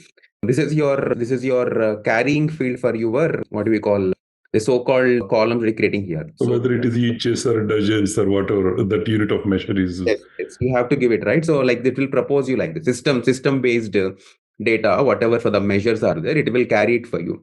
The moment if you're not giving, it will not show you. And your model will not be constructing going further as well for that without measures. So even in the dimension table that you just created, where for the date you created system date, it is nothing but DATs, basically DAT. Yes, yeah, that's what I told you. Sci columns, Sci tabs. You do some system based in the ABAP. Those were now being modified and given you simply like this.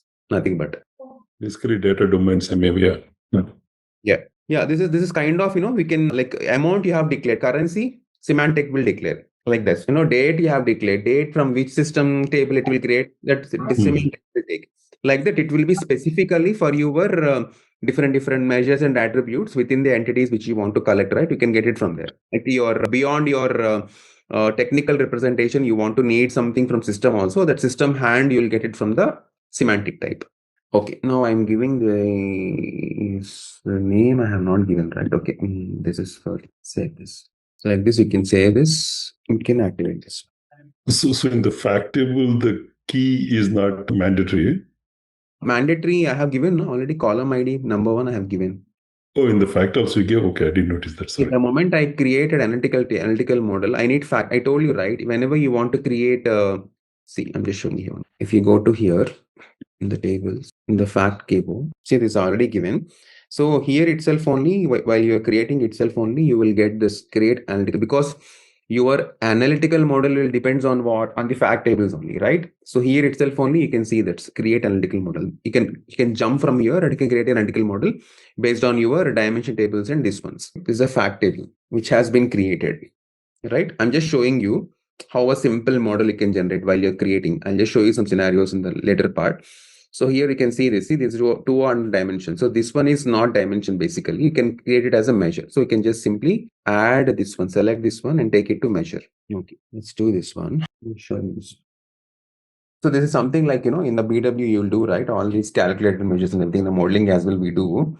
That one only this one. So this is not allowing me to do here. You can just simply keep your measure and you can do, even this measure has to also go top and down. Not sure this. You can see this one. Let me save this one and then I'll just put it in the business model. Or else we can do this one thing. Just go to this one. Discard these changes. So in the same table itself only, you can add 2 more fields and let's try that in the attributes and measures. This is a decimal I kept, right? So let's say this is a sales revenue, which is your say integer. Okay, it'll make it something like sales revenue in the currency code. This much of currency will happen, right? So we can put something here and then just save this one, deploy this one. Okay, and then now you can see here the moment you want to create, you can just go and create this one. I'm not creating any big models now, but you can see here always from the fact it will take you whatever you want. Okay, let's see, this you can actually make it here and there. I don't know why this is not allowing me. You can just you can just move your dimension to measure as well, like you do generally in the query builder for your queries in BW. So let me check it, this one. So this is your data preview for this. Nothing we have loaded. So in this, you will load the data further, when you are ready with your business consumption layers, right? Like from a flat file, like from a table, okay, whatever the structure you want to build it. Like generally, when you go for any BW kind of specific loading, what you do, you generally build all the files ready with you, handy with you.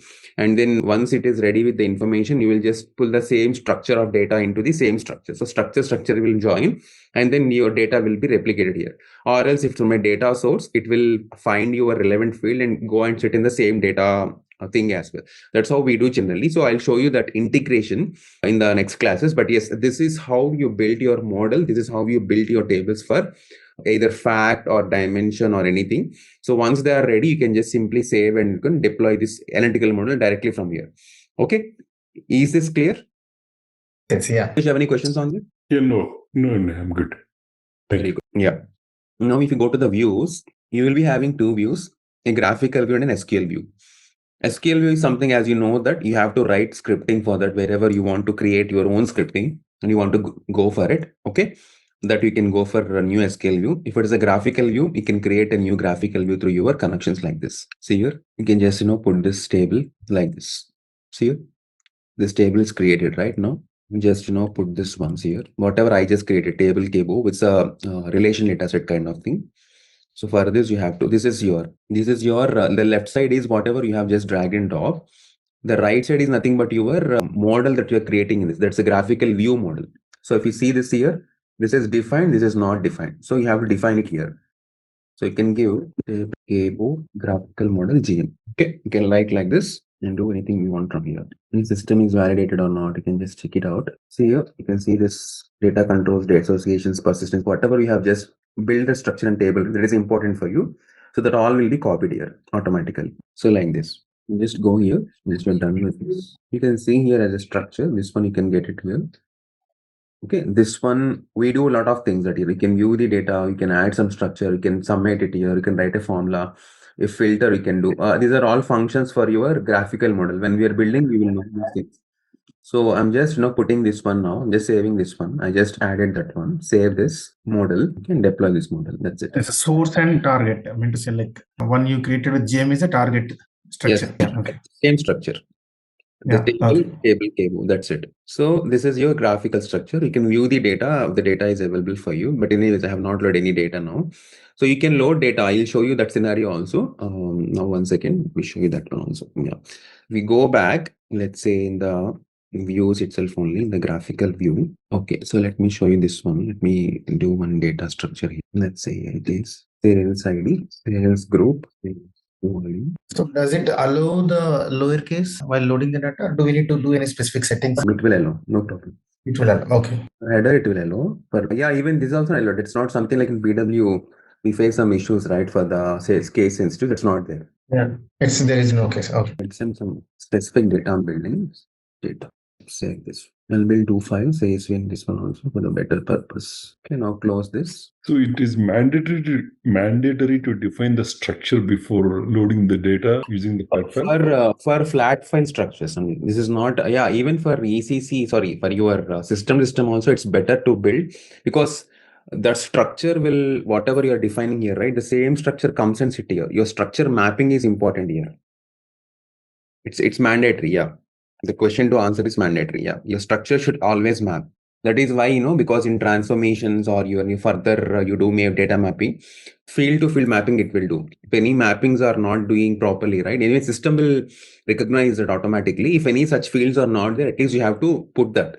If not that case, system will not give you the data relevant to it, or else it might lot of model.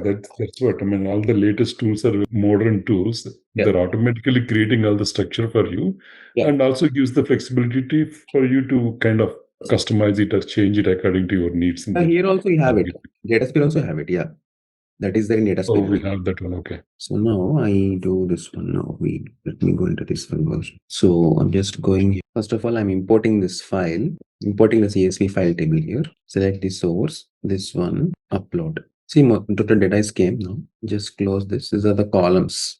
All measures, it was not been, it's an entity kind of model. It has been roped towards the system. So you have to do it in your data foundation layer further. It's just a normal table, what I call unstructured data, whatever is there, it has been now came in system. That's it. Now you just simply, you'll see this one deploy in the downside whenever you import any CSV kind of file stuff here. Just deploy that, the same name. So you can see this is deployed now. The status is also, these controls are, you can see this is a deployed now. Okay. So once this is ready with you, what you can do, you can just go and create a model here, new graphical. So system, when you import it, system will create a table automatically, like with all the, okay. It was created. The sales data, one table was created. The file was created as a table now here. Okay. Created entity data set kind of thing. The table name it takes automatically that actually. Yeah, from it, or if you don't, you can change it in the later point of stage. Okay. 1 second. In the moment you have done, you can create a new graphical view on top of that as well. Just pull this and push this here. It will be done here. As I said, your left side column will be mapped. Your right side new column will not be mapped. So that one you have to take care. But you can just see here. You can write it as new sales data. It's a relation data set only. I'm not touching for that. These are all columns. Nothing is done. You can just simply save this model, save this, and deploy this. Because like at table level, you can't do anything with the modeling. So you have to do something with the views only. So the moment you do anything, you have to create a view for either it's a new graphical view or it's a skill view. Directly table can't generate your views. Okay. So this is what you can just simply see the data also here once it is deployed. Okay. Now this is done. See, data is now there, right? From table to view, data has been reached. Now with this view, whatever you want to, you can do it. Now we can go to this business builders, can create new models also on this, or you can just pass this view to the kind of, okay, like this will be analytical view models. So from here also, because this is basically, if you are defining fact tables only, it will come. So general models will not be been shared there. So now we can see here, we can discard this one. Okay. Okay. Yeah. So we can see option for multiple options here. Like suppose we have that data builder. So I want to go to the business builder. Then do I need to come back again? Or? You have options from jumping from there to here. You can see that one. I'll just show you. Just give me a moment. Keeping that data builder open and opening a new session for the business builder. It's not possible. Like you have to just copy your link and open another browser. That's it. That is the only option. Multiple. Okay. That's not an issue. Okay. So you can see your data preview directly from here also, whenever you want, like this. Okay. So in case after creating a view and analytical model, if underlying table structure is changed, maybe we removed one column or added a new column, then what is the process to reflect the structure in the new view also? You have to resave and you have to redeploy. That's it. Every time you have to redeploy, like activation that you generally do, right, in ECC kind of stuff. Like this. Whenever you do any change, you have else the last change structure will be taken. Oh, okay. So now. Oh, okay. It doesn't mean that the view will go inactive till we reactivate it or something. It will take the last change structure and it will carry on with the structure. Got it. So now this one here. Okay, so fine. This one. 1 second, system is struck to me. Okay, 1 second here. Yeah, where I am now. Here. On this discard, I'll just discarding this one. In the ER model also, the same thing can happen. Even in anti-relationship models, you just simply do the same thing. What you can see, you can see this entity will be copied for you. Entity to entity. You can see in the entity model, you can see all the fields also, so that you can which group to which group we want to make it. For example, the tables, I'll just show you in the next sessions also these ones when we are maturing that one. So it will be too early for you. So like, for example, if I want to make this, let's say, I'm then putting this table kbo to fact kbo. So if you want to join, you can join like this. Put a connections for this. Maybe you need to click on that arrow. No. You did. This is for your just up and down. This will go actually. This is a very simple thing. If you are clicking right, see, this will go down. It's not like that. You have to just put it here. That's it. Like 1 second. This one. 1 second. This is not. So you can join this one to here. Just 1 second. So that middle word, that's what I'm saying. That arrow, clicking on that is not doing anything, yeah? It's not doing anything. It should go. It's not. You don't need anything else. You just drag and drop this to here, and a link will generate for you here. So I'm also surprised this is not functioning. So here is where you build all your relations like this from one table to other. This is not working today. I don't know what happened. Okay, anyways, I'll just show you in the next week. That's okay. That's not just, you can just put 2-3 tables like this. You can put a relationship. This is where you do in your ER model as well. And table, like we create multiple like view like this, like using multiple table, and can we use that view as a source for the another view? You can view. Yeah, you can use like that. Multiple things you can view. Yeah, like a combined view with a lot of tables for the and as a source to another view. If you want, you can use it. You can have to build this model and you can use it as a source to another view as well. Okay, I'm discarding now. Let's see what is this happening with this one. Okay, so like this, you can create data flows and everything in the further things as well. So for example, this one also, the moment you go with this one, you can just like this, you can drop it. This is one source. You just stop. Okay, in the same way. I'm just dragging another source. So here in the flows also in the similar way, see whatever I have dropped it, right? It will go like this. The arrow should go. I'll just show you anyways. These ones have different structures. It might not connect immediately the moment I ask you. So like this, this will be internally connected, and it will be, like further taken. So the basic line for this, like you have to build the tables and structures prominently enough strong, so that what happens, the further models you can play it easily. If your table for doing like misconnections or everything here, your things will not go, what I want to say, successful in when you're creating these any models in the business layer level. Okay, so like this. Maybe is it because when you drag those two tables, it is written as source on both the tables? Maybe that is the reason. Maybe one of the tables should be target. It should go there. I don't know. Something is problem with the Datasphere today. I don't know. It was not allowing me to do anything. I want to recheck it, but I don't know what's the problem with this. I'll check and come back to you. But yes, this is very simple. It's a very graphical mode. You just drag and drop. That's it. Fields will go connected and it will be very simple to play also. I'm not sure what is the issue with that. So this is what you can do from in portions and different things as part of the models.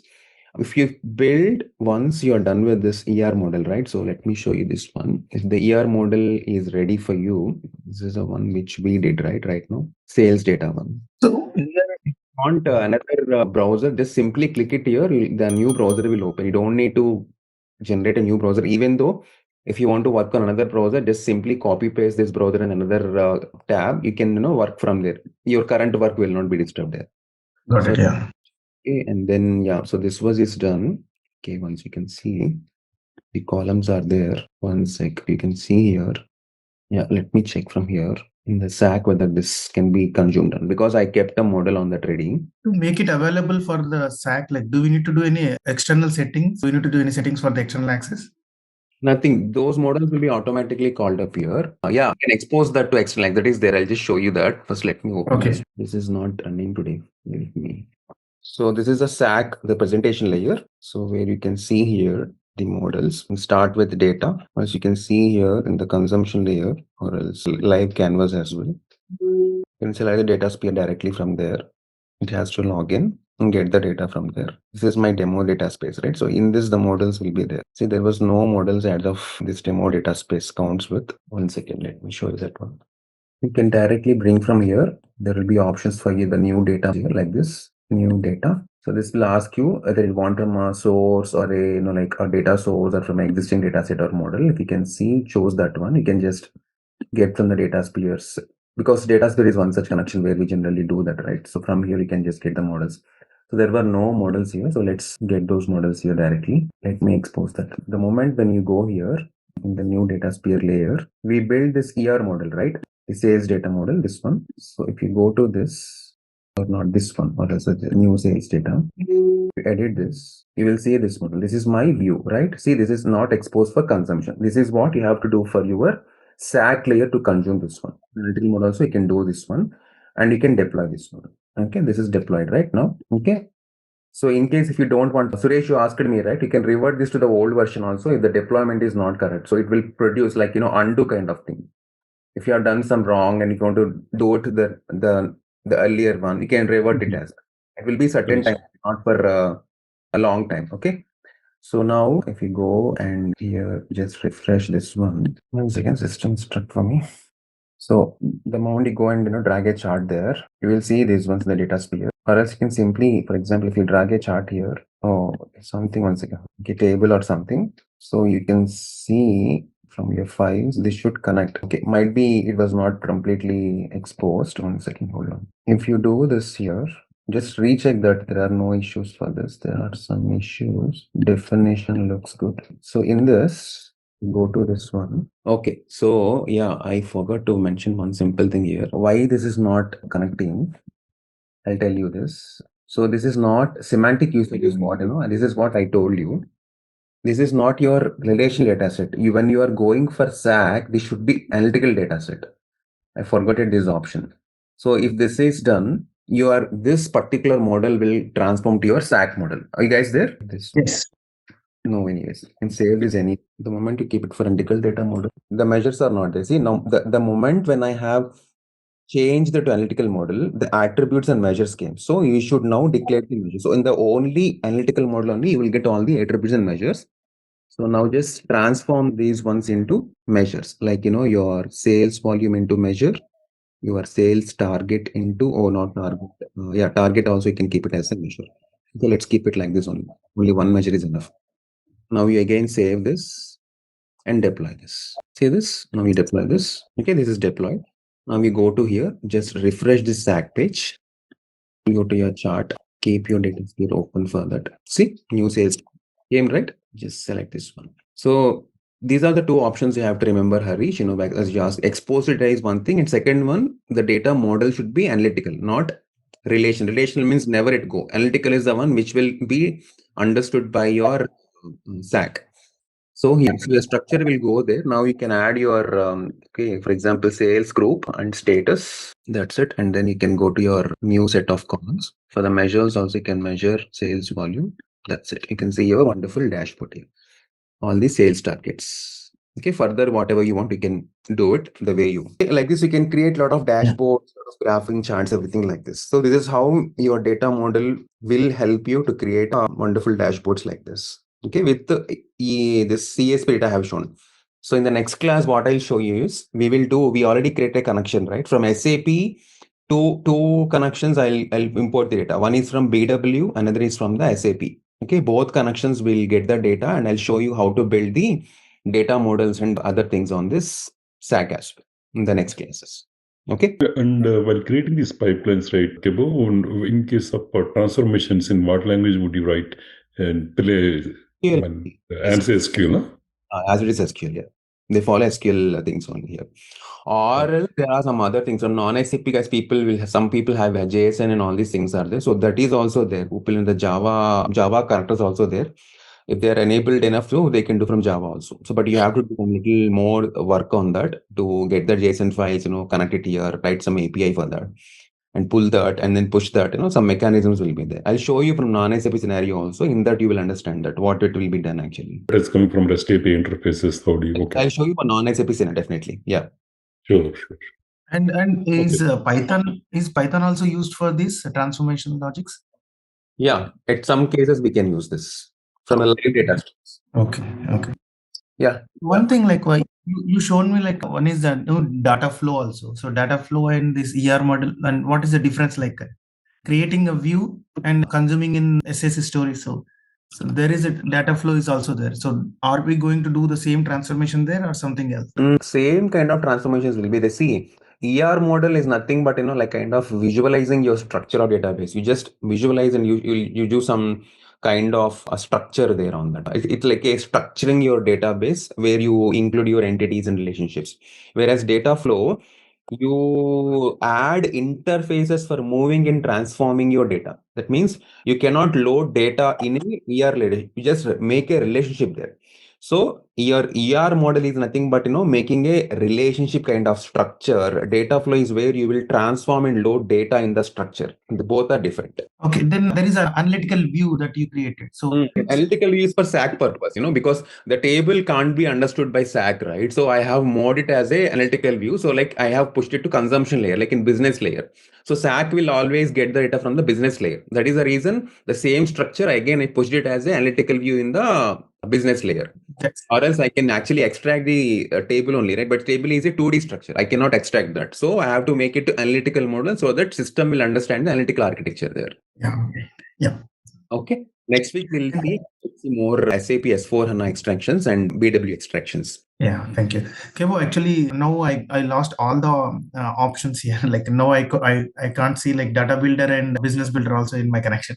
I will I ask lost. admin to do that. Yeah, I'll ask admin.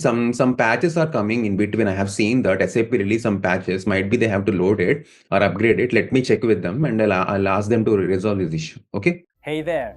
Want to get good at handling data? Our SAP Datasphere course is here to help. You can take it at your own pace on our platform.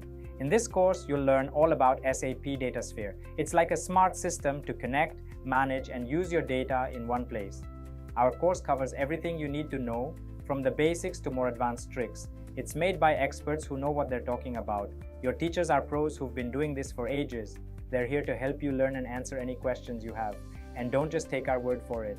Our students love the course too. People just like you have found our course super helpful.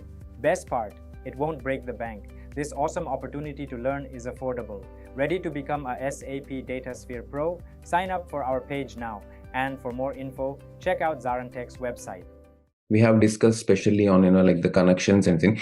Generally, you can create and you can add connections, but still these are there. So no, not required. So while you are working also, every one of us, we can just actually go with the same space. If you can see, there are two spaces are there. Datasphere space is a Datasphere space. We can see here. See, this is a Datasphere space, storage space. This one is what, we can use it for now. Okay. Okay. Like this, right? So before last week, I have shown you a kind of different connections, and we have tried a demo on non-SAP kind of just importing the file and did some exercise on that. Yeah, now let's see how we can import different files or things on the HANA side or in BW for HANA side, a kind of SQL. These are the strong connections at which we can use it. So these two are for BW. One is for your SQL server, and is for your SAP S4HANA on-premise. So like this has been connected. So you can see these connections, first of all, just validate them. Every connection, you can validate that. So this is valid, data flows are enabled. So like this, you can just validate. Here also, you can just validate this one as well. Even SQL connection, this also it is validated. This is valid. And S4 HANA connection, see all connections are valid. Replication flows, remote tables, everything is allowed. Okay, now if you go to the data import here, so data builder here, see. So once the connection is created, we can use that connection either for source or target, or do we need to do anything specifically for targets or something like that? No, targets also you can use. This is like a source, right? Target you are building now, internally now. Or you can take target as well, in some cases. I'll show you that, yeah. See here, go to the view mode here. So you have your remote tables enabled here for now. You can just see this one. Okay, so let me go into this local tables. Yeah. So for example, here, if you can see, you have this option called, importing CSV file you have seen. Just a small case, we have seen that. So we can import the remote tables from S4HANA, especially because we have tables in S4HANA, right? So whenever you want to import tables from S4HANA, you can just click on import tables. So it will ask you which tables you want to connect from S4HANA or BW. So let's say, I'll just check for here. For S4HANA, if it is, you can go to, it's a very easy thing, and it's kind of a wizard kind of activity. So it will show you ABAP tables by ABAP application hierarchy, because we are already connected now with the system. Whatever we want to see, we have already connected that. So with different tables names. See here, there are all which tables name, and extractors also you can see. See, these are your BW extractors, your SAP extractors, and CDSV extractors. Basically, we are connecting to S4HANA at application level, not to the database, right? It's not ODBC connection, basically, right? It's kind of, you're linking database only. You're getting data. You can use it for applications, but you're linking database. Connection is linking the database, but you're using it application level. See here, see, there are a lot of extractors are there here. These are also like similar for you for whatever you want to get. For example, VBAP is there. VBAK is there. This too, if you want to get it. Okay, just simply say next step. Get these two things. These are not imported. Now you can simply import and deploy. So like in EW, we do replicate, right? A kind of thing. Here you will be going for importation honors and then just import them from the source environment to your data builder. Let them replicate. So the first time this will take some little time when you're deploying that. Got it. Yeah. So what exactly does it mean? Importing means what? You are getting the structure of VBAP, VBAK into the Datasphere environment, virtual environment now. Then no data, it is just a structure. Okay. Yeah, no data. So basically this is equal to the 2LS 11 extractors, huh? A kind of, you can see VBAP, VBAK. It's like CDS we use basically now here in the S4 environment. Just a moment. Right. So once this is done, you can close this. Okay. Now you can see, you can just go these tables one by one, click on them. So you will see the status is deployed for this. Okay. In the remote section, you can see this things are there. And in the columns, okay, these are all the fields which you can see whatever generally we see for the table, whatever we want to use on our data structures, whatever the report you want to create or the model you want to create, you can just get all the fields directly from there. Oh, then it is only the table data, not the extracted data. Extracted data means it can contain the data from other tables also, right? Basically, it's only the VBAK. Yeah, it's VBAK specifically. Yeah, you can have the extractors also. There are there. But whatever here you can see these technical names also there. Whatever the extraction has built, I don't know. I have not seen that. But yes, I just randomly selected that. So these ones you can just, sales document is there. You can still want to make any primary relationships. No, you can just make this here. It will be always allowed for you. So, and then, yeah, this is what, if you have any text associations for this, like for example, this is only text or else which is nothing there is there. If you want to make any text or association for any certain fields are there, you can still make it for them. But this is not allowed for now. Anyway, we just remove this one. These are all the fields which you have in the columns right now. Okay. You can just, now go to the here. You will see this option here, data replication. Now you have just got this structure. Now the data will be replicated for this. Whatever the relevant data that is there in the system, right? Now it will bring the data also if you do a remote data replication. Okay. If you want, it will bring entire data, right? Yeah. So yeah. Entire data. If I want to put any filters, does it give any option? No such things are there. You can filter it later point of time. That means you want to restrict before it coming. You can do that. I'll tell you, you have to like little script for that, and you can do that. For now, I'll show you that how you can do it. The stated application now. Yeah.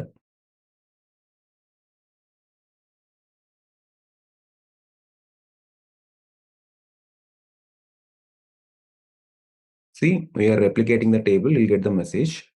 Once replication is done, you'll get another message of replication is done. Where am I seeing that the replication is done? You will get the message. System will not. We will get status here, right? This status it will you completed. But till then, it doesn't show us any progress or anything. No, this many records out of this many records got replicated, kind of thing. You have to refresh this page. That is what you have to do. Let me refresh this. No matter how much ever they invest in all these latest things, they are not getting better. That's what I feel. So here it is available now. You have to refresh it. It will replicate immediately. You'll get a message if you're on the same screen that the replication is done successfully. So if you are not able to just refresh this, you'll get this message. Status available. So in case if you want to change source or something in between, you can still have the thing, you can just change the source in mid also. You can just go for another one. You can do this thing. Changing source option is also provided.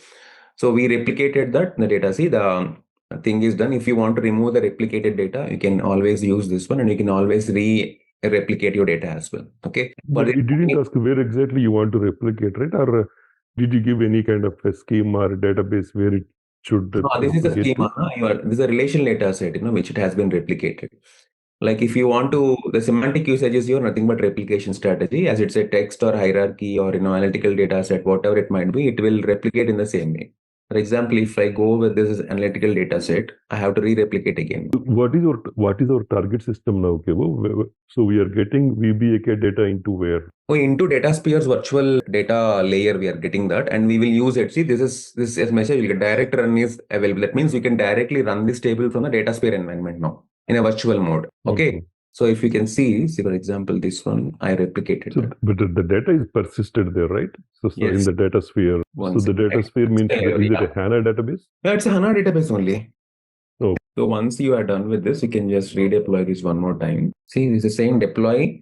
So a notification will come. You asked me, right, who will and when it will be done and all these things. A notification generally comes in the see. This is a kind of notification. It will not show you that, like in ECC at the bottom, we see something is running, right? That running will not be shown. It will automatically give you a kind of pop-ups here, like this is done. Okay. So yeah, this is extracted now. So this is how no activity log, anything that I can see while the process is going on. It will be there. Okay. It will be there. You can go to remote table monitor as well. So here also you can see that when it is replicated, you can see the run details here. This is your activity log. Yeah. This is what you can see. You want to see. In this, you can see in progress status. Usually because these are high-speed systems, right? Won't take much time like in ECC. So that is the reason they immediately deploy and they will show you these statuses here. If you still want to see what is happening, you can go to the monitor here. Okay, your data integration monitor is like a common monitor for you to see all your process what you're running on. Okay. Data integration monitor, got it. So this is your replication. First time I have run, second time I have run, whatever it is. Okay. So as I said earlier, the same runs, you can schedule that also. If you don't want to run in the remote table, you have a schedule. If you want to create a schedule and you want to run this replication in the later point of time as a simple schedule or expression kind of thing, you can run this. These also you can put start date, end date, you put some time, you can create it. It will run after a certain time. Okay. So like this, you can put a schedule for running as well. You run that replication process once, and then if you do it again, is it going to append or overwrite? It will overwrite, not append. Okay. No appending here, overwriting only. Because it has the same data block, right? It will get the updated data block for you, and it will. So the same, if you have a daily, hourly job is there kind of thing for the same table. So you can just go for create schedule, put it hourly here, okay, like this, and put everything here, and it will automatically run. That is one such thing, which you can see. So this will be automatically updates every 1 hour, the data. So like this, okay. So what is the least we can go? Every minute also can I go? Minute, I am not sure, Suresh. Yeah, a minute is also there. Yeah, every 5 minutes is the least. At least 5 minutes. That's good. The short batches are possible then. Got it. Yeah, short batches are possible. Okay, so I'm just looking for this. Okay, so this is about your general. This is your remote. This is your attributes, measures, whatever you want to make it out. Okay, if you have measures in this, you can just add the measures also. And as you said, right, filters. If you want to create any filter here, okay, while you're loading, you can create a filter as well. Like for example, VBLN for VBLN here itself only. You can filter that here itself only. Like whatever the value, you can filter them. Okay. Not only the different fields will be there, so you can filter them here. These are the filters. And coming to association, I have not told you. I'll tell you associations what it is in the little later point of time. And this is for a standard one extraction for business purpose. We can write this is like a metadata. What is the description purpose? Who is the contact person team? A kind of tagging will be there. If there are any dependent objects are there, like in SAP, you can write the depending objects in this entity, but right now not required. I'll tell you that. So this is about the extraction of S4 data. Okay. Now let me show you one more extraction. Go to the same connections. The data builder again. Let you extract another one here. Extract. Import remote tables again.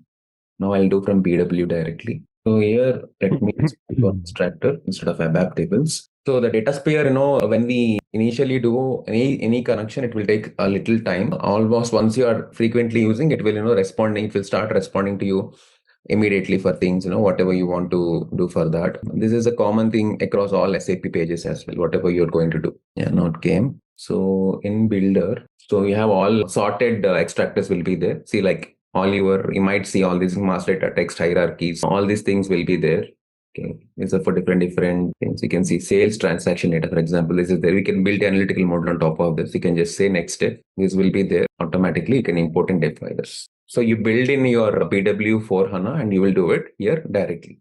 You build there and get this here and you can do it. So in the near future, they're building, you won't do anything, you can do it directly here itself only. This is what the new structures are coming, because there's a new, they are still, putting things on Datasphere. So the near future will be everything Datasphere. Even they move from S4 HANA platform, ADT kind of platform to here itself only. And the good part is, AI is getting involved in everywhere. I don't know, it's a good part or a bad part. But yes, AI getting involved, a lot of things will be automatically done without our intervention. So we just have to, like see the models, authenticate the models and do a kind of things in this.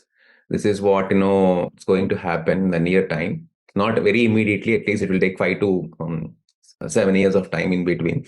So we can see sales data, transaction data is also ready now. It is deployed, right? If you go to that here, the same thing, you have to redeploy it. You have to just check it. It's once it deployed, the model is done. So you have to just, ensure that things are already fine.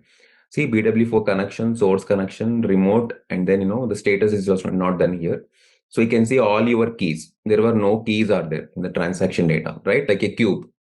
Okay. So you can see your order ID, you can make it as, it came as it is from there, right? Can't make this one now. Yeah.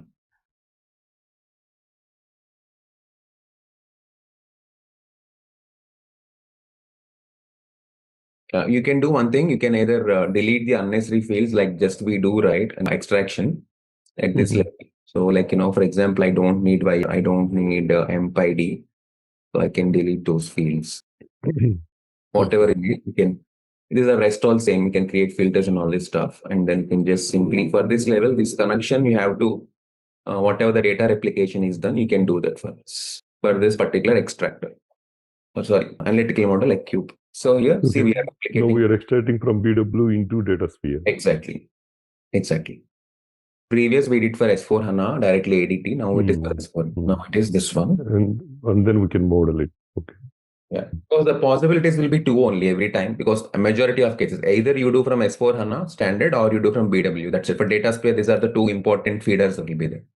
Non-SAP is also there, but yes, non-SAP Excel files I have shown. I'll show you SQL kind of thing as well. I'll show you that one connection also now. Let's see. If data is enabled, we will get all connections done. No, we can know how to get data from all connections. Right. So as you said, right, if you can go to the monitor directly, if it is what it is doing. You asked me, right? What it is doing, you want to see here, it is running. Right. It's running. Okay, 3 steps done. Okay. So if I want to see, maybe after this, could you show me the table that we replicated into Datasphere from both S4 HANA and BW? Where would I go in the Datasphere and see those tables? Yeah, completed. So it's user intervention to get the latest data. So you can see it is now done. This was done, everything. Maybe because you removed that field, that's why it is asking. Nothing. No issues. This has generally been there.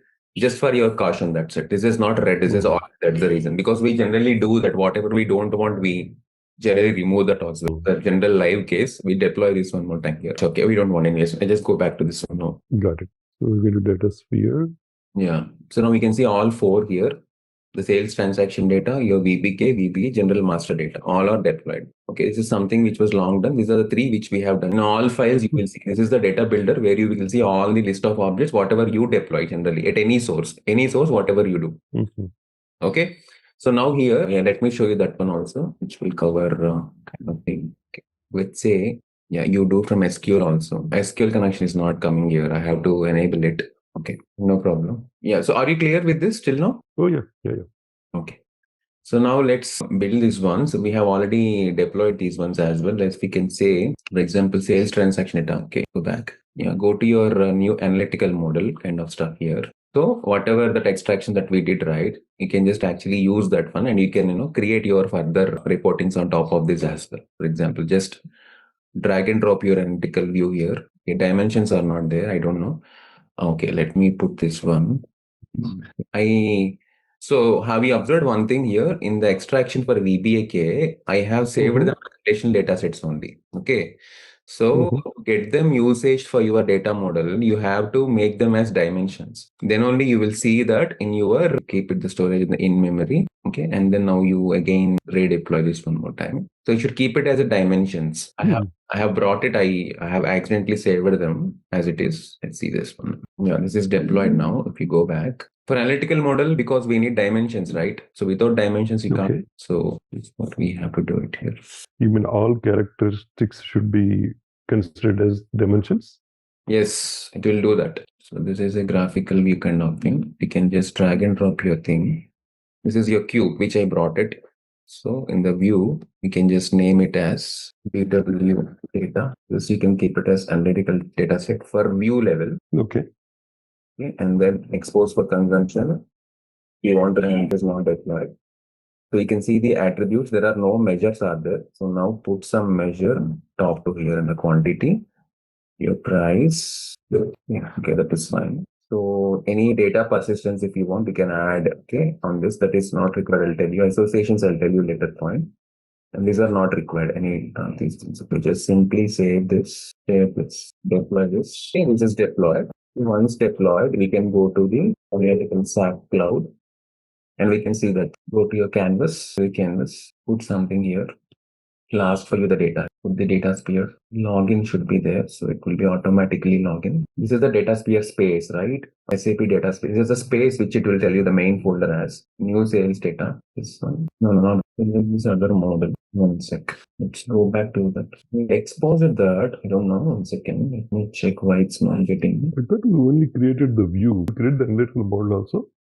No, that view is enough, right? With the view, we can go. Oh, the view itself is the analytical model. Right? That's the reason it is essential. This. So this is the analytical data set which I kept it. Analytical data set means it will be taken by SAC automatically. Is what I have just done that. See for this one. Let me try to do this one. Let me do a new one here. There are no fields that I can map to measures. Just wait. Hold on. Oh, pardon me, Kemo. Your voice is very low. What I'm saying now, there are no measures that I can actually map in this table. This is a complete header table, right? 1 or 2 measures might be there. Let me check. So I just want to know, make a link for this, for VBAP and VBAK. Just link it here. Okay, you can link like this. That means both a join I have created. So in this totally, whatever you want in the final view, you can do it. You seeing my screen?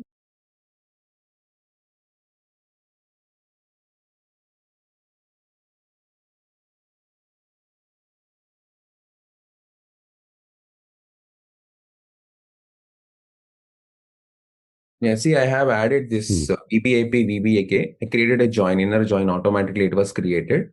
And these are the properties for it. If you can see here, the sales document is the primary key relationship, which was actually being taken here. Okay. Okay. I have now whatever are the standard fields the system will automatically collect it. If you go to the inner join, so you can see inner join. So extraction of for VBAK to VBAK. Whatever, see here, this is your join clearly. You can just expand this. You can see much more clearly. This is your join. If you want additional joins also, anything, you can just do it here directly, whatever you want on the mapping point. Okay. These are all, if you want 1-to-1, the cardinality you can mention like this, like 1-to-many or whatever you want, you can keep it 1-to-many. I'll just keep it right away. Okay. Getting that. So just, at the join level, you just make this one. Once you are done this, just close this one. So now in the view, you have to create this one. So this is a settings pane. I extracted 2 tables. I joined them here. The inner join properties, cardinality we mentioned. So this is your properties pane. This is the projection pane. Okay. So whatever you want on this projection, means whatever the columns that you want, because 2 fields you have done, right? In 2 tables you have done. So for all that, whatever the primary keys are there, what are the relevant fields will be there, whatever, if you want to exclude those individual, fields, you can do from here. It's an exclude column. If you want to say, change the name, you have always allowed to change the name also from here, because your entity or your business might have some other name for that. So you can change the name directly. So these 2 are already provided to you. For example, I don't want this record column. Okay. So for the information level, if you see, you can see the technical name and all these things as well for that. Because if you are much familiar with the technical name, you can see that one. So this is an information pane. So for example, material entered, if you don't want material entered, let's say, short text for sales order item, I don't want, I'll exclude this column. So whatever you exclude, it will fade automatically. See here, this is faded. Okay. And then, for example, item type is there. If I want to change the name, item type, what I'm changing now, I'm taking this item name, item group. I'm giving like this, some other name. You can change the name always here. That is one such good thing. It was here. Okay. So if you want to select all, you want to do something, if you want to exclude all columns, or if you want to restore all, that is also there. I'm not doing anything right away. But that columns, the 543, that is not changing whether you delete or... No, those columns will not change, but at the output, you will not see those columns. You're not getting that? Here, these will not change. This is a structure. You are just changing that one here, whatever you want in the projection. In the projection means whatever you want in your final reporting layer, you are making it ready. That is the projection layer. Okay? Yeah, it will not change. That's fine. This is excluding from the systems, what I want to say, in your model. That's it. But it will show still this is the common structure. Okay, now go back. Discard. Oh, I did this. Okay, let me do this one more time. Issues. See, you always change. For this, I have unknowingly discarded this. Once again, let me put this. Just join this, and I have done VBAK. That's the view.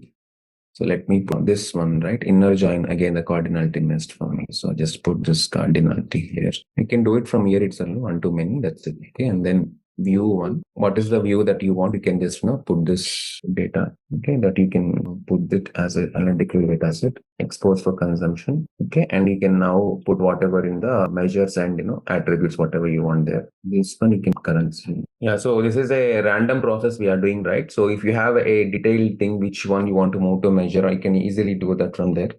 So if fields are there, let me pick a one measure here, because without measure, you cannot create a analytical models there. So that is the problem. Yeah, this we can keep a target quantity. Okay, this is the sum further. So how do we know whether that column is coming from VBAP or VBAK? You can see here now, you can just go to here, this extractions. That's true, but out of these 515 attributes, it doesn't show which table that column is coming from. That is what, let me show you that one also. Yeah, it is stopping for now. I think so. I'll just show you. See, this is how you can see. Seeing this, which table is coming from VBA. You can just click it here. It will show you.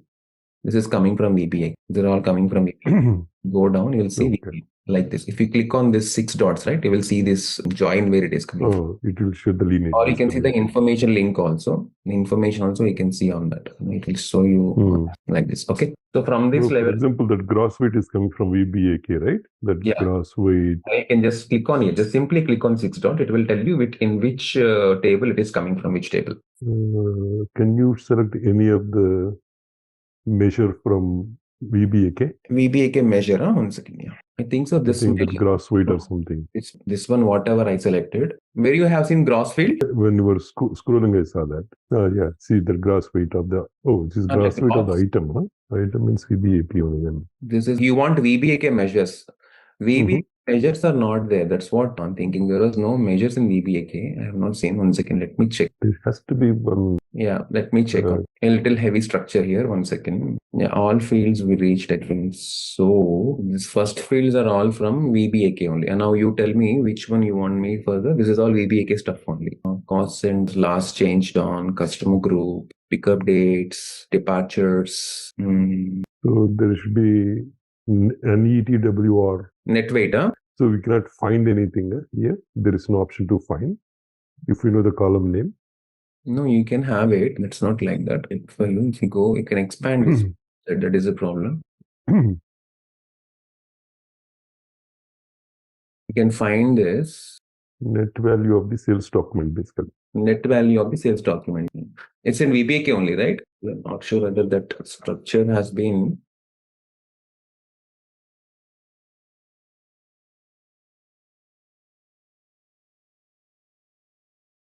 Yeah, that's okay. I just wanted to make sure when you are joining that inner join with VBAP, what should we do for the metric that is coming from the VBAK, because that is many to one kind of thing, right? Yeah, too many. Yeah, you can do many to many, 1 to 1, right? That's not an issue here.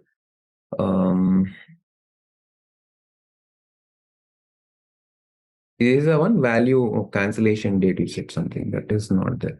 Yeah, that whatever the field you have told me, it was not there. I think so. I just checked it.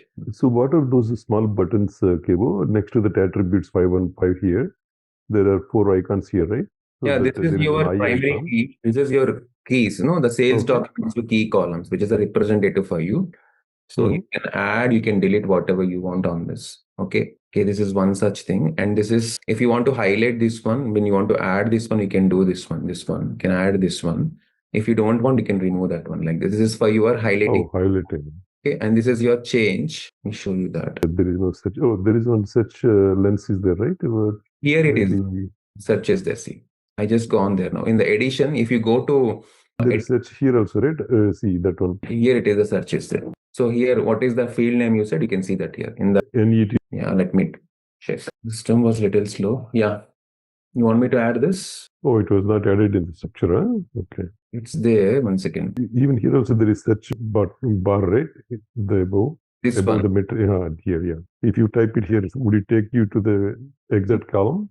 No. Yeah, it will take it, but no exact column it is taking. But anyway, yeah. NetW, right? No. Tell me one more BBL. Okay. Let's wait well like this. What is the thing you have? Tell me 1 second. You do with your net value. Yeah, net value. This one, right? Yeah, that's one. That you should not go with the. So basically the column. Okay, Yeah. text basically. Okay, got it. So if you click on that, it will show VBAK lineage, right? Yeah. This is VBAK only. Yeah. So let's say if I want that metric into the model, so we need to do average of it. Huh? What do you mean by average of it? I'm not getting that question. What you're asking? Because VBAP has a sales header and also the item, right, which is at the material level. One header item will have multiple materials. When you're joining with the document header, if it is, let's say, net value is $10, and if the sales document has 10 items, you will get $100. But actually, the sales document value is only that $10. So how do you model that? Is what my question is. Okay, I'll tell you that. Can I see the results now? Can we run it and see the result? 1 second. Okay. So I have done this one. Now let me deploy this model. I have some experience with Alteryx, Kevo. No problem. I have some experience with Alteryx. Okay. Alteryx is the best data pipeline building tool. Acha, okay. Awesome. I mean, if you use it, you will fall in love with it. Every step of the way, it will show you the record count and how your join is working, whether your join is correct or not. Immediately, if the join is not correct, your records will be multiplied or like that, right? And also, you can have that validation steps. You can create a lot of auxiliary steps and make sure that the quantity from the source, when it is going through the transformation, whether it's properly transformed or not. Things like that. I mean, you can easily build the complete pipeline with all the validations also within no time. Okay. But here it is so blind. This one, it doesn't show the join condition properly. No. Yeah, it was there. You mean it was condition? I mean, basically you need to work with the tool a lot. Yeah. Then only you will understand so in where your exactly is what. tool you have told there, it will automatically do the join. I mean, it was doing here, but I'm not getting that. You in the Alteryx, whatever you're saying, this customization that will be easy. You're saying, or the automation is more in that in the tool. Everything is very easy. I mean, extraction, transformation, loading, and everything. It is so easy. I mean, you can accomplish a lot in the same time. That's what I mean. I worked for almost 3 years in using Alteryx. But I really thought it won't get, flourished in the market a lot. I'm not sure whether it was really flourishing or not. Alteryx, huh? Yeah. Alteryx is big, actually. It's huge. I mean, it's getting a competitive for SAP for this thing. They're not ERP. They're not into ERP, but from the ETL perspective. Okay. A lot of mid-size enterprises, they're using Alteryx a lot. Mostly it is like end user kind of a business users, right? Business analysts. They use it a lot on the downstream consumption. Okay. I never got that. It was really good to know. Yeah. I mean, I really loved it. That's what in SAP, they take you here, there. There's so many and twists. Yeah, I've been working in SAP since 98. So yeah, SAP has some issue as when I also tell, because they generally release products not fully cooked. That because of people will get, a lot of. It is one thing I could say. It is a consultant friendly. Yeah. That's how all our consultants can make money, right? Because every small thing also takes a lot of time. I used to work for one shoe company, and just my role for 3 years, I was a consultant, is like load sales order item data from ODS to Cube. That's my responsibility for 3 years. In the early stages, there used to be a lot of problems for that also. That's why there is one consultant for that sales order item data. And there are overtimes also. Sometimes the data is not loaded properly, so I have to work in the weekends.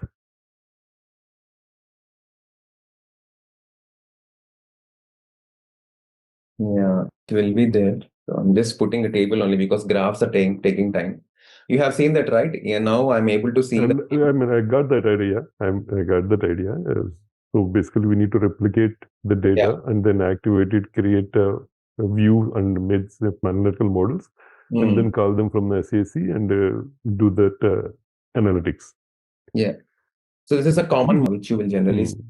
But yes, a lot of stuff is there, and I want to explore. A lot of models are there, which is a very basic model level. I'm just showing you because last time I have shown you the non-SAP to here, and then now we are seeing replicating a BW, S4 HANA tables, join them, and then we are just using them for what are the purpose we want. In a similar fashion, you can practice for BW analytical models also. You can get them. You can, you want, you can model them. Let's say if I want to create a calculated view server. For example, a calculator is used in SAP HANA Studio. Can I do that from the tables, the replicated tables of Datasphere? Not Can I access them you from cannot SAP create HANA Studio? You cannot create in here. You can do it in the S4 HANA only, and then you have to get that view in here. The work is you have to edit. That view we need to create in S4 HANA and then get that view into Datasphere. Yes. Oh, we cannot create. But you said it is also on HANA DB only, right? The Datasphere is also on HANA DB. So HANA Studio, we cannot connect to Datasphere?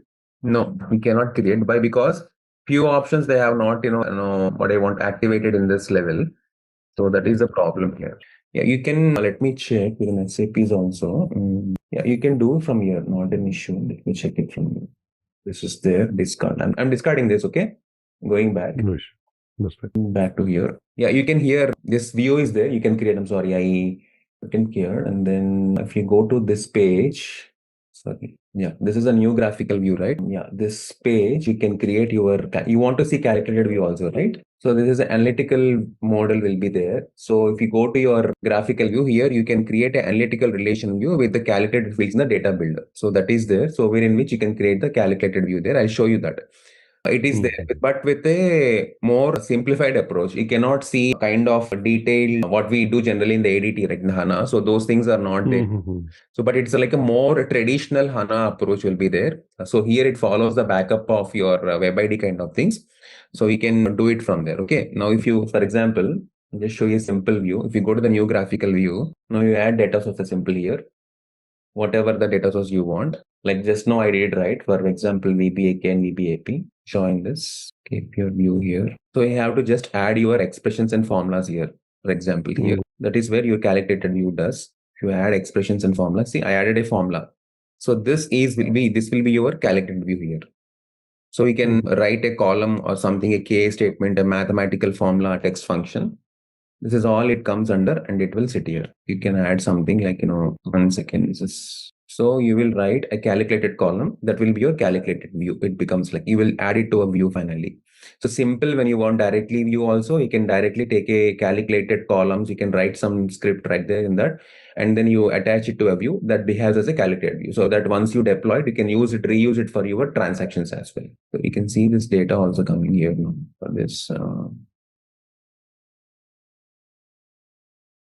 Let's say and write it as a calculated one. So you have to write it the expression here. The moment you write it here, right? The business name and all these things, data type, and you can write the expressions, whatever the so-called logic, whatever you want to put it, right? You can put all these logics will come.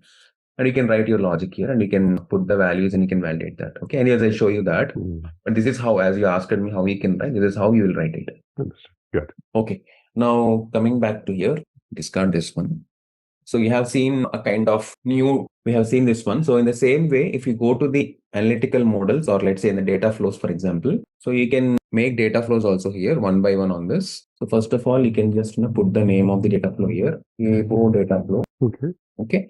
So this is not run. So this data flow will, like what I want to say, it's a kind of data transformation and loading strategy that you define from a source to a target. That is what you generally do. So in this, what happens? We might use some logic also. We use the same thing, like in the graphical view, what I have done, it will look very similar. So all the filters, all the joins, all the calculated fields, your lookup, everything will be there. It's like a important tool for you in the data integration at the data foundation layer for your Datasphere. That is what the thing is about for that. So you have to basically, the objective for this data flows is extract data from a source, transform it, and load it into the table or a view, whatever you want. Oh, so basically it is the ETL kind of that tool. we can use it for a data pipeline, building data Yes, pipelines.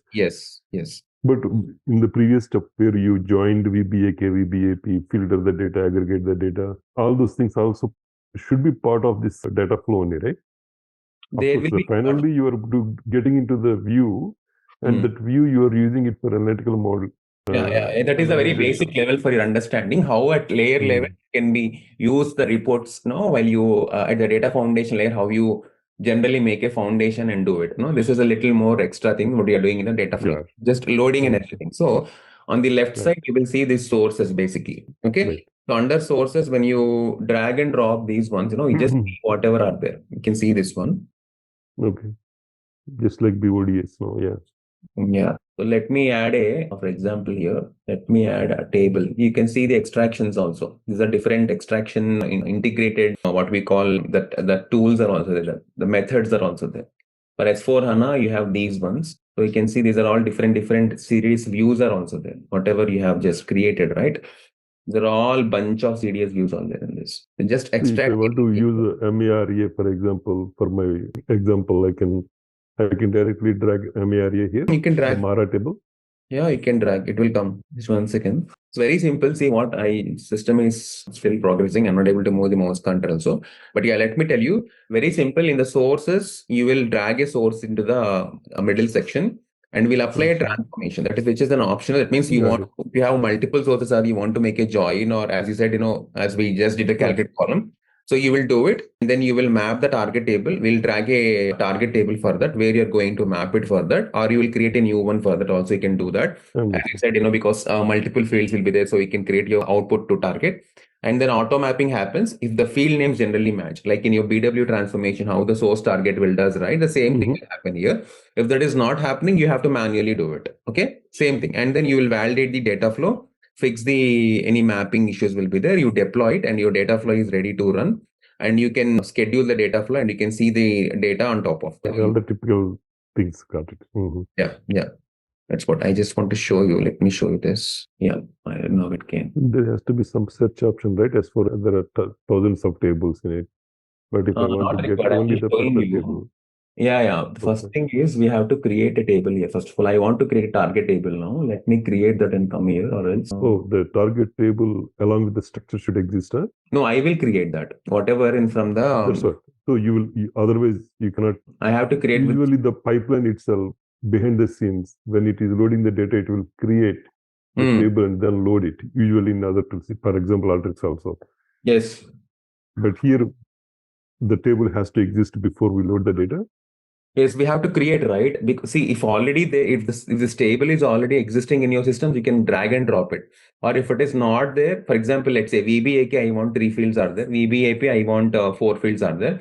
So for that, I cannot have it handy, right? So that one I can create in Datasphere. So to project something for that model, for whatever the fields that I want, I can just, a kind of, it's a kind of what you can running table for you here in the system, where you will add whatever you want into the tables in the data flow. And then you will take the last structure, because as you see, if we add 2 more, 3 more tables and take the same structure into the SAC level, it might get burdened with a lot of fields and everything, or you have to do a lot of rework on excluding the fields and everything.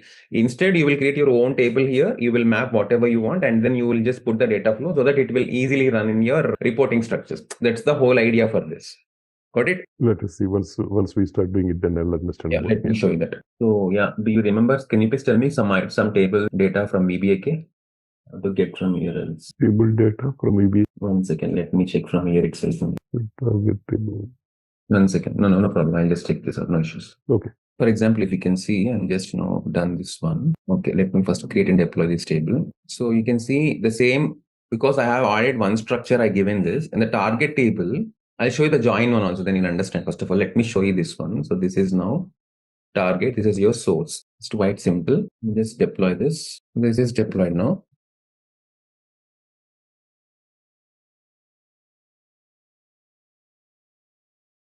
See here, you can see your data preview. If that is data, I will be that will come. There is no data for this. So this is one such thing where your replication table will follow the same source structure. Getting? So if the joint things are Yeah. there, okay, let me show another connection. Let me do another one now here. You also use the same data sphere only, no other data spaces, because it was being told to me by these guys. Sure. Okay, when you practice, yeah. Let's say in S4HANA. Okay, sales, we can just check the location. Billing quantity location, billing quantity location. Yeah, let's do these two things. I think this is a very simple thing. So billing quantity location, description. Okay, and we'll add a target table here for this. Add this. You have to join this before loading into target. Yeah, I have to join it. Okay, first of all, let me put this one. This is having billing quantity location as a primary key field. Language is there, and this one. This is also same thing. Primary key relationship is there. Hold on. Okay, what is this error that I have in this? Operator has unconnected input and output. This is unconnected input output. So usually just by dragging the line onto the other line, it will join automatically. Yeah. Yeah, that's it. Yeah, it will automatically join. Second. Since it is this one. Or do we need to bring in any operators at the top of the canvas here? No, not required. This has to go automatically. I'm just surprising this here. This one. That is union. I want to put join here. Just 1 second. Okay, fine. You take any one operator here. There is join. Who would understand there is join? And I'm just deleting this and put me into the join. Yeah, please. Yeah. I think that's what. So in this, what is this called? Data flows. I think we need to use those. 1 second. Yeah, let me add this one. Okay. You cannot delete that line? I can. I'm deleting this table itself. These controls are quite quirky, so you have to be. Why is this? To take to the next. It has to take multiple times this one. Now your join, you have to tell this one. This is a join. Okay, your location to location, everything has happened on this. Okay, done. Join is done, and then you will from here you will create a new table for this. Then you will attach this like this. Table. I can just change this name. Okay, now we just deploy this control. Now you redeploy this table one more time. Oh, whatever I change this one, not table one. Okay. Okay, now you can see all these columns here. Whatever I have joined 1 to 1 on this, you can just see all the columns. Create and deploy the table. No, that's it. You are not creating the table before using it here, right? Automatically it is creating it. You can create and you can get the tables also, and also you can get create that on the fly as well. Both are there. Yeah, exactly. Yeah. Both are. That's what. Yeah. Then that is good. Yeah. Okay. Because I want to show you the scenario so you'll get better understand, directly what's happening in the system directly for this. Here on the data flows, simple. So this is what your connections are ready, right? You can play like anything with these options and everything. All right, let's test your knowledge. Here's a question for you. What type of modeling approach does SAP Datasphere use? Option A, traditional ETL only. Option B, business semantic modeling. Option C, relational modeling only. Option D, hierarchical modeling. Take a moment to think, and when you're ready, choose the correct option. Remember, each choice holds a key to unlocking the answer. Good luck. Type the correct answer in the comment section. Hey there, want to get good at handling data? Our SAP Datasphere course is here to help. You can take it at your own pace on our platform. In this course, you'll learn all about SAP Datasphere. It's like a smart system to connect, manage, and use your data in one place. Our course covers everything you need to know, from the basics to more advanced tricks. It's made by experts who know what they're talking about. Your teachers are pros who've been doing this for ages. They're here to help you learn and answer any questions you have. And don't just take our word for it. Our students love the course too. People just like you have found our course super helpful. Best part, it won't break the bank. This awesome opportunity to learn is affordable. Ready to become a SAP Datasphere Pro? Sign up for our page now. And for more info, check out ZaranTech's website. Is my screen visible? Yeah. Yes. All right. Okay. So this is what happened. Someone in the connections. So these are the standard connections. Usually this is under admin control. This will be generally under admin control. What happened is I showed deletion can be done, right? I don't know who did it. They deleted all these connections. Because of that, what happened? The master connection also deleted and no one was able to perform anything on this thing. So they have now strictly told me that no one to touch this particular panel, space management and these connections. They already established the connections. That means the admin people already given connections to SQL, BW and S4HANA 3. So for whatever the practice that we can do on that, right? So That is what they have generated for us. Clear? No, these connections are there. You can import and you can start working on that. So no need to create a new connection. So it's already this. So you don't create any new connection. Not required. Okay. So the space also the same one we need to use. So he asked me, the space management also, he asked me to use this one, SAP Datasphere. You can see there are spaces here. The Datasphere space is the one he asked me to use. Okay. Don't use what it's told to me. So now you also go and do with your this one only. Don't create your own spaces now. Okay. Got it. Yeah. Okay. That's what I want to tell. Yeah. Now coming back. So you guys have already seen these connections, right? As for HANA. So let me show you a few things on this. If we go to here on the home page. Yeah. As I said, earlier we have to go to this data layer. So whenever you want to import a table, right? Like the tables will be there. You can see in the table section. So you can see here, you can import your, I have shown you that before last week, the access of non-SAP small scenario CSV file. So in the similar way, you can import the remote tables also. Remote tables means from S4 HANA or BW4 HANA, whatever the tables you want, you can do it. Okay. So now if you can, for example, if you go to S4 HANA, the connection is already there. So the moment you do the connection establishment, you'll get this ones here. And then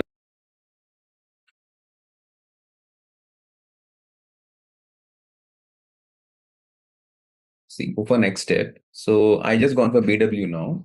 So the relevant ABAP tables will be there for you on name wise. So like this, you'll get all the standard tables, whatever you want. For example, if you want to do something with the tables, I'm not showing you any models now, just for table import, I'm just showing you.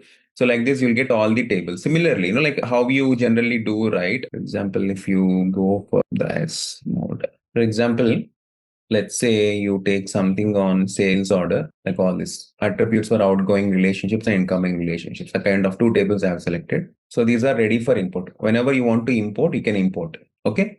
Now you can simply import and deploy it. If they are already in repository, you will say it. If they are not, it will come like this, ready for import. So you can import those tables.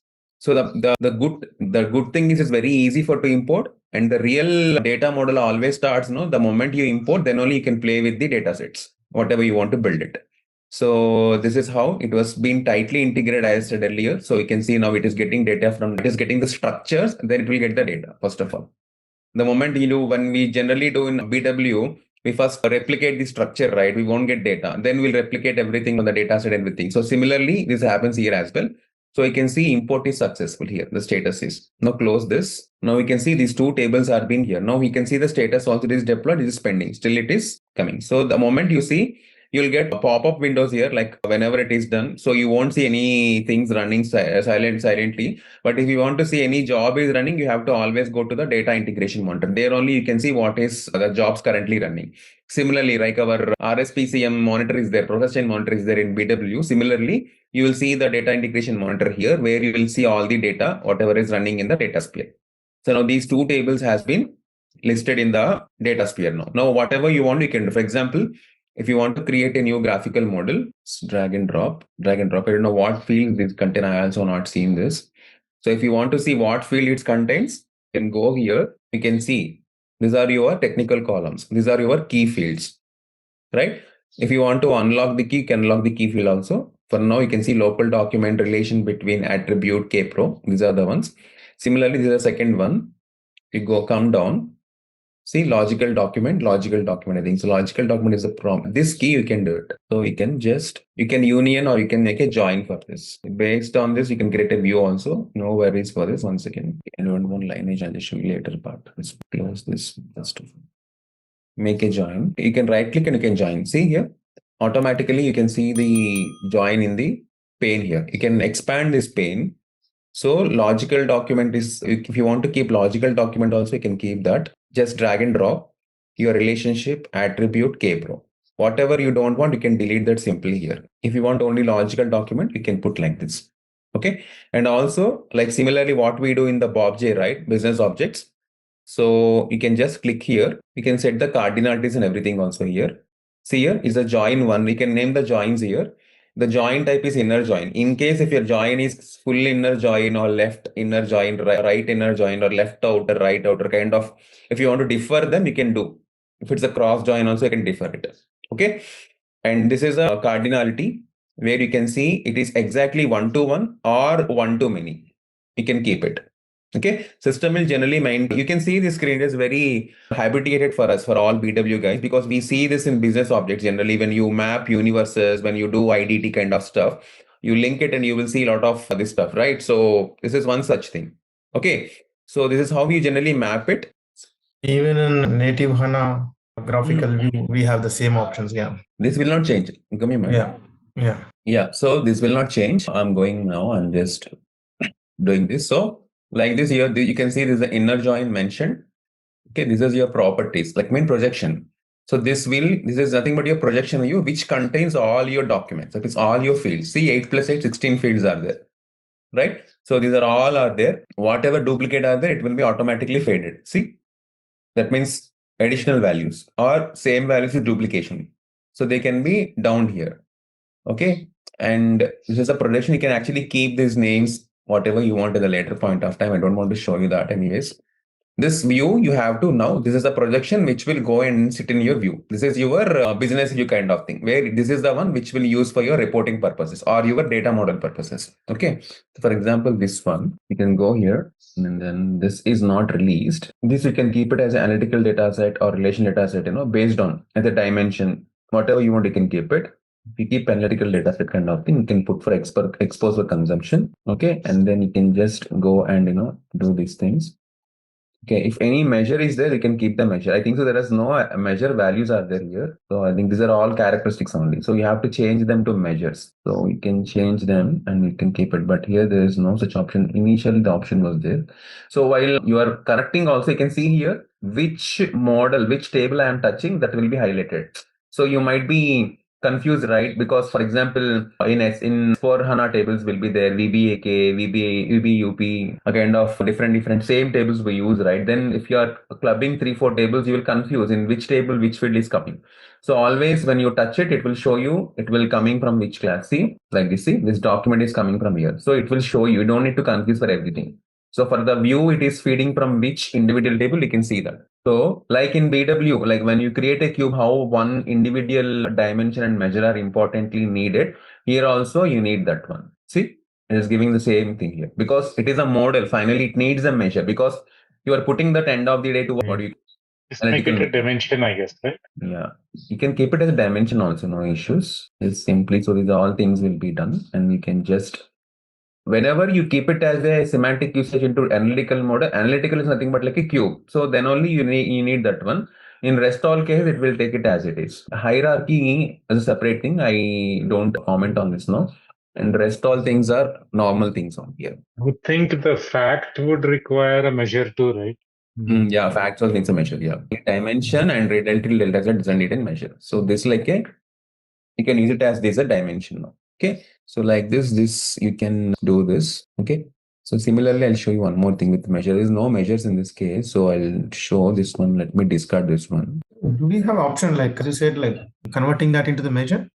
Oh, you can do it at this level only. We have to do. I'll just show you one sec. You go to the main table connections. This one, there is a conversion of measure will be there. Just 1 second. In the new table, we can see 1 second. Let me put this for new table and I will show you this. Take new one here. Let me check if some measures are there in this. If you go to the new graphical view, you move here. This contains descriptions only. These are all master data fields, I think so.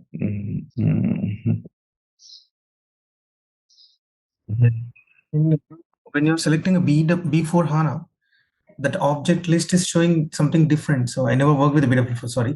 So is it a standard objects of BW? Those tables No, standard of this one, these are all. Okay. Same for your BW4 HANA.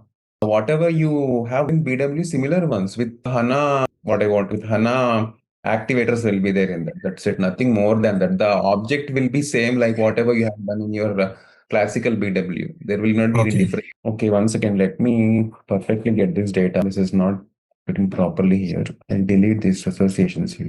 And delete from here directly. Sales, having the measures sales. This is the last time we have, when you guys are not there, I did this. You can see these have everything.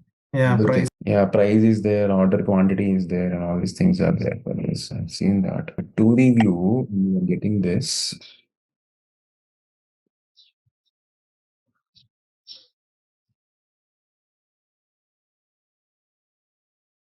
Okay, anyways, I can show you this one, price, order quantity. See, you can change the measure directly. This order quantity. Okay, yeah. I want to show you the option. That's why I'm just looking for right data. So you can change whatever are there. You can change them if they're enabled. System will show you automatically. You can change them to measure. Okay. I think it's probably just looking for decimal types, right? Yeah. Like whatever the decimal type. So the moment you use this like this, right? Analytical data set. Let's say we'll do this one. I think date kind of fields also, can we convert into the measure? Date fields. If it is enabled, you can do. Date fields will be usually in BW we do it. Here it is not allowing me. I already tried getting it. So whatever are enabled, you have to do it from your side itself only. But no worries. I'm done. And if you just deploy this, save this and deploy this. I saved on your both names now. Let's see this one. This is saved now. Now you make it for expo consumption. Then you save this, deploy this. So you can always see this in the data monitor, whatever you deploy, right? You can see in the monitor, if any jobs are running, you can see that here. See, this is the extractions. We did it now. Everything, even the deploy status also we can see here. Deploy status, yeah. Deploy status generally it won't show what are the extractions will be there. Okay. That also it has to be available. I just want to show you that 1 second. 1 second. Let me run that job and let me show you this. So here it will. This is not deployed. You can see this. This is not an error.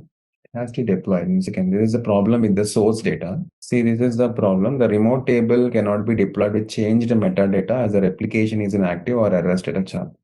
Some remote table data from some problem, ADLH. So the sales was just a view. It was not loaded into Datasphere. Sorry, what is this? The sales transaction, the first one, was that more of a view into S4? Was it not loaded in Datasphere? It was loaded. Remote. It was loaded. Okay. Why is it says remote? I have loaded. I have changed. Someone changed, or I don't know who changed it. So metadata was changed. So when you touch the metadata, right, system will not agree for it. That is what. So let me take another one. It said remote. I got confused. Okay. Remote only or normal table? The right one. Just a minute. It's a remote. Okay. When we have done. Let me get an extractor here. The tables, call them.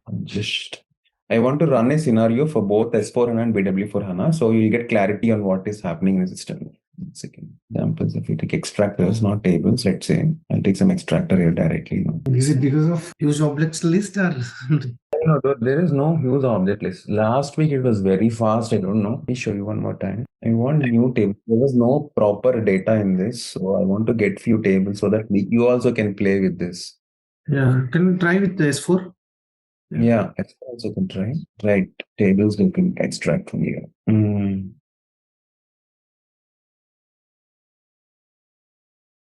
I'll take material table anything, so that will be easy for you. Okay, plan data for material stock report. It will have something. Your measures will be there in this material stock report. Collection, material special fees, stock change data, material documents.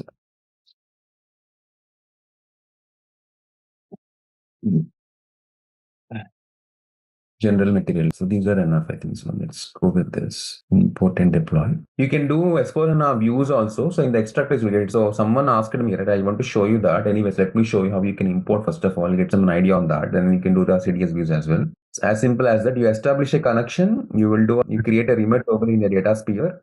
You create a view and you do an analytical model. That's it. So you have to browse your CDS view perfectly, which can be a consumption view for you for this. In the select import table only, you'll get that views also. I'll show you that.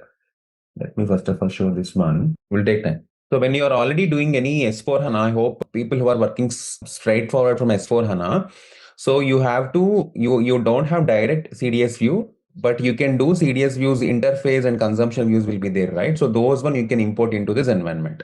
Okay. Okay. You will be, because your interface view is nothing but your data layer one, which you have to call it to the system.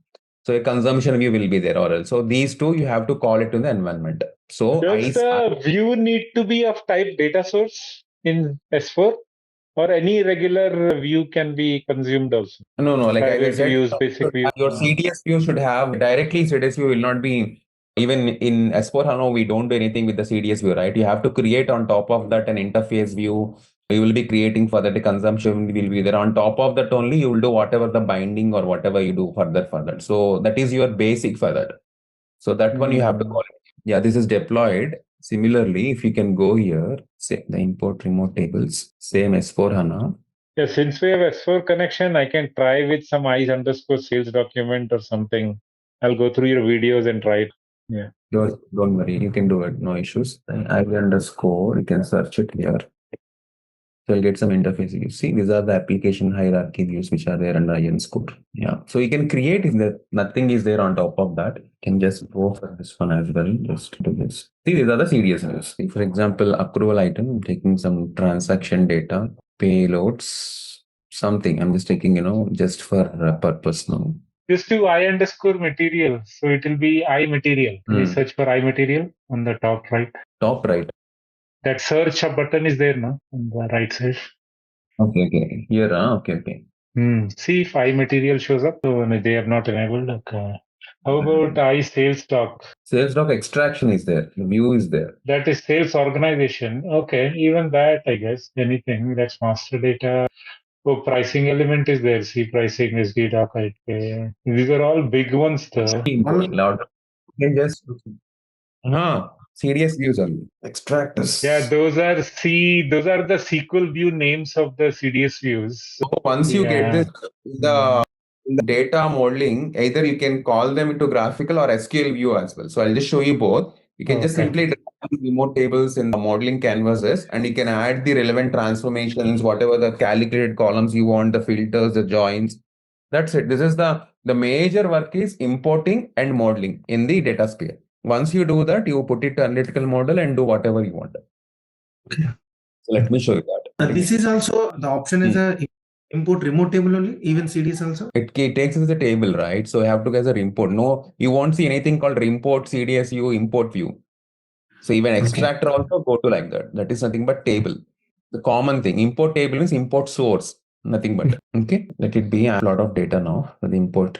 We'll do fastly only. And let's see. Just give me a minute and back. We'll be exploded.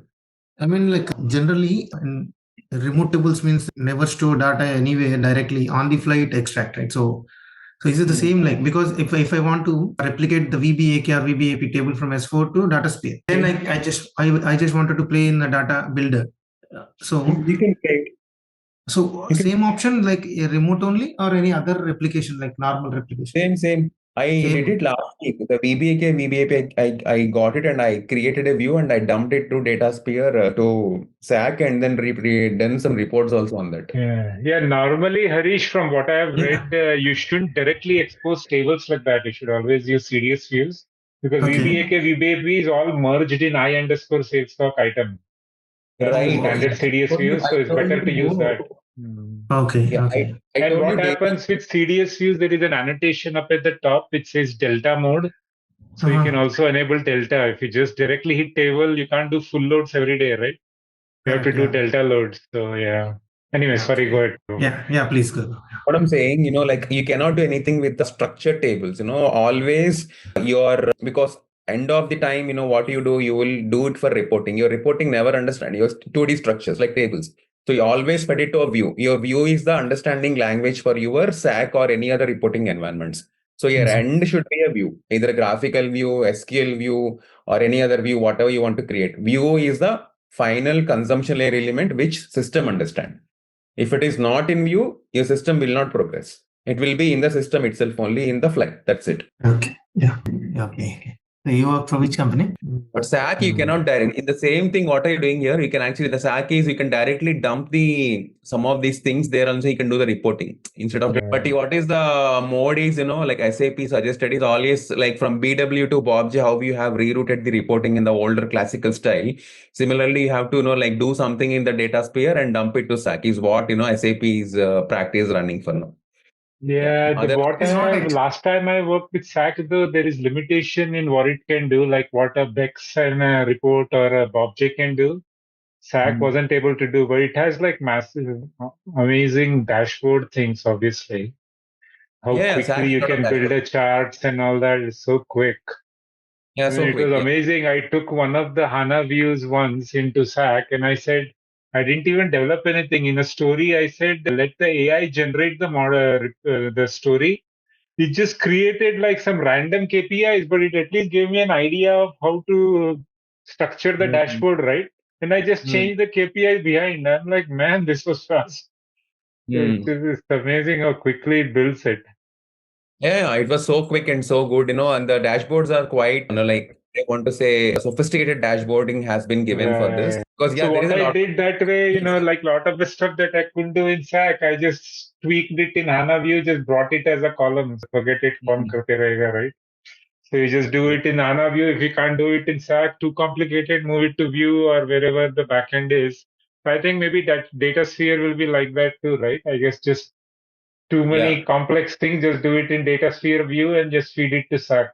And any dashboarding thing it can handle, right? Yes, it will handle, yeah. So I think Now my project, like they're migrating.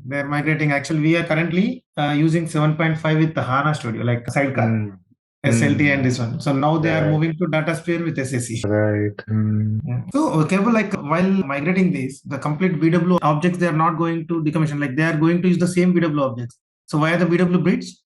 So this can be right. I mean, you're asking what is the use of BW bridge when there is the same because object? now there our BW, there is a plenty of data flows we have in BW. So they want to use those into the DataSphere. So they said like via the BW bridge they are using, they are doing something. No. BW bridge is your dedicated thing in the DataSphere where you can reuse all your existing BW content. For example, you have developed something, info providers, transformations, your DTPs, queries, right? So you have to migrate the exact BW logic without full remodeling. For that, you have to go for BW bridge. Okay. So when we migrate means like in a DataSphere, do we have any objects like same like BW or InfoCube or DSO kind of like any direct tables only? All your info providers will come. InfoCube, not InfoCube, all info providers I'm saying. Everything, all info providers, okay. Your transformations will flourish and your DTPs will be seamlessly you can have connect with the legacy BW data models to DataSphere when you go with BW bridge. So you can combine BW models with modern cloud native modeling in the DataSphere. That is the advantage of BW bridge. But does the BW need to be a certain version like BW for HANA or 7.5 on HANA? Anything older it won't take, or like it's probably only taking ADSOs, right? Not No. It should older be types of ODSs also. No, it should be on BW4 HANA. You have to migrate that's what I thought. to BW bridge. Yeah, it should not be like 7.5 something. No, but we are not into the BW4. We are still into the 7.5 only. Yeah, I don't think you can migrate that because you'll still have ODSs, right? ODS won't take. We have advanced DSOs, all advanced DSOs. So you have all ADSs? So okay. Yeah, ADSOs only. But 7.5 only, not BW4 HANA. Right. No, you can 7.5 is on-premise to DataSphere you can do, but not directly. Because what I'm saying, SAP Datasphere only support BW4 HANA. So that is also to BW bridge. First of all, you need to transition your 7.5 to 4 HANA and then move your models to BW bridge. That is a migration strategy. You cannot do directly 7.5 to DataSphere. That is never. Because the only always is 4 HANA.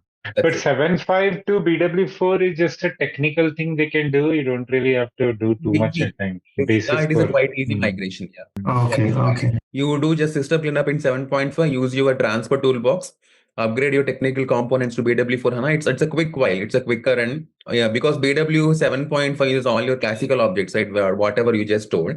But those are not support in the BW bridge, basically. That is the problem. BW bridge never identify that. So you have to first of all migrate them to 4 HANA. Then only it will support your DataSphere thing. Yeah, it's still going on. There's a lot of big objects. Almost all imported. Almost, I think so. This has to be activated. Okay, yeah. How much data did it bring? Does it show anywhere? Like other than going into the table itself? In the monitor, it's probably, right? You can go to the monitor. Even that is also, you can close this. No? You can see in the monitor this one. Oh, is it? You can see this in the monitor. You get everything. See here? The number of records. How many views, how many remote queries are there? Everything you can get it in the. That local table means like we create in DataSphere? Or kind of. Okay. And even for suppose in an enhancement, like if there is any extra field added in the source, So again, we need to import everything like along with the data. No. What? Suppose any not like standard table, any G table is there. We have enhanced that field to the table. So how to do that? Again, we need to replicate entire table data or. Not required. Just a normal replication, it will automatically pick the replicated things only. You don't need to replicate everything. You can see this data replication, right? The same you do. Data replication also for any real-time things for that. If you simple data replication, it will do whatever you have been added for that, like that. Same like, it was more advanced than BW. So whatever you have in BW earlier, the same similar things will come and more better things will come in this. So like this, if you see here, all these tables, whatever you have done, you can see the extraction status also in the data monitor. So whatever I have done, so material stock reports are there. So you will see generally all types and everything, whatever you have done for this. So this data replication, you can schedule it also. For example, if you want to schedule it, for example, let me check for you. So for example, whatever you are doing for this, you want data replication. So I don't take everything now. Let me check only a few things here. Only these two I'll take it. You can do kind of. You can do data replication also for this. So you can see this. For example, once these are available, if you do start data replication. So when we import, only the structure will get imported. Same like that, right? So again, we need to. Yeah. So like this, you will see everything. Once data is replicated in the, for example, this one, last week we did it. So you can see how it is replicated also. This is a standard table. You have asked me, right? VBAK. So like this, you'll get everything. How many, like process chain, how you have done, how we get details, right? So like a similar way, you'll get all the information, how it is updated, when it is last updated. A kind of all details we can see, okay? With the timestamp and with metadata, whatever you want on this. Okay. Okay, things once we can schedule it also the way you want. We can create a schedule for this. For example, if you don't want to immediately, if you want to, for example, of this table is, let's say it is daily updating, weekly updating. So you just ask me, like some field I have added, how come it will come? These type of things you can schedule it so it will go in repeat and it gets the data every day, every week, every month kind of things based on your data loads. So you can just schedule the schedule, it will run like process chain and the job will be run and it will get the data automatically on that time. That's how the schedule will go. There is no instant replication like a... You have done, no? I did it right, instant replication. Oh, you did it? Sorry. Yeah, I'll watch the video. Never mind. You don't have to go through again. Yeah. Start data replication. You can enable. I'll do. So, yeah, well, like suppose there is a concept for real time, right? Real time data acquisition, RDE, like that. Whatever that, even in SLT. So every 5 minutes that table get updated. SLT, like the jobs run, right? So same like that. Do we need to? Because I can see here only hourly update. Not like immediate postings, whatever done in the SAP. That can be. Sure, like immediately we can see here. See, SLT kind of options, yes, Datasphere, this is what I'm just showing you, the real-time data replication, right? From S4 or ECC using your SDI, this is all smart data integration only, whatever you are calling so-called the SLT replication. So this uses SDA agents, Datasphere, I'll show you that in the demos. And it uses a thing called SDA agent. They are like they are like our SLT only. So for all your real-time data capture, you use these SDIs. So we have to install some DP agents will be there. We call it as data provisioning agents. So you have to connect to one of your S4HANA, ECC or BW, whatever it might be. And then you will trigger, so the replication will be done on that. But for SLT, specifically, if you want to do from BW Bridge will take care of that. Because BW Bridge supports all batch or near real-time replications from your ADSOs or composite providers. So that one you have to do from that BW Bridge. If you are not doing any of this, like no S4HANA, no BW, but you want to do real-time replication for a non-SAP kind of thing. So for that, you have to use CDC, which is called Change Data Capture. So that one will done through SAP Integration Suite or Kafka. Kafka you have to use some kind of event measures and CDC tools for the real-time data ingestion and things for Datasphere. So like that, this will be on that. Okay, I'll show you how you can install these ones and for the SLT things also. Okay, yeah. A little later point. So see here, the transaction data and all these things. Oh, this one I have just now. See, this is the one which I got the data.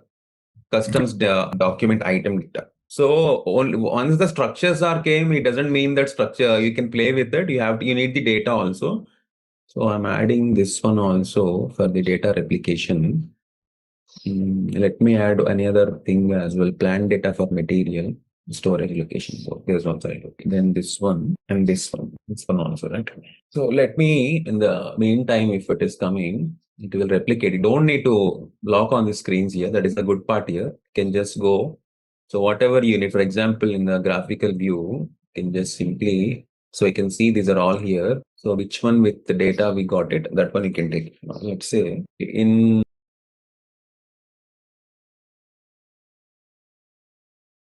what is that I got from the data now? I just forgot that. These are all available now, right? Storage location, payload transaction data. S4 HANA, payload transaction data, planned data, this material. And then custom item data. What is this? Custom item data extraction, transactional data. Okay, let me check on these ones. New graphical view. You can just see the data preview here itself only. Data is there, you can play with it. This is having no data because there are two things are there. I see this show data preview. Okay, you can see here records of data also. 1 second, let me check here. I have data for planned data for material. Only this has records and storage location data for material. So these records are there. Planned data for material. You can see that whether data is there or not, you don't need to worry. See, there are no zero records. You don't have data. So you can confirm that and you can do before you do any exercise or something, confirm that here. The data, because we don't know in the source the data is there or not. It is showing that here. So let me take storage location data and planned data for materials. Yeah, that's just master data, I think. It's just MARC, MARD. Yeah. It's master data only. You won't get this is our data. And storage location for data, and then what is the other one? I did it and plan data for material. Okay. Storage location data and plan data for material. Awesome. Okay, yeah, so we can do anything. I'll just show you. Go to the data builder, start this graphical view. See, automatically it will come like this. Go to view mode. See, recorder point. So you can see the measure. You can identify like this. This might be a measure. So first of all, yeah, this should be convert this to analytical model. Fact, I'll show you. Anyway, that is the same thing here. Just for understanding. Stock in transfer. Okay, restricted use stock. There will be one called unrestricted use. Just use that. That will always have some values. Yeah. All of these will be zero otherwise. I'll add a few more things also. Inventory correction factor. Yeah, this is enough. So here, these are all deployed now. You can see 68 fields are. So one more thing I want to tell you, for in case, if, let's say, this is deployed only, right? Okay. So you will see the information, the technical and everything here. Okay, in the second, let me show you that there. In the view, basically, if you go here, you can just edit this here. Whatever the fields you want, right, you can actually select them. For this any primary keys you want to enable, you can enable them. If you don't want to view these fields in the output also, you can just simply uncheck them. These are all unchecks you can do. So that this will not be go into your final data layer. Okay. For example, these are all your decimals 113. These are all measures only. So if you don't want, for example, if you don't want created on, you can take out created on. Sales value, picking area, inventory, okay, you can keep this one. Physical here, you did consignment stock, for example, in these ones, for example, I'm just showing you a few things only, or close this. That's it. Like this, you can uncheck them, whatever you don't need it, and simply you can save and deploy it. This one, deploy it directly.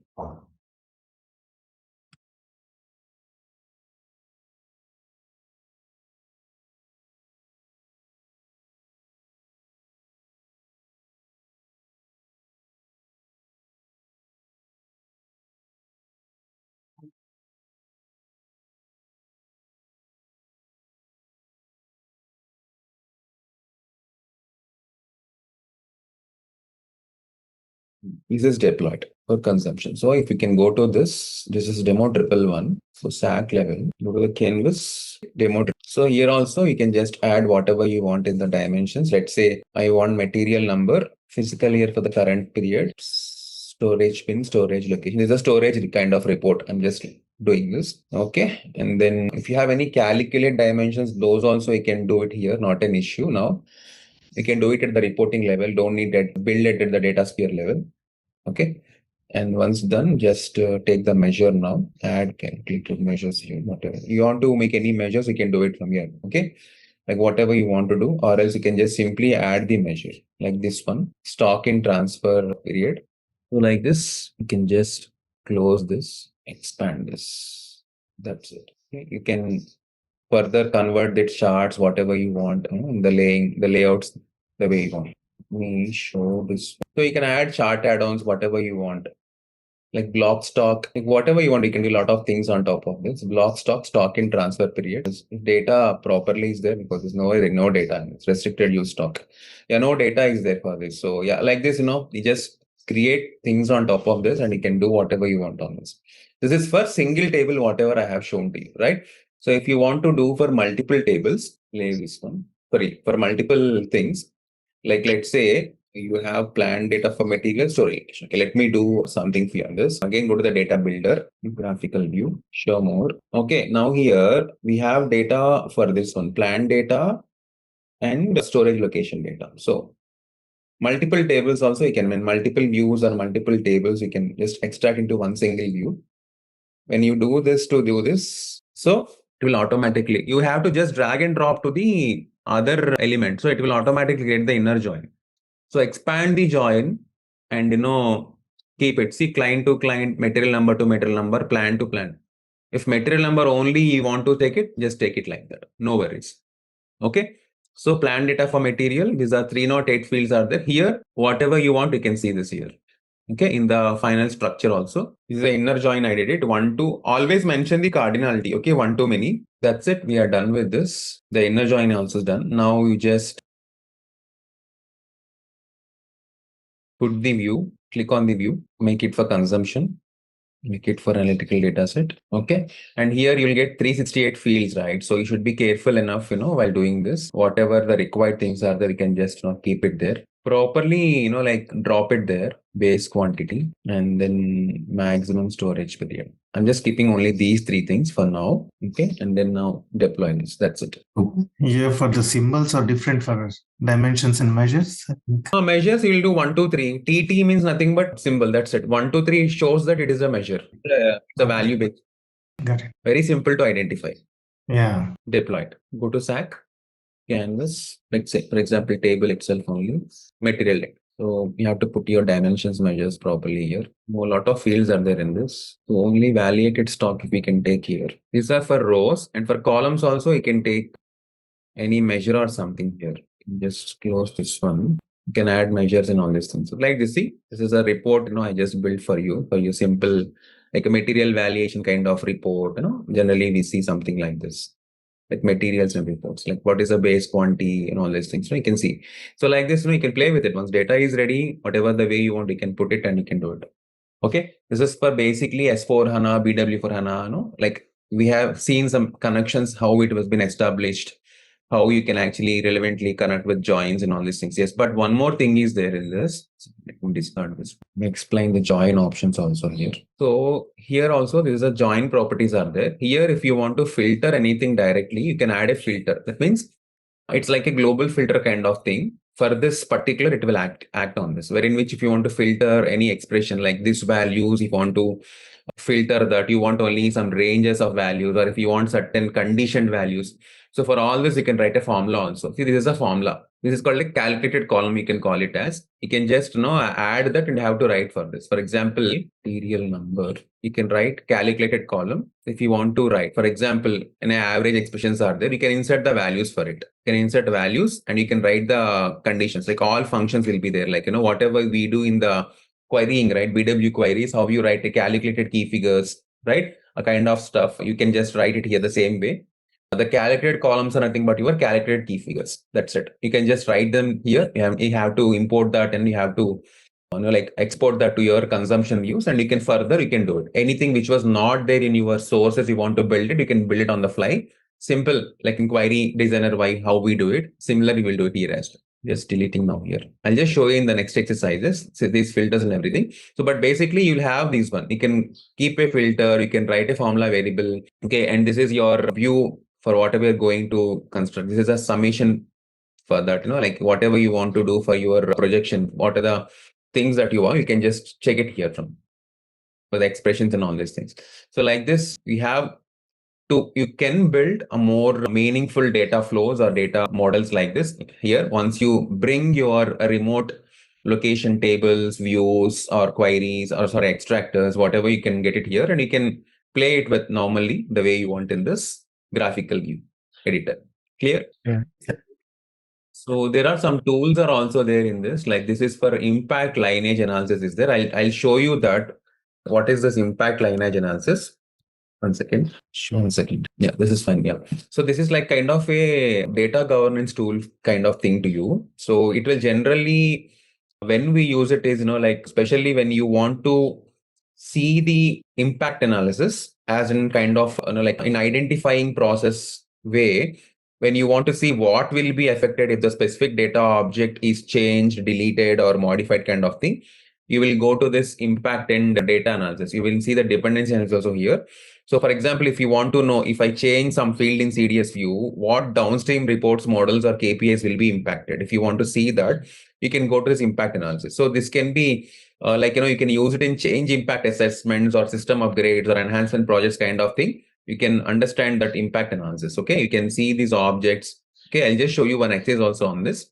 How the objects will be there, what it will happen when you change it, kind of thing. You can see this in the impact analysis. I'll run one exercise for that, then you'll understand what it is clearly.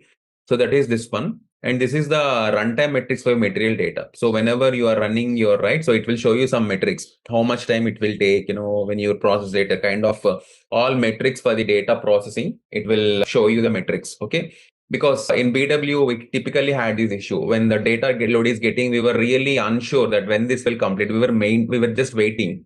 But here the runtime metrics will show you how much time generally it will take for you to complete the data load or like complete the migration kind of thing from Datasphere to the target, so that it will show you. So these are the tools that you generally see as part of your Datasphere. Clear, both of you? Yeah. Yes, yeah. So this is one such thing. So in the new SQL view also, if you can see, you'll see the similar options will be there. So normal SQL script, or is there something different in Datasphere? Okay. One second, it is struck for me. So you can create from here. Same thing here also you can do it. For example, let me build with this one. These are your two tables. See, when I'm drag and dropping, you're not seeing anything here. You have to just write it here. This is your editor kind of thing. So you have to write it here. Let's say, because we should know the fields first of all. Select. You can write a select statement, common statement here. Let's say, okay, I'll write like this. Material number. I'm just writing for you. That's it. Which state material stock reports. Okay. Where your material number equal to some number, whatever it might be. You'll write it. That's it. Is that a technical name of that? Material name or material type? Not technical. I'm just showing you. You write it on your own. I'm just showing you. Yeah. You will write it here, the same select query, same language. Nothing is there in SQL. There is nothing to discuss also. It's a normal SQL queries you read. You have to ensure you refer a correct schema, correct table names, correct field names are there. That's it. System will take care of the rest. That's it. You create this one and you just, deploy this view. Same thing. Whatever you have done in the graphical, you'll do it more in the, like coding wise in the SQL. That's it. You have to validate these expressions and then you'll put it to the view. That's it. It will do. You'll preview the data and you'll finally do it. You just deploy this. It will give you errors if you have anything. So you have to just go for this. Once it is done, you will deploy it. That's it. So try something from your side this week. I'll stop this at level. Or if you want, I'll continue. Or you want to practice, let me know these two. Then we'll continue the next of the parts. Okay. All right, let's test your knowledge. Here's a question for you. Which component allows you to create reusable data models in SAP Datasphere? Option A, Data Builder. Option B, Business Builder. Option C, Analytic Model. Option D, all of the above. Take a moment to think, and when you're ready, choose the correct option. Remember, each choice holds a key to unlocking the answer. Good luck. Type the correct answer in the comment section. Hey there, want to get good at handling data? Our SAP Datasphere course is here to help. You can take it at your own pace on our platform. In this course, you'll learn all about SAP Datasphere. It's like a smart system to connect, manage, and use your data in one place.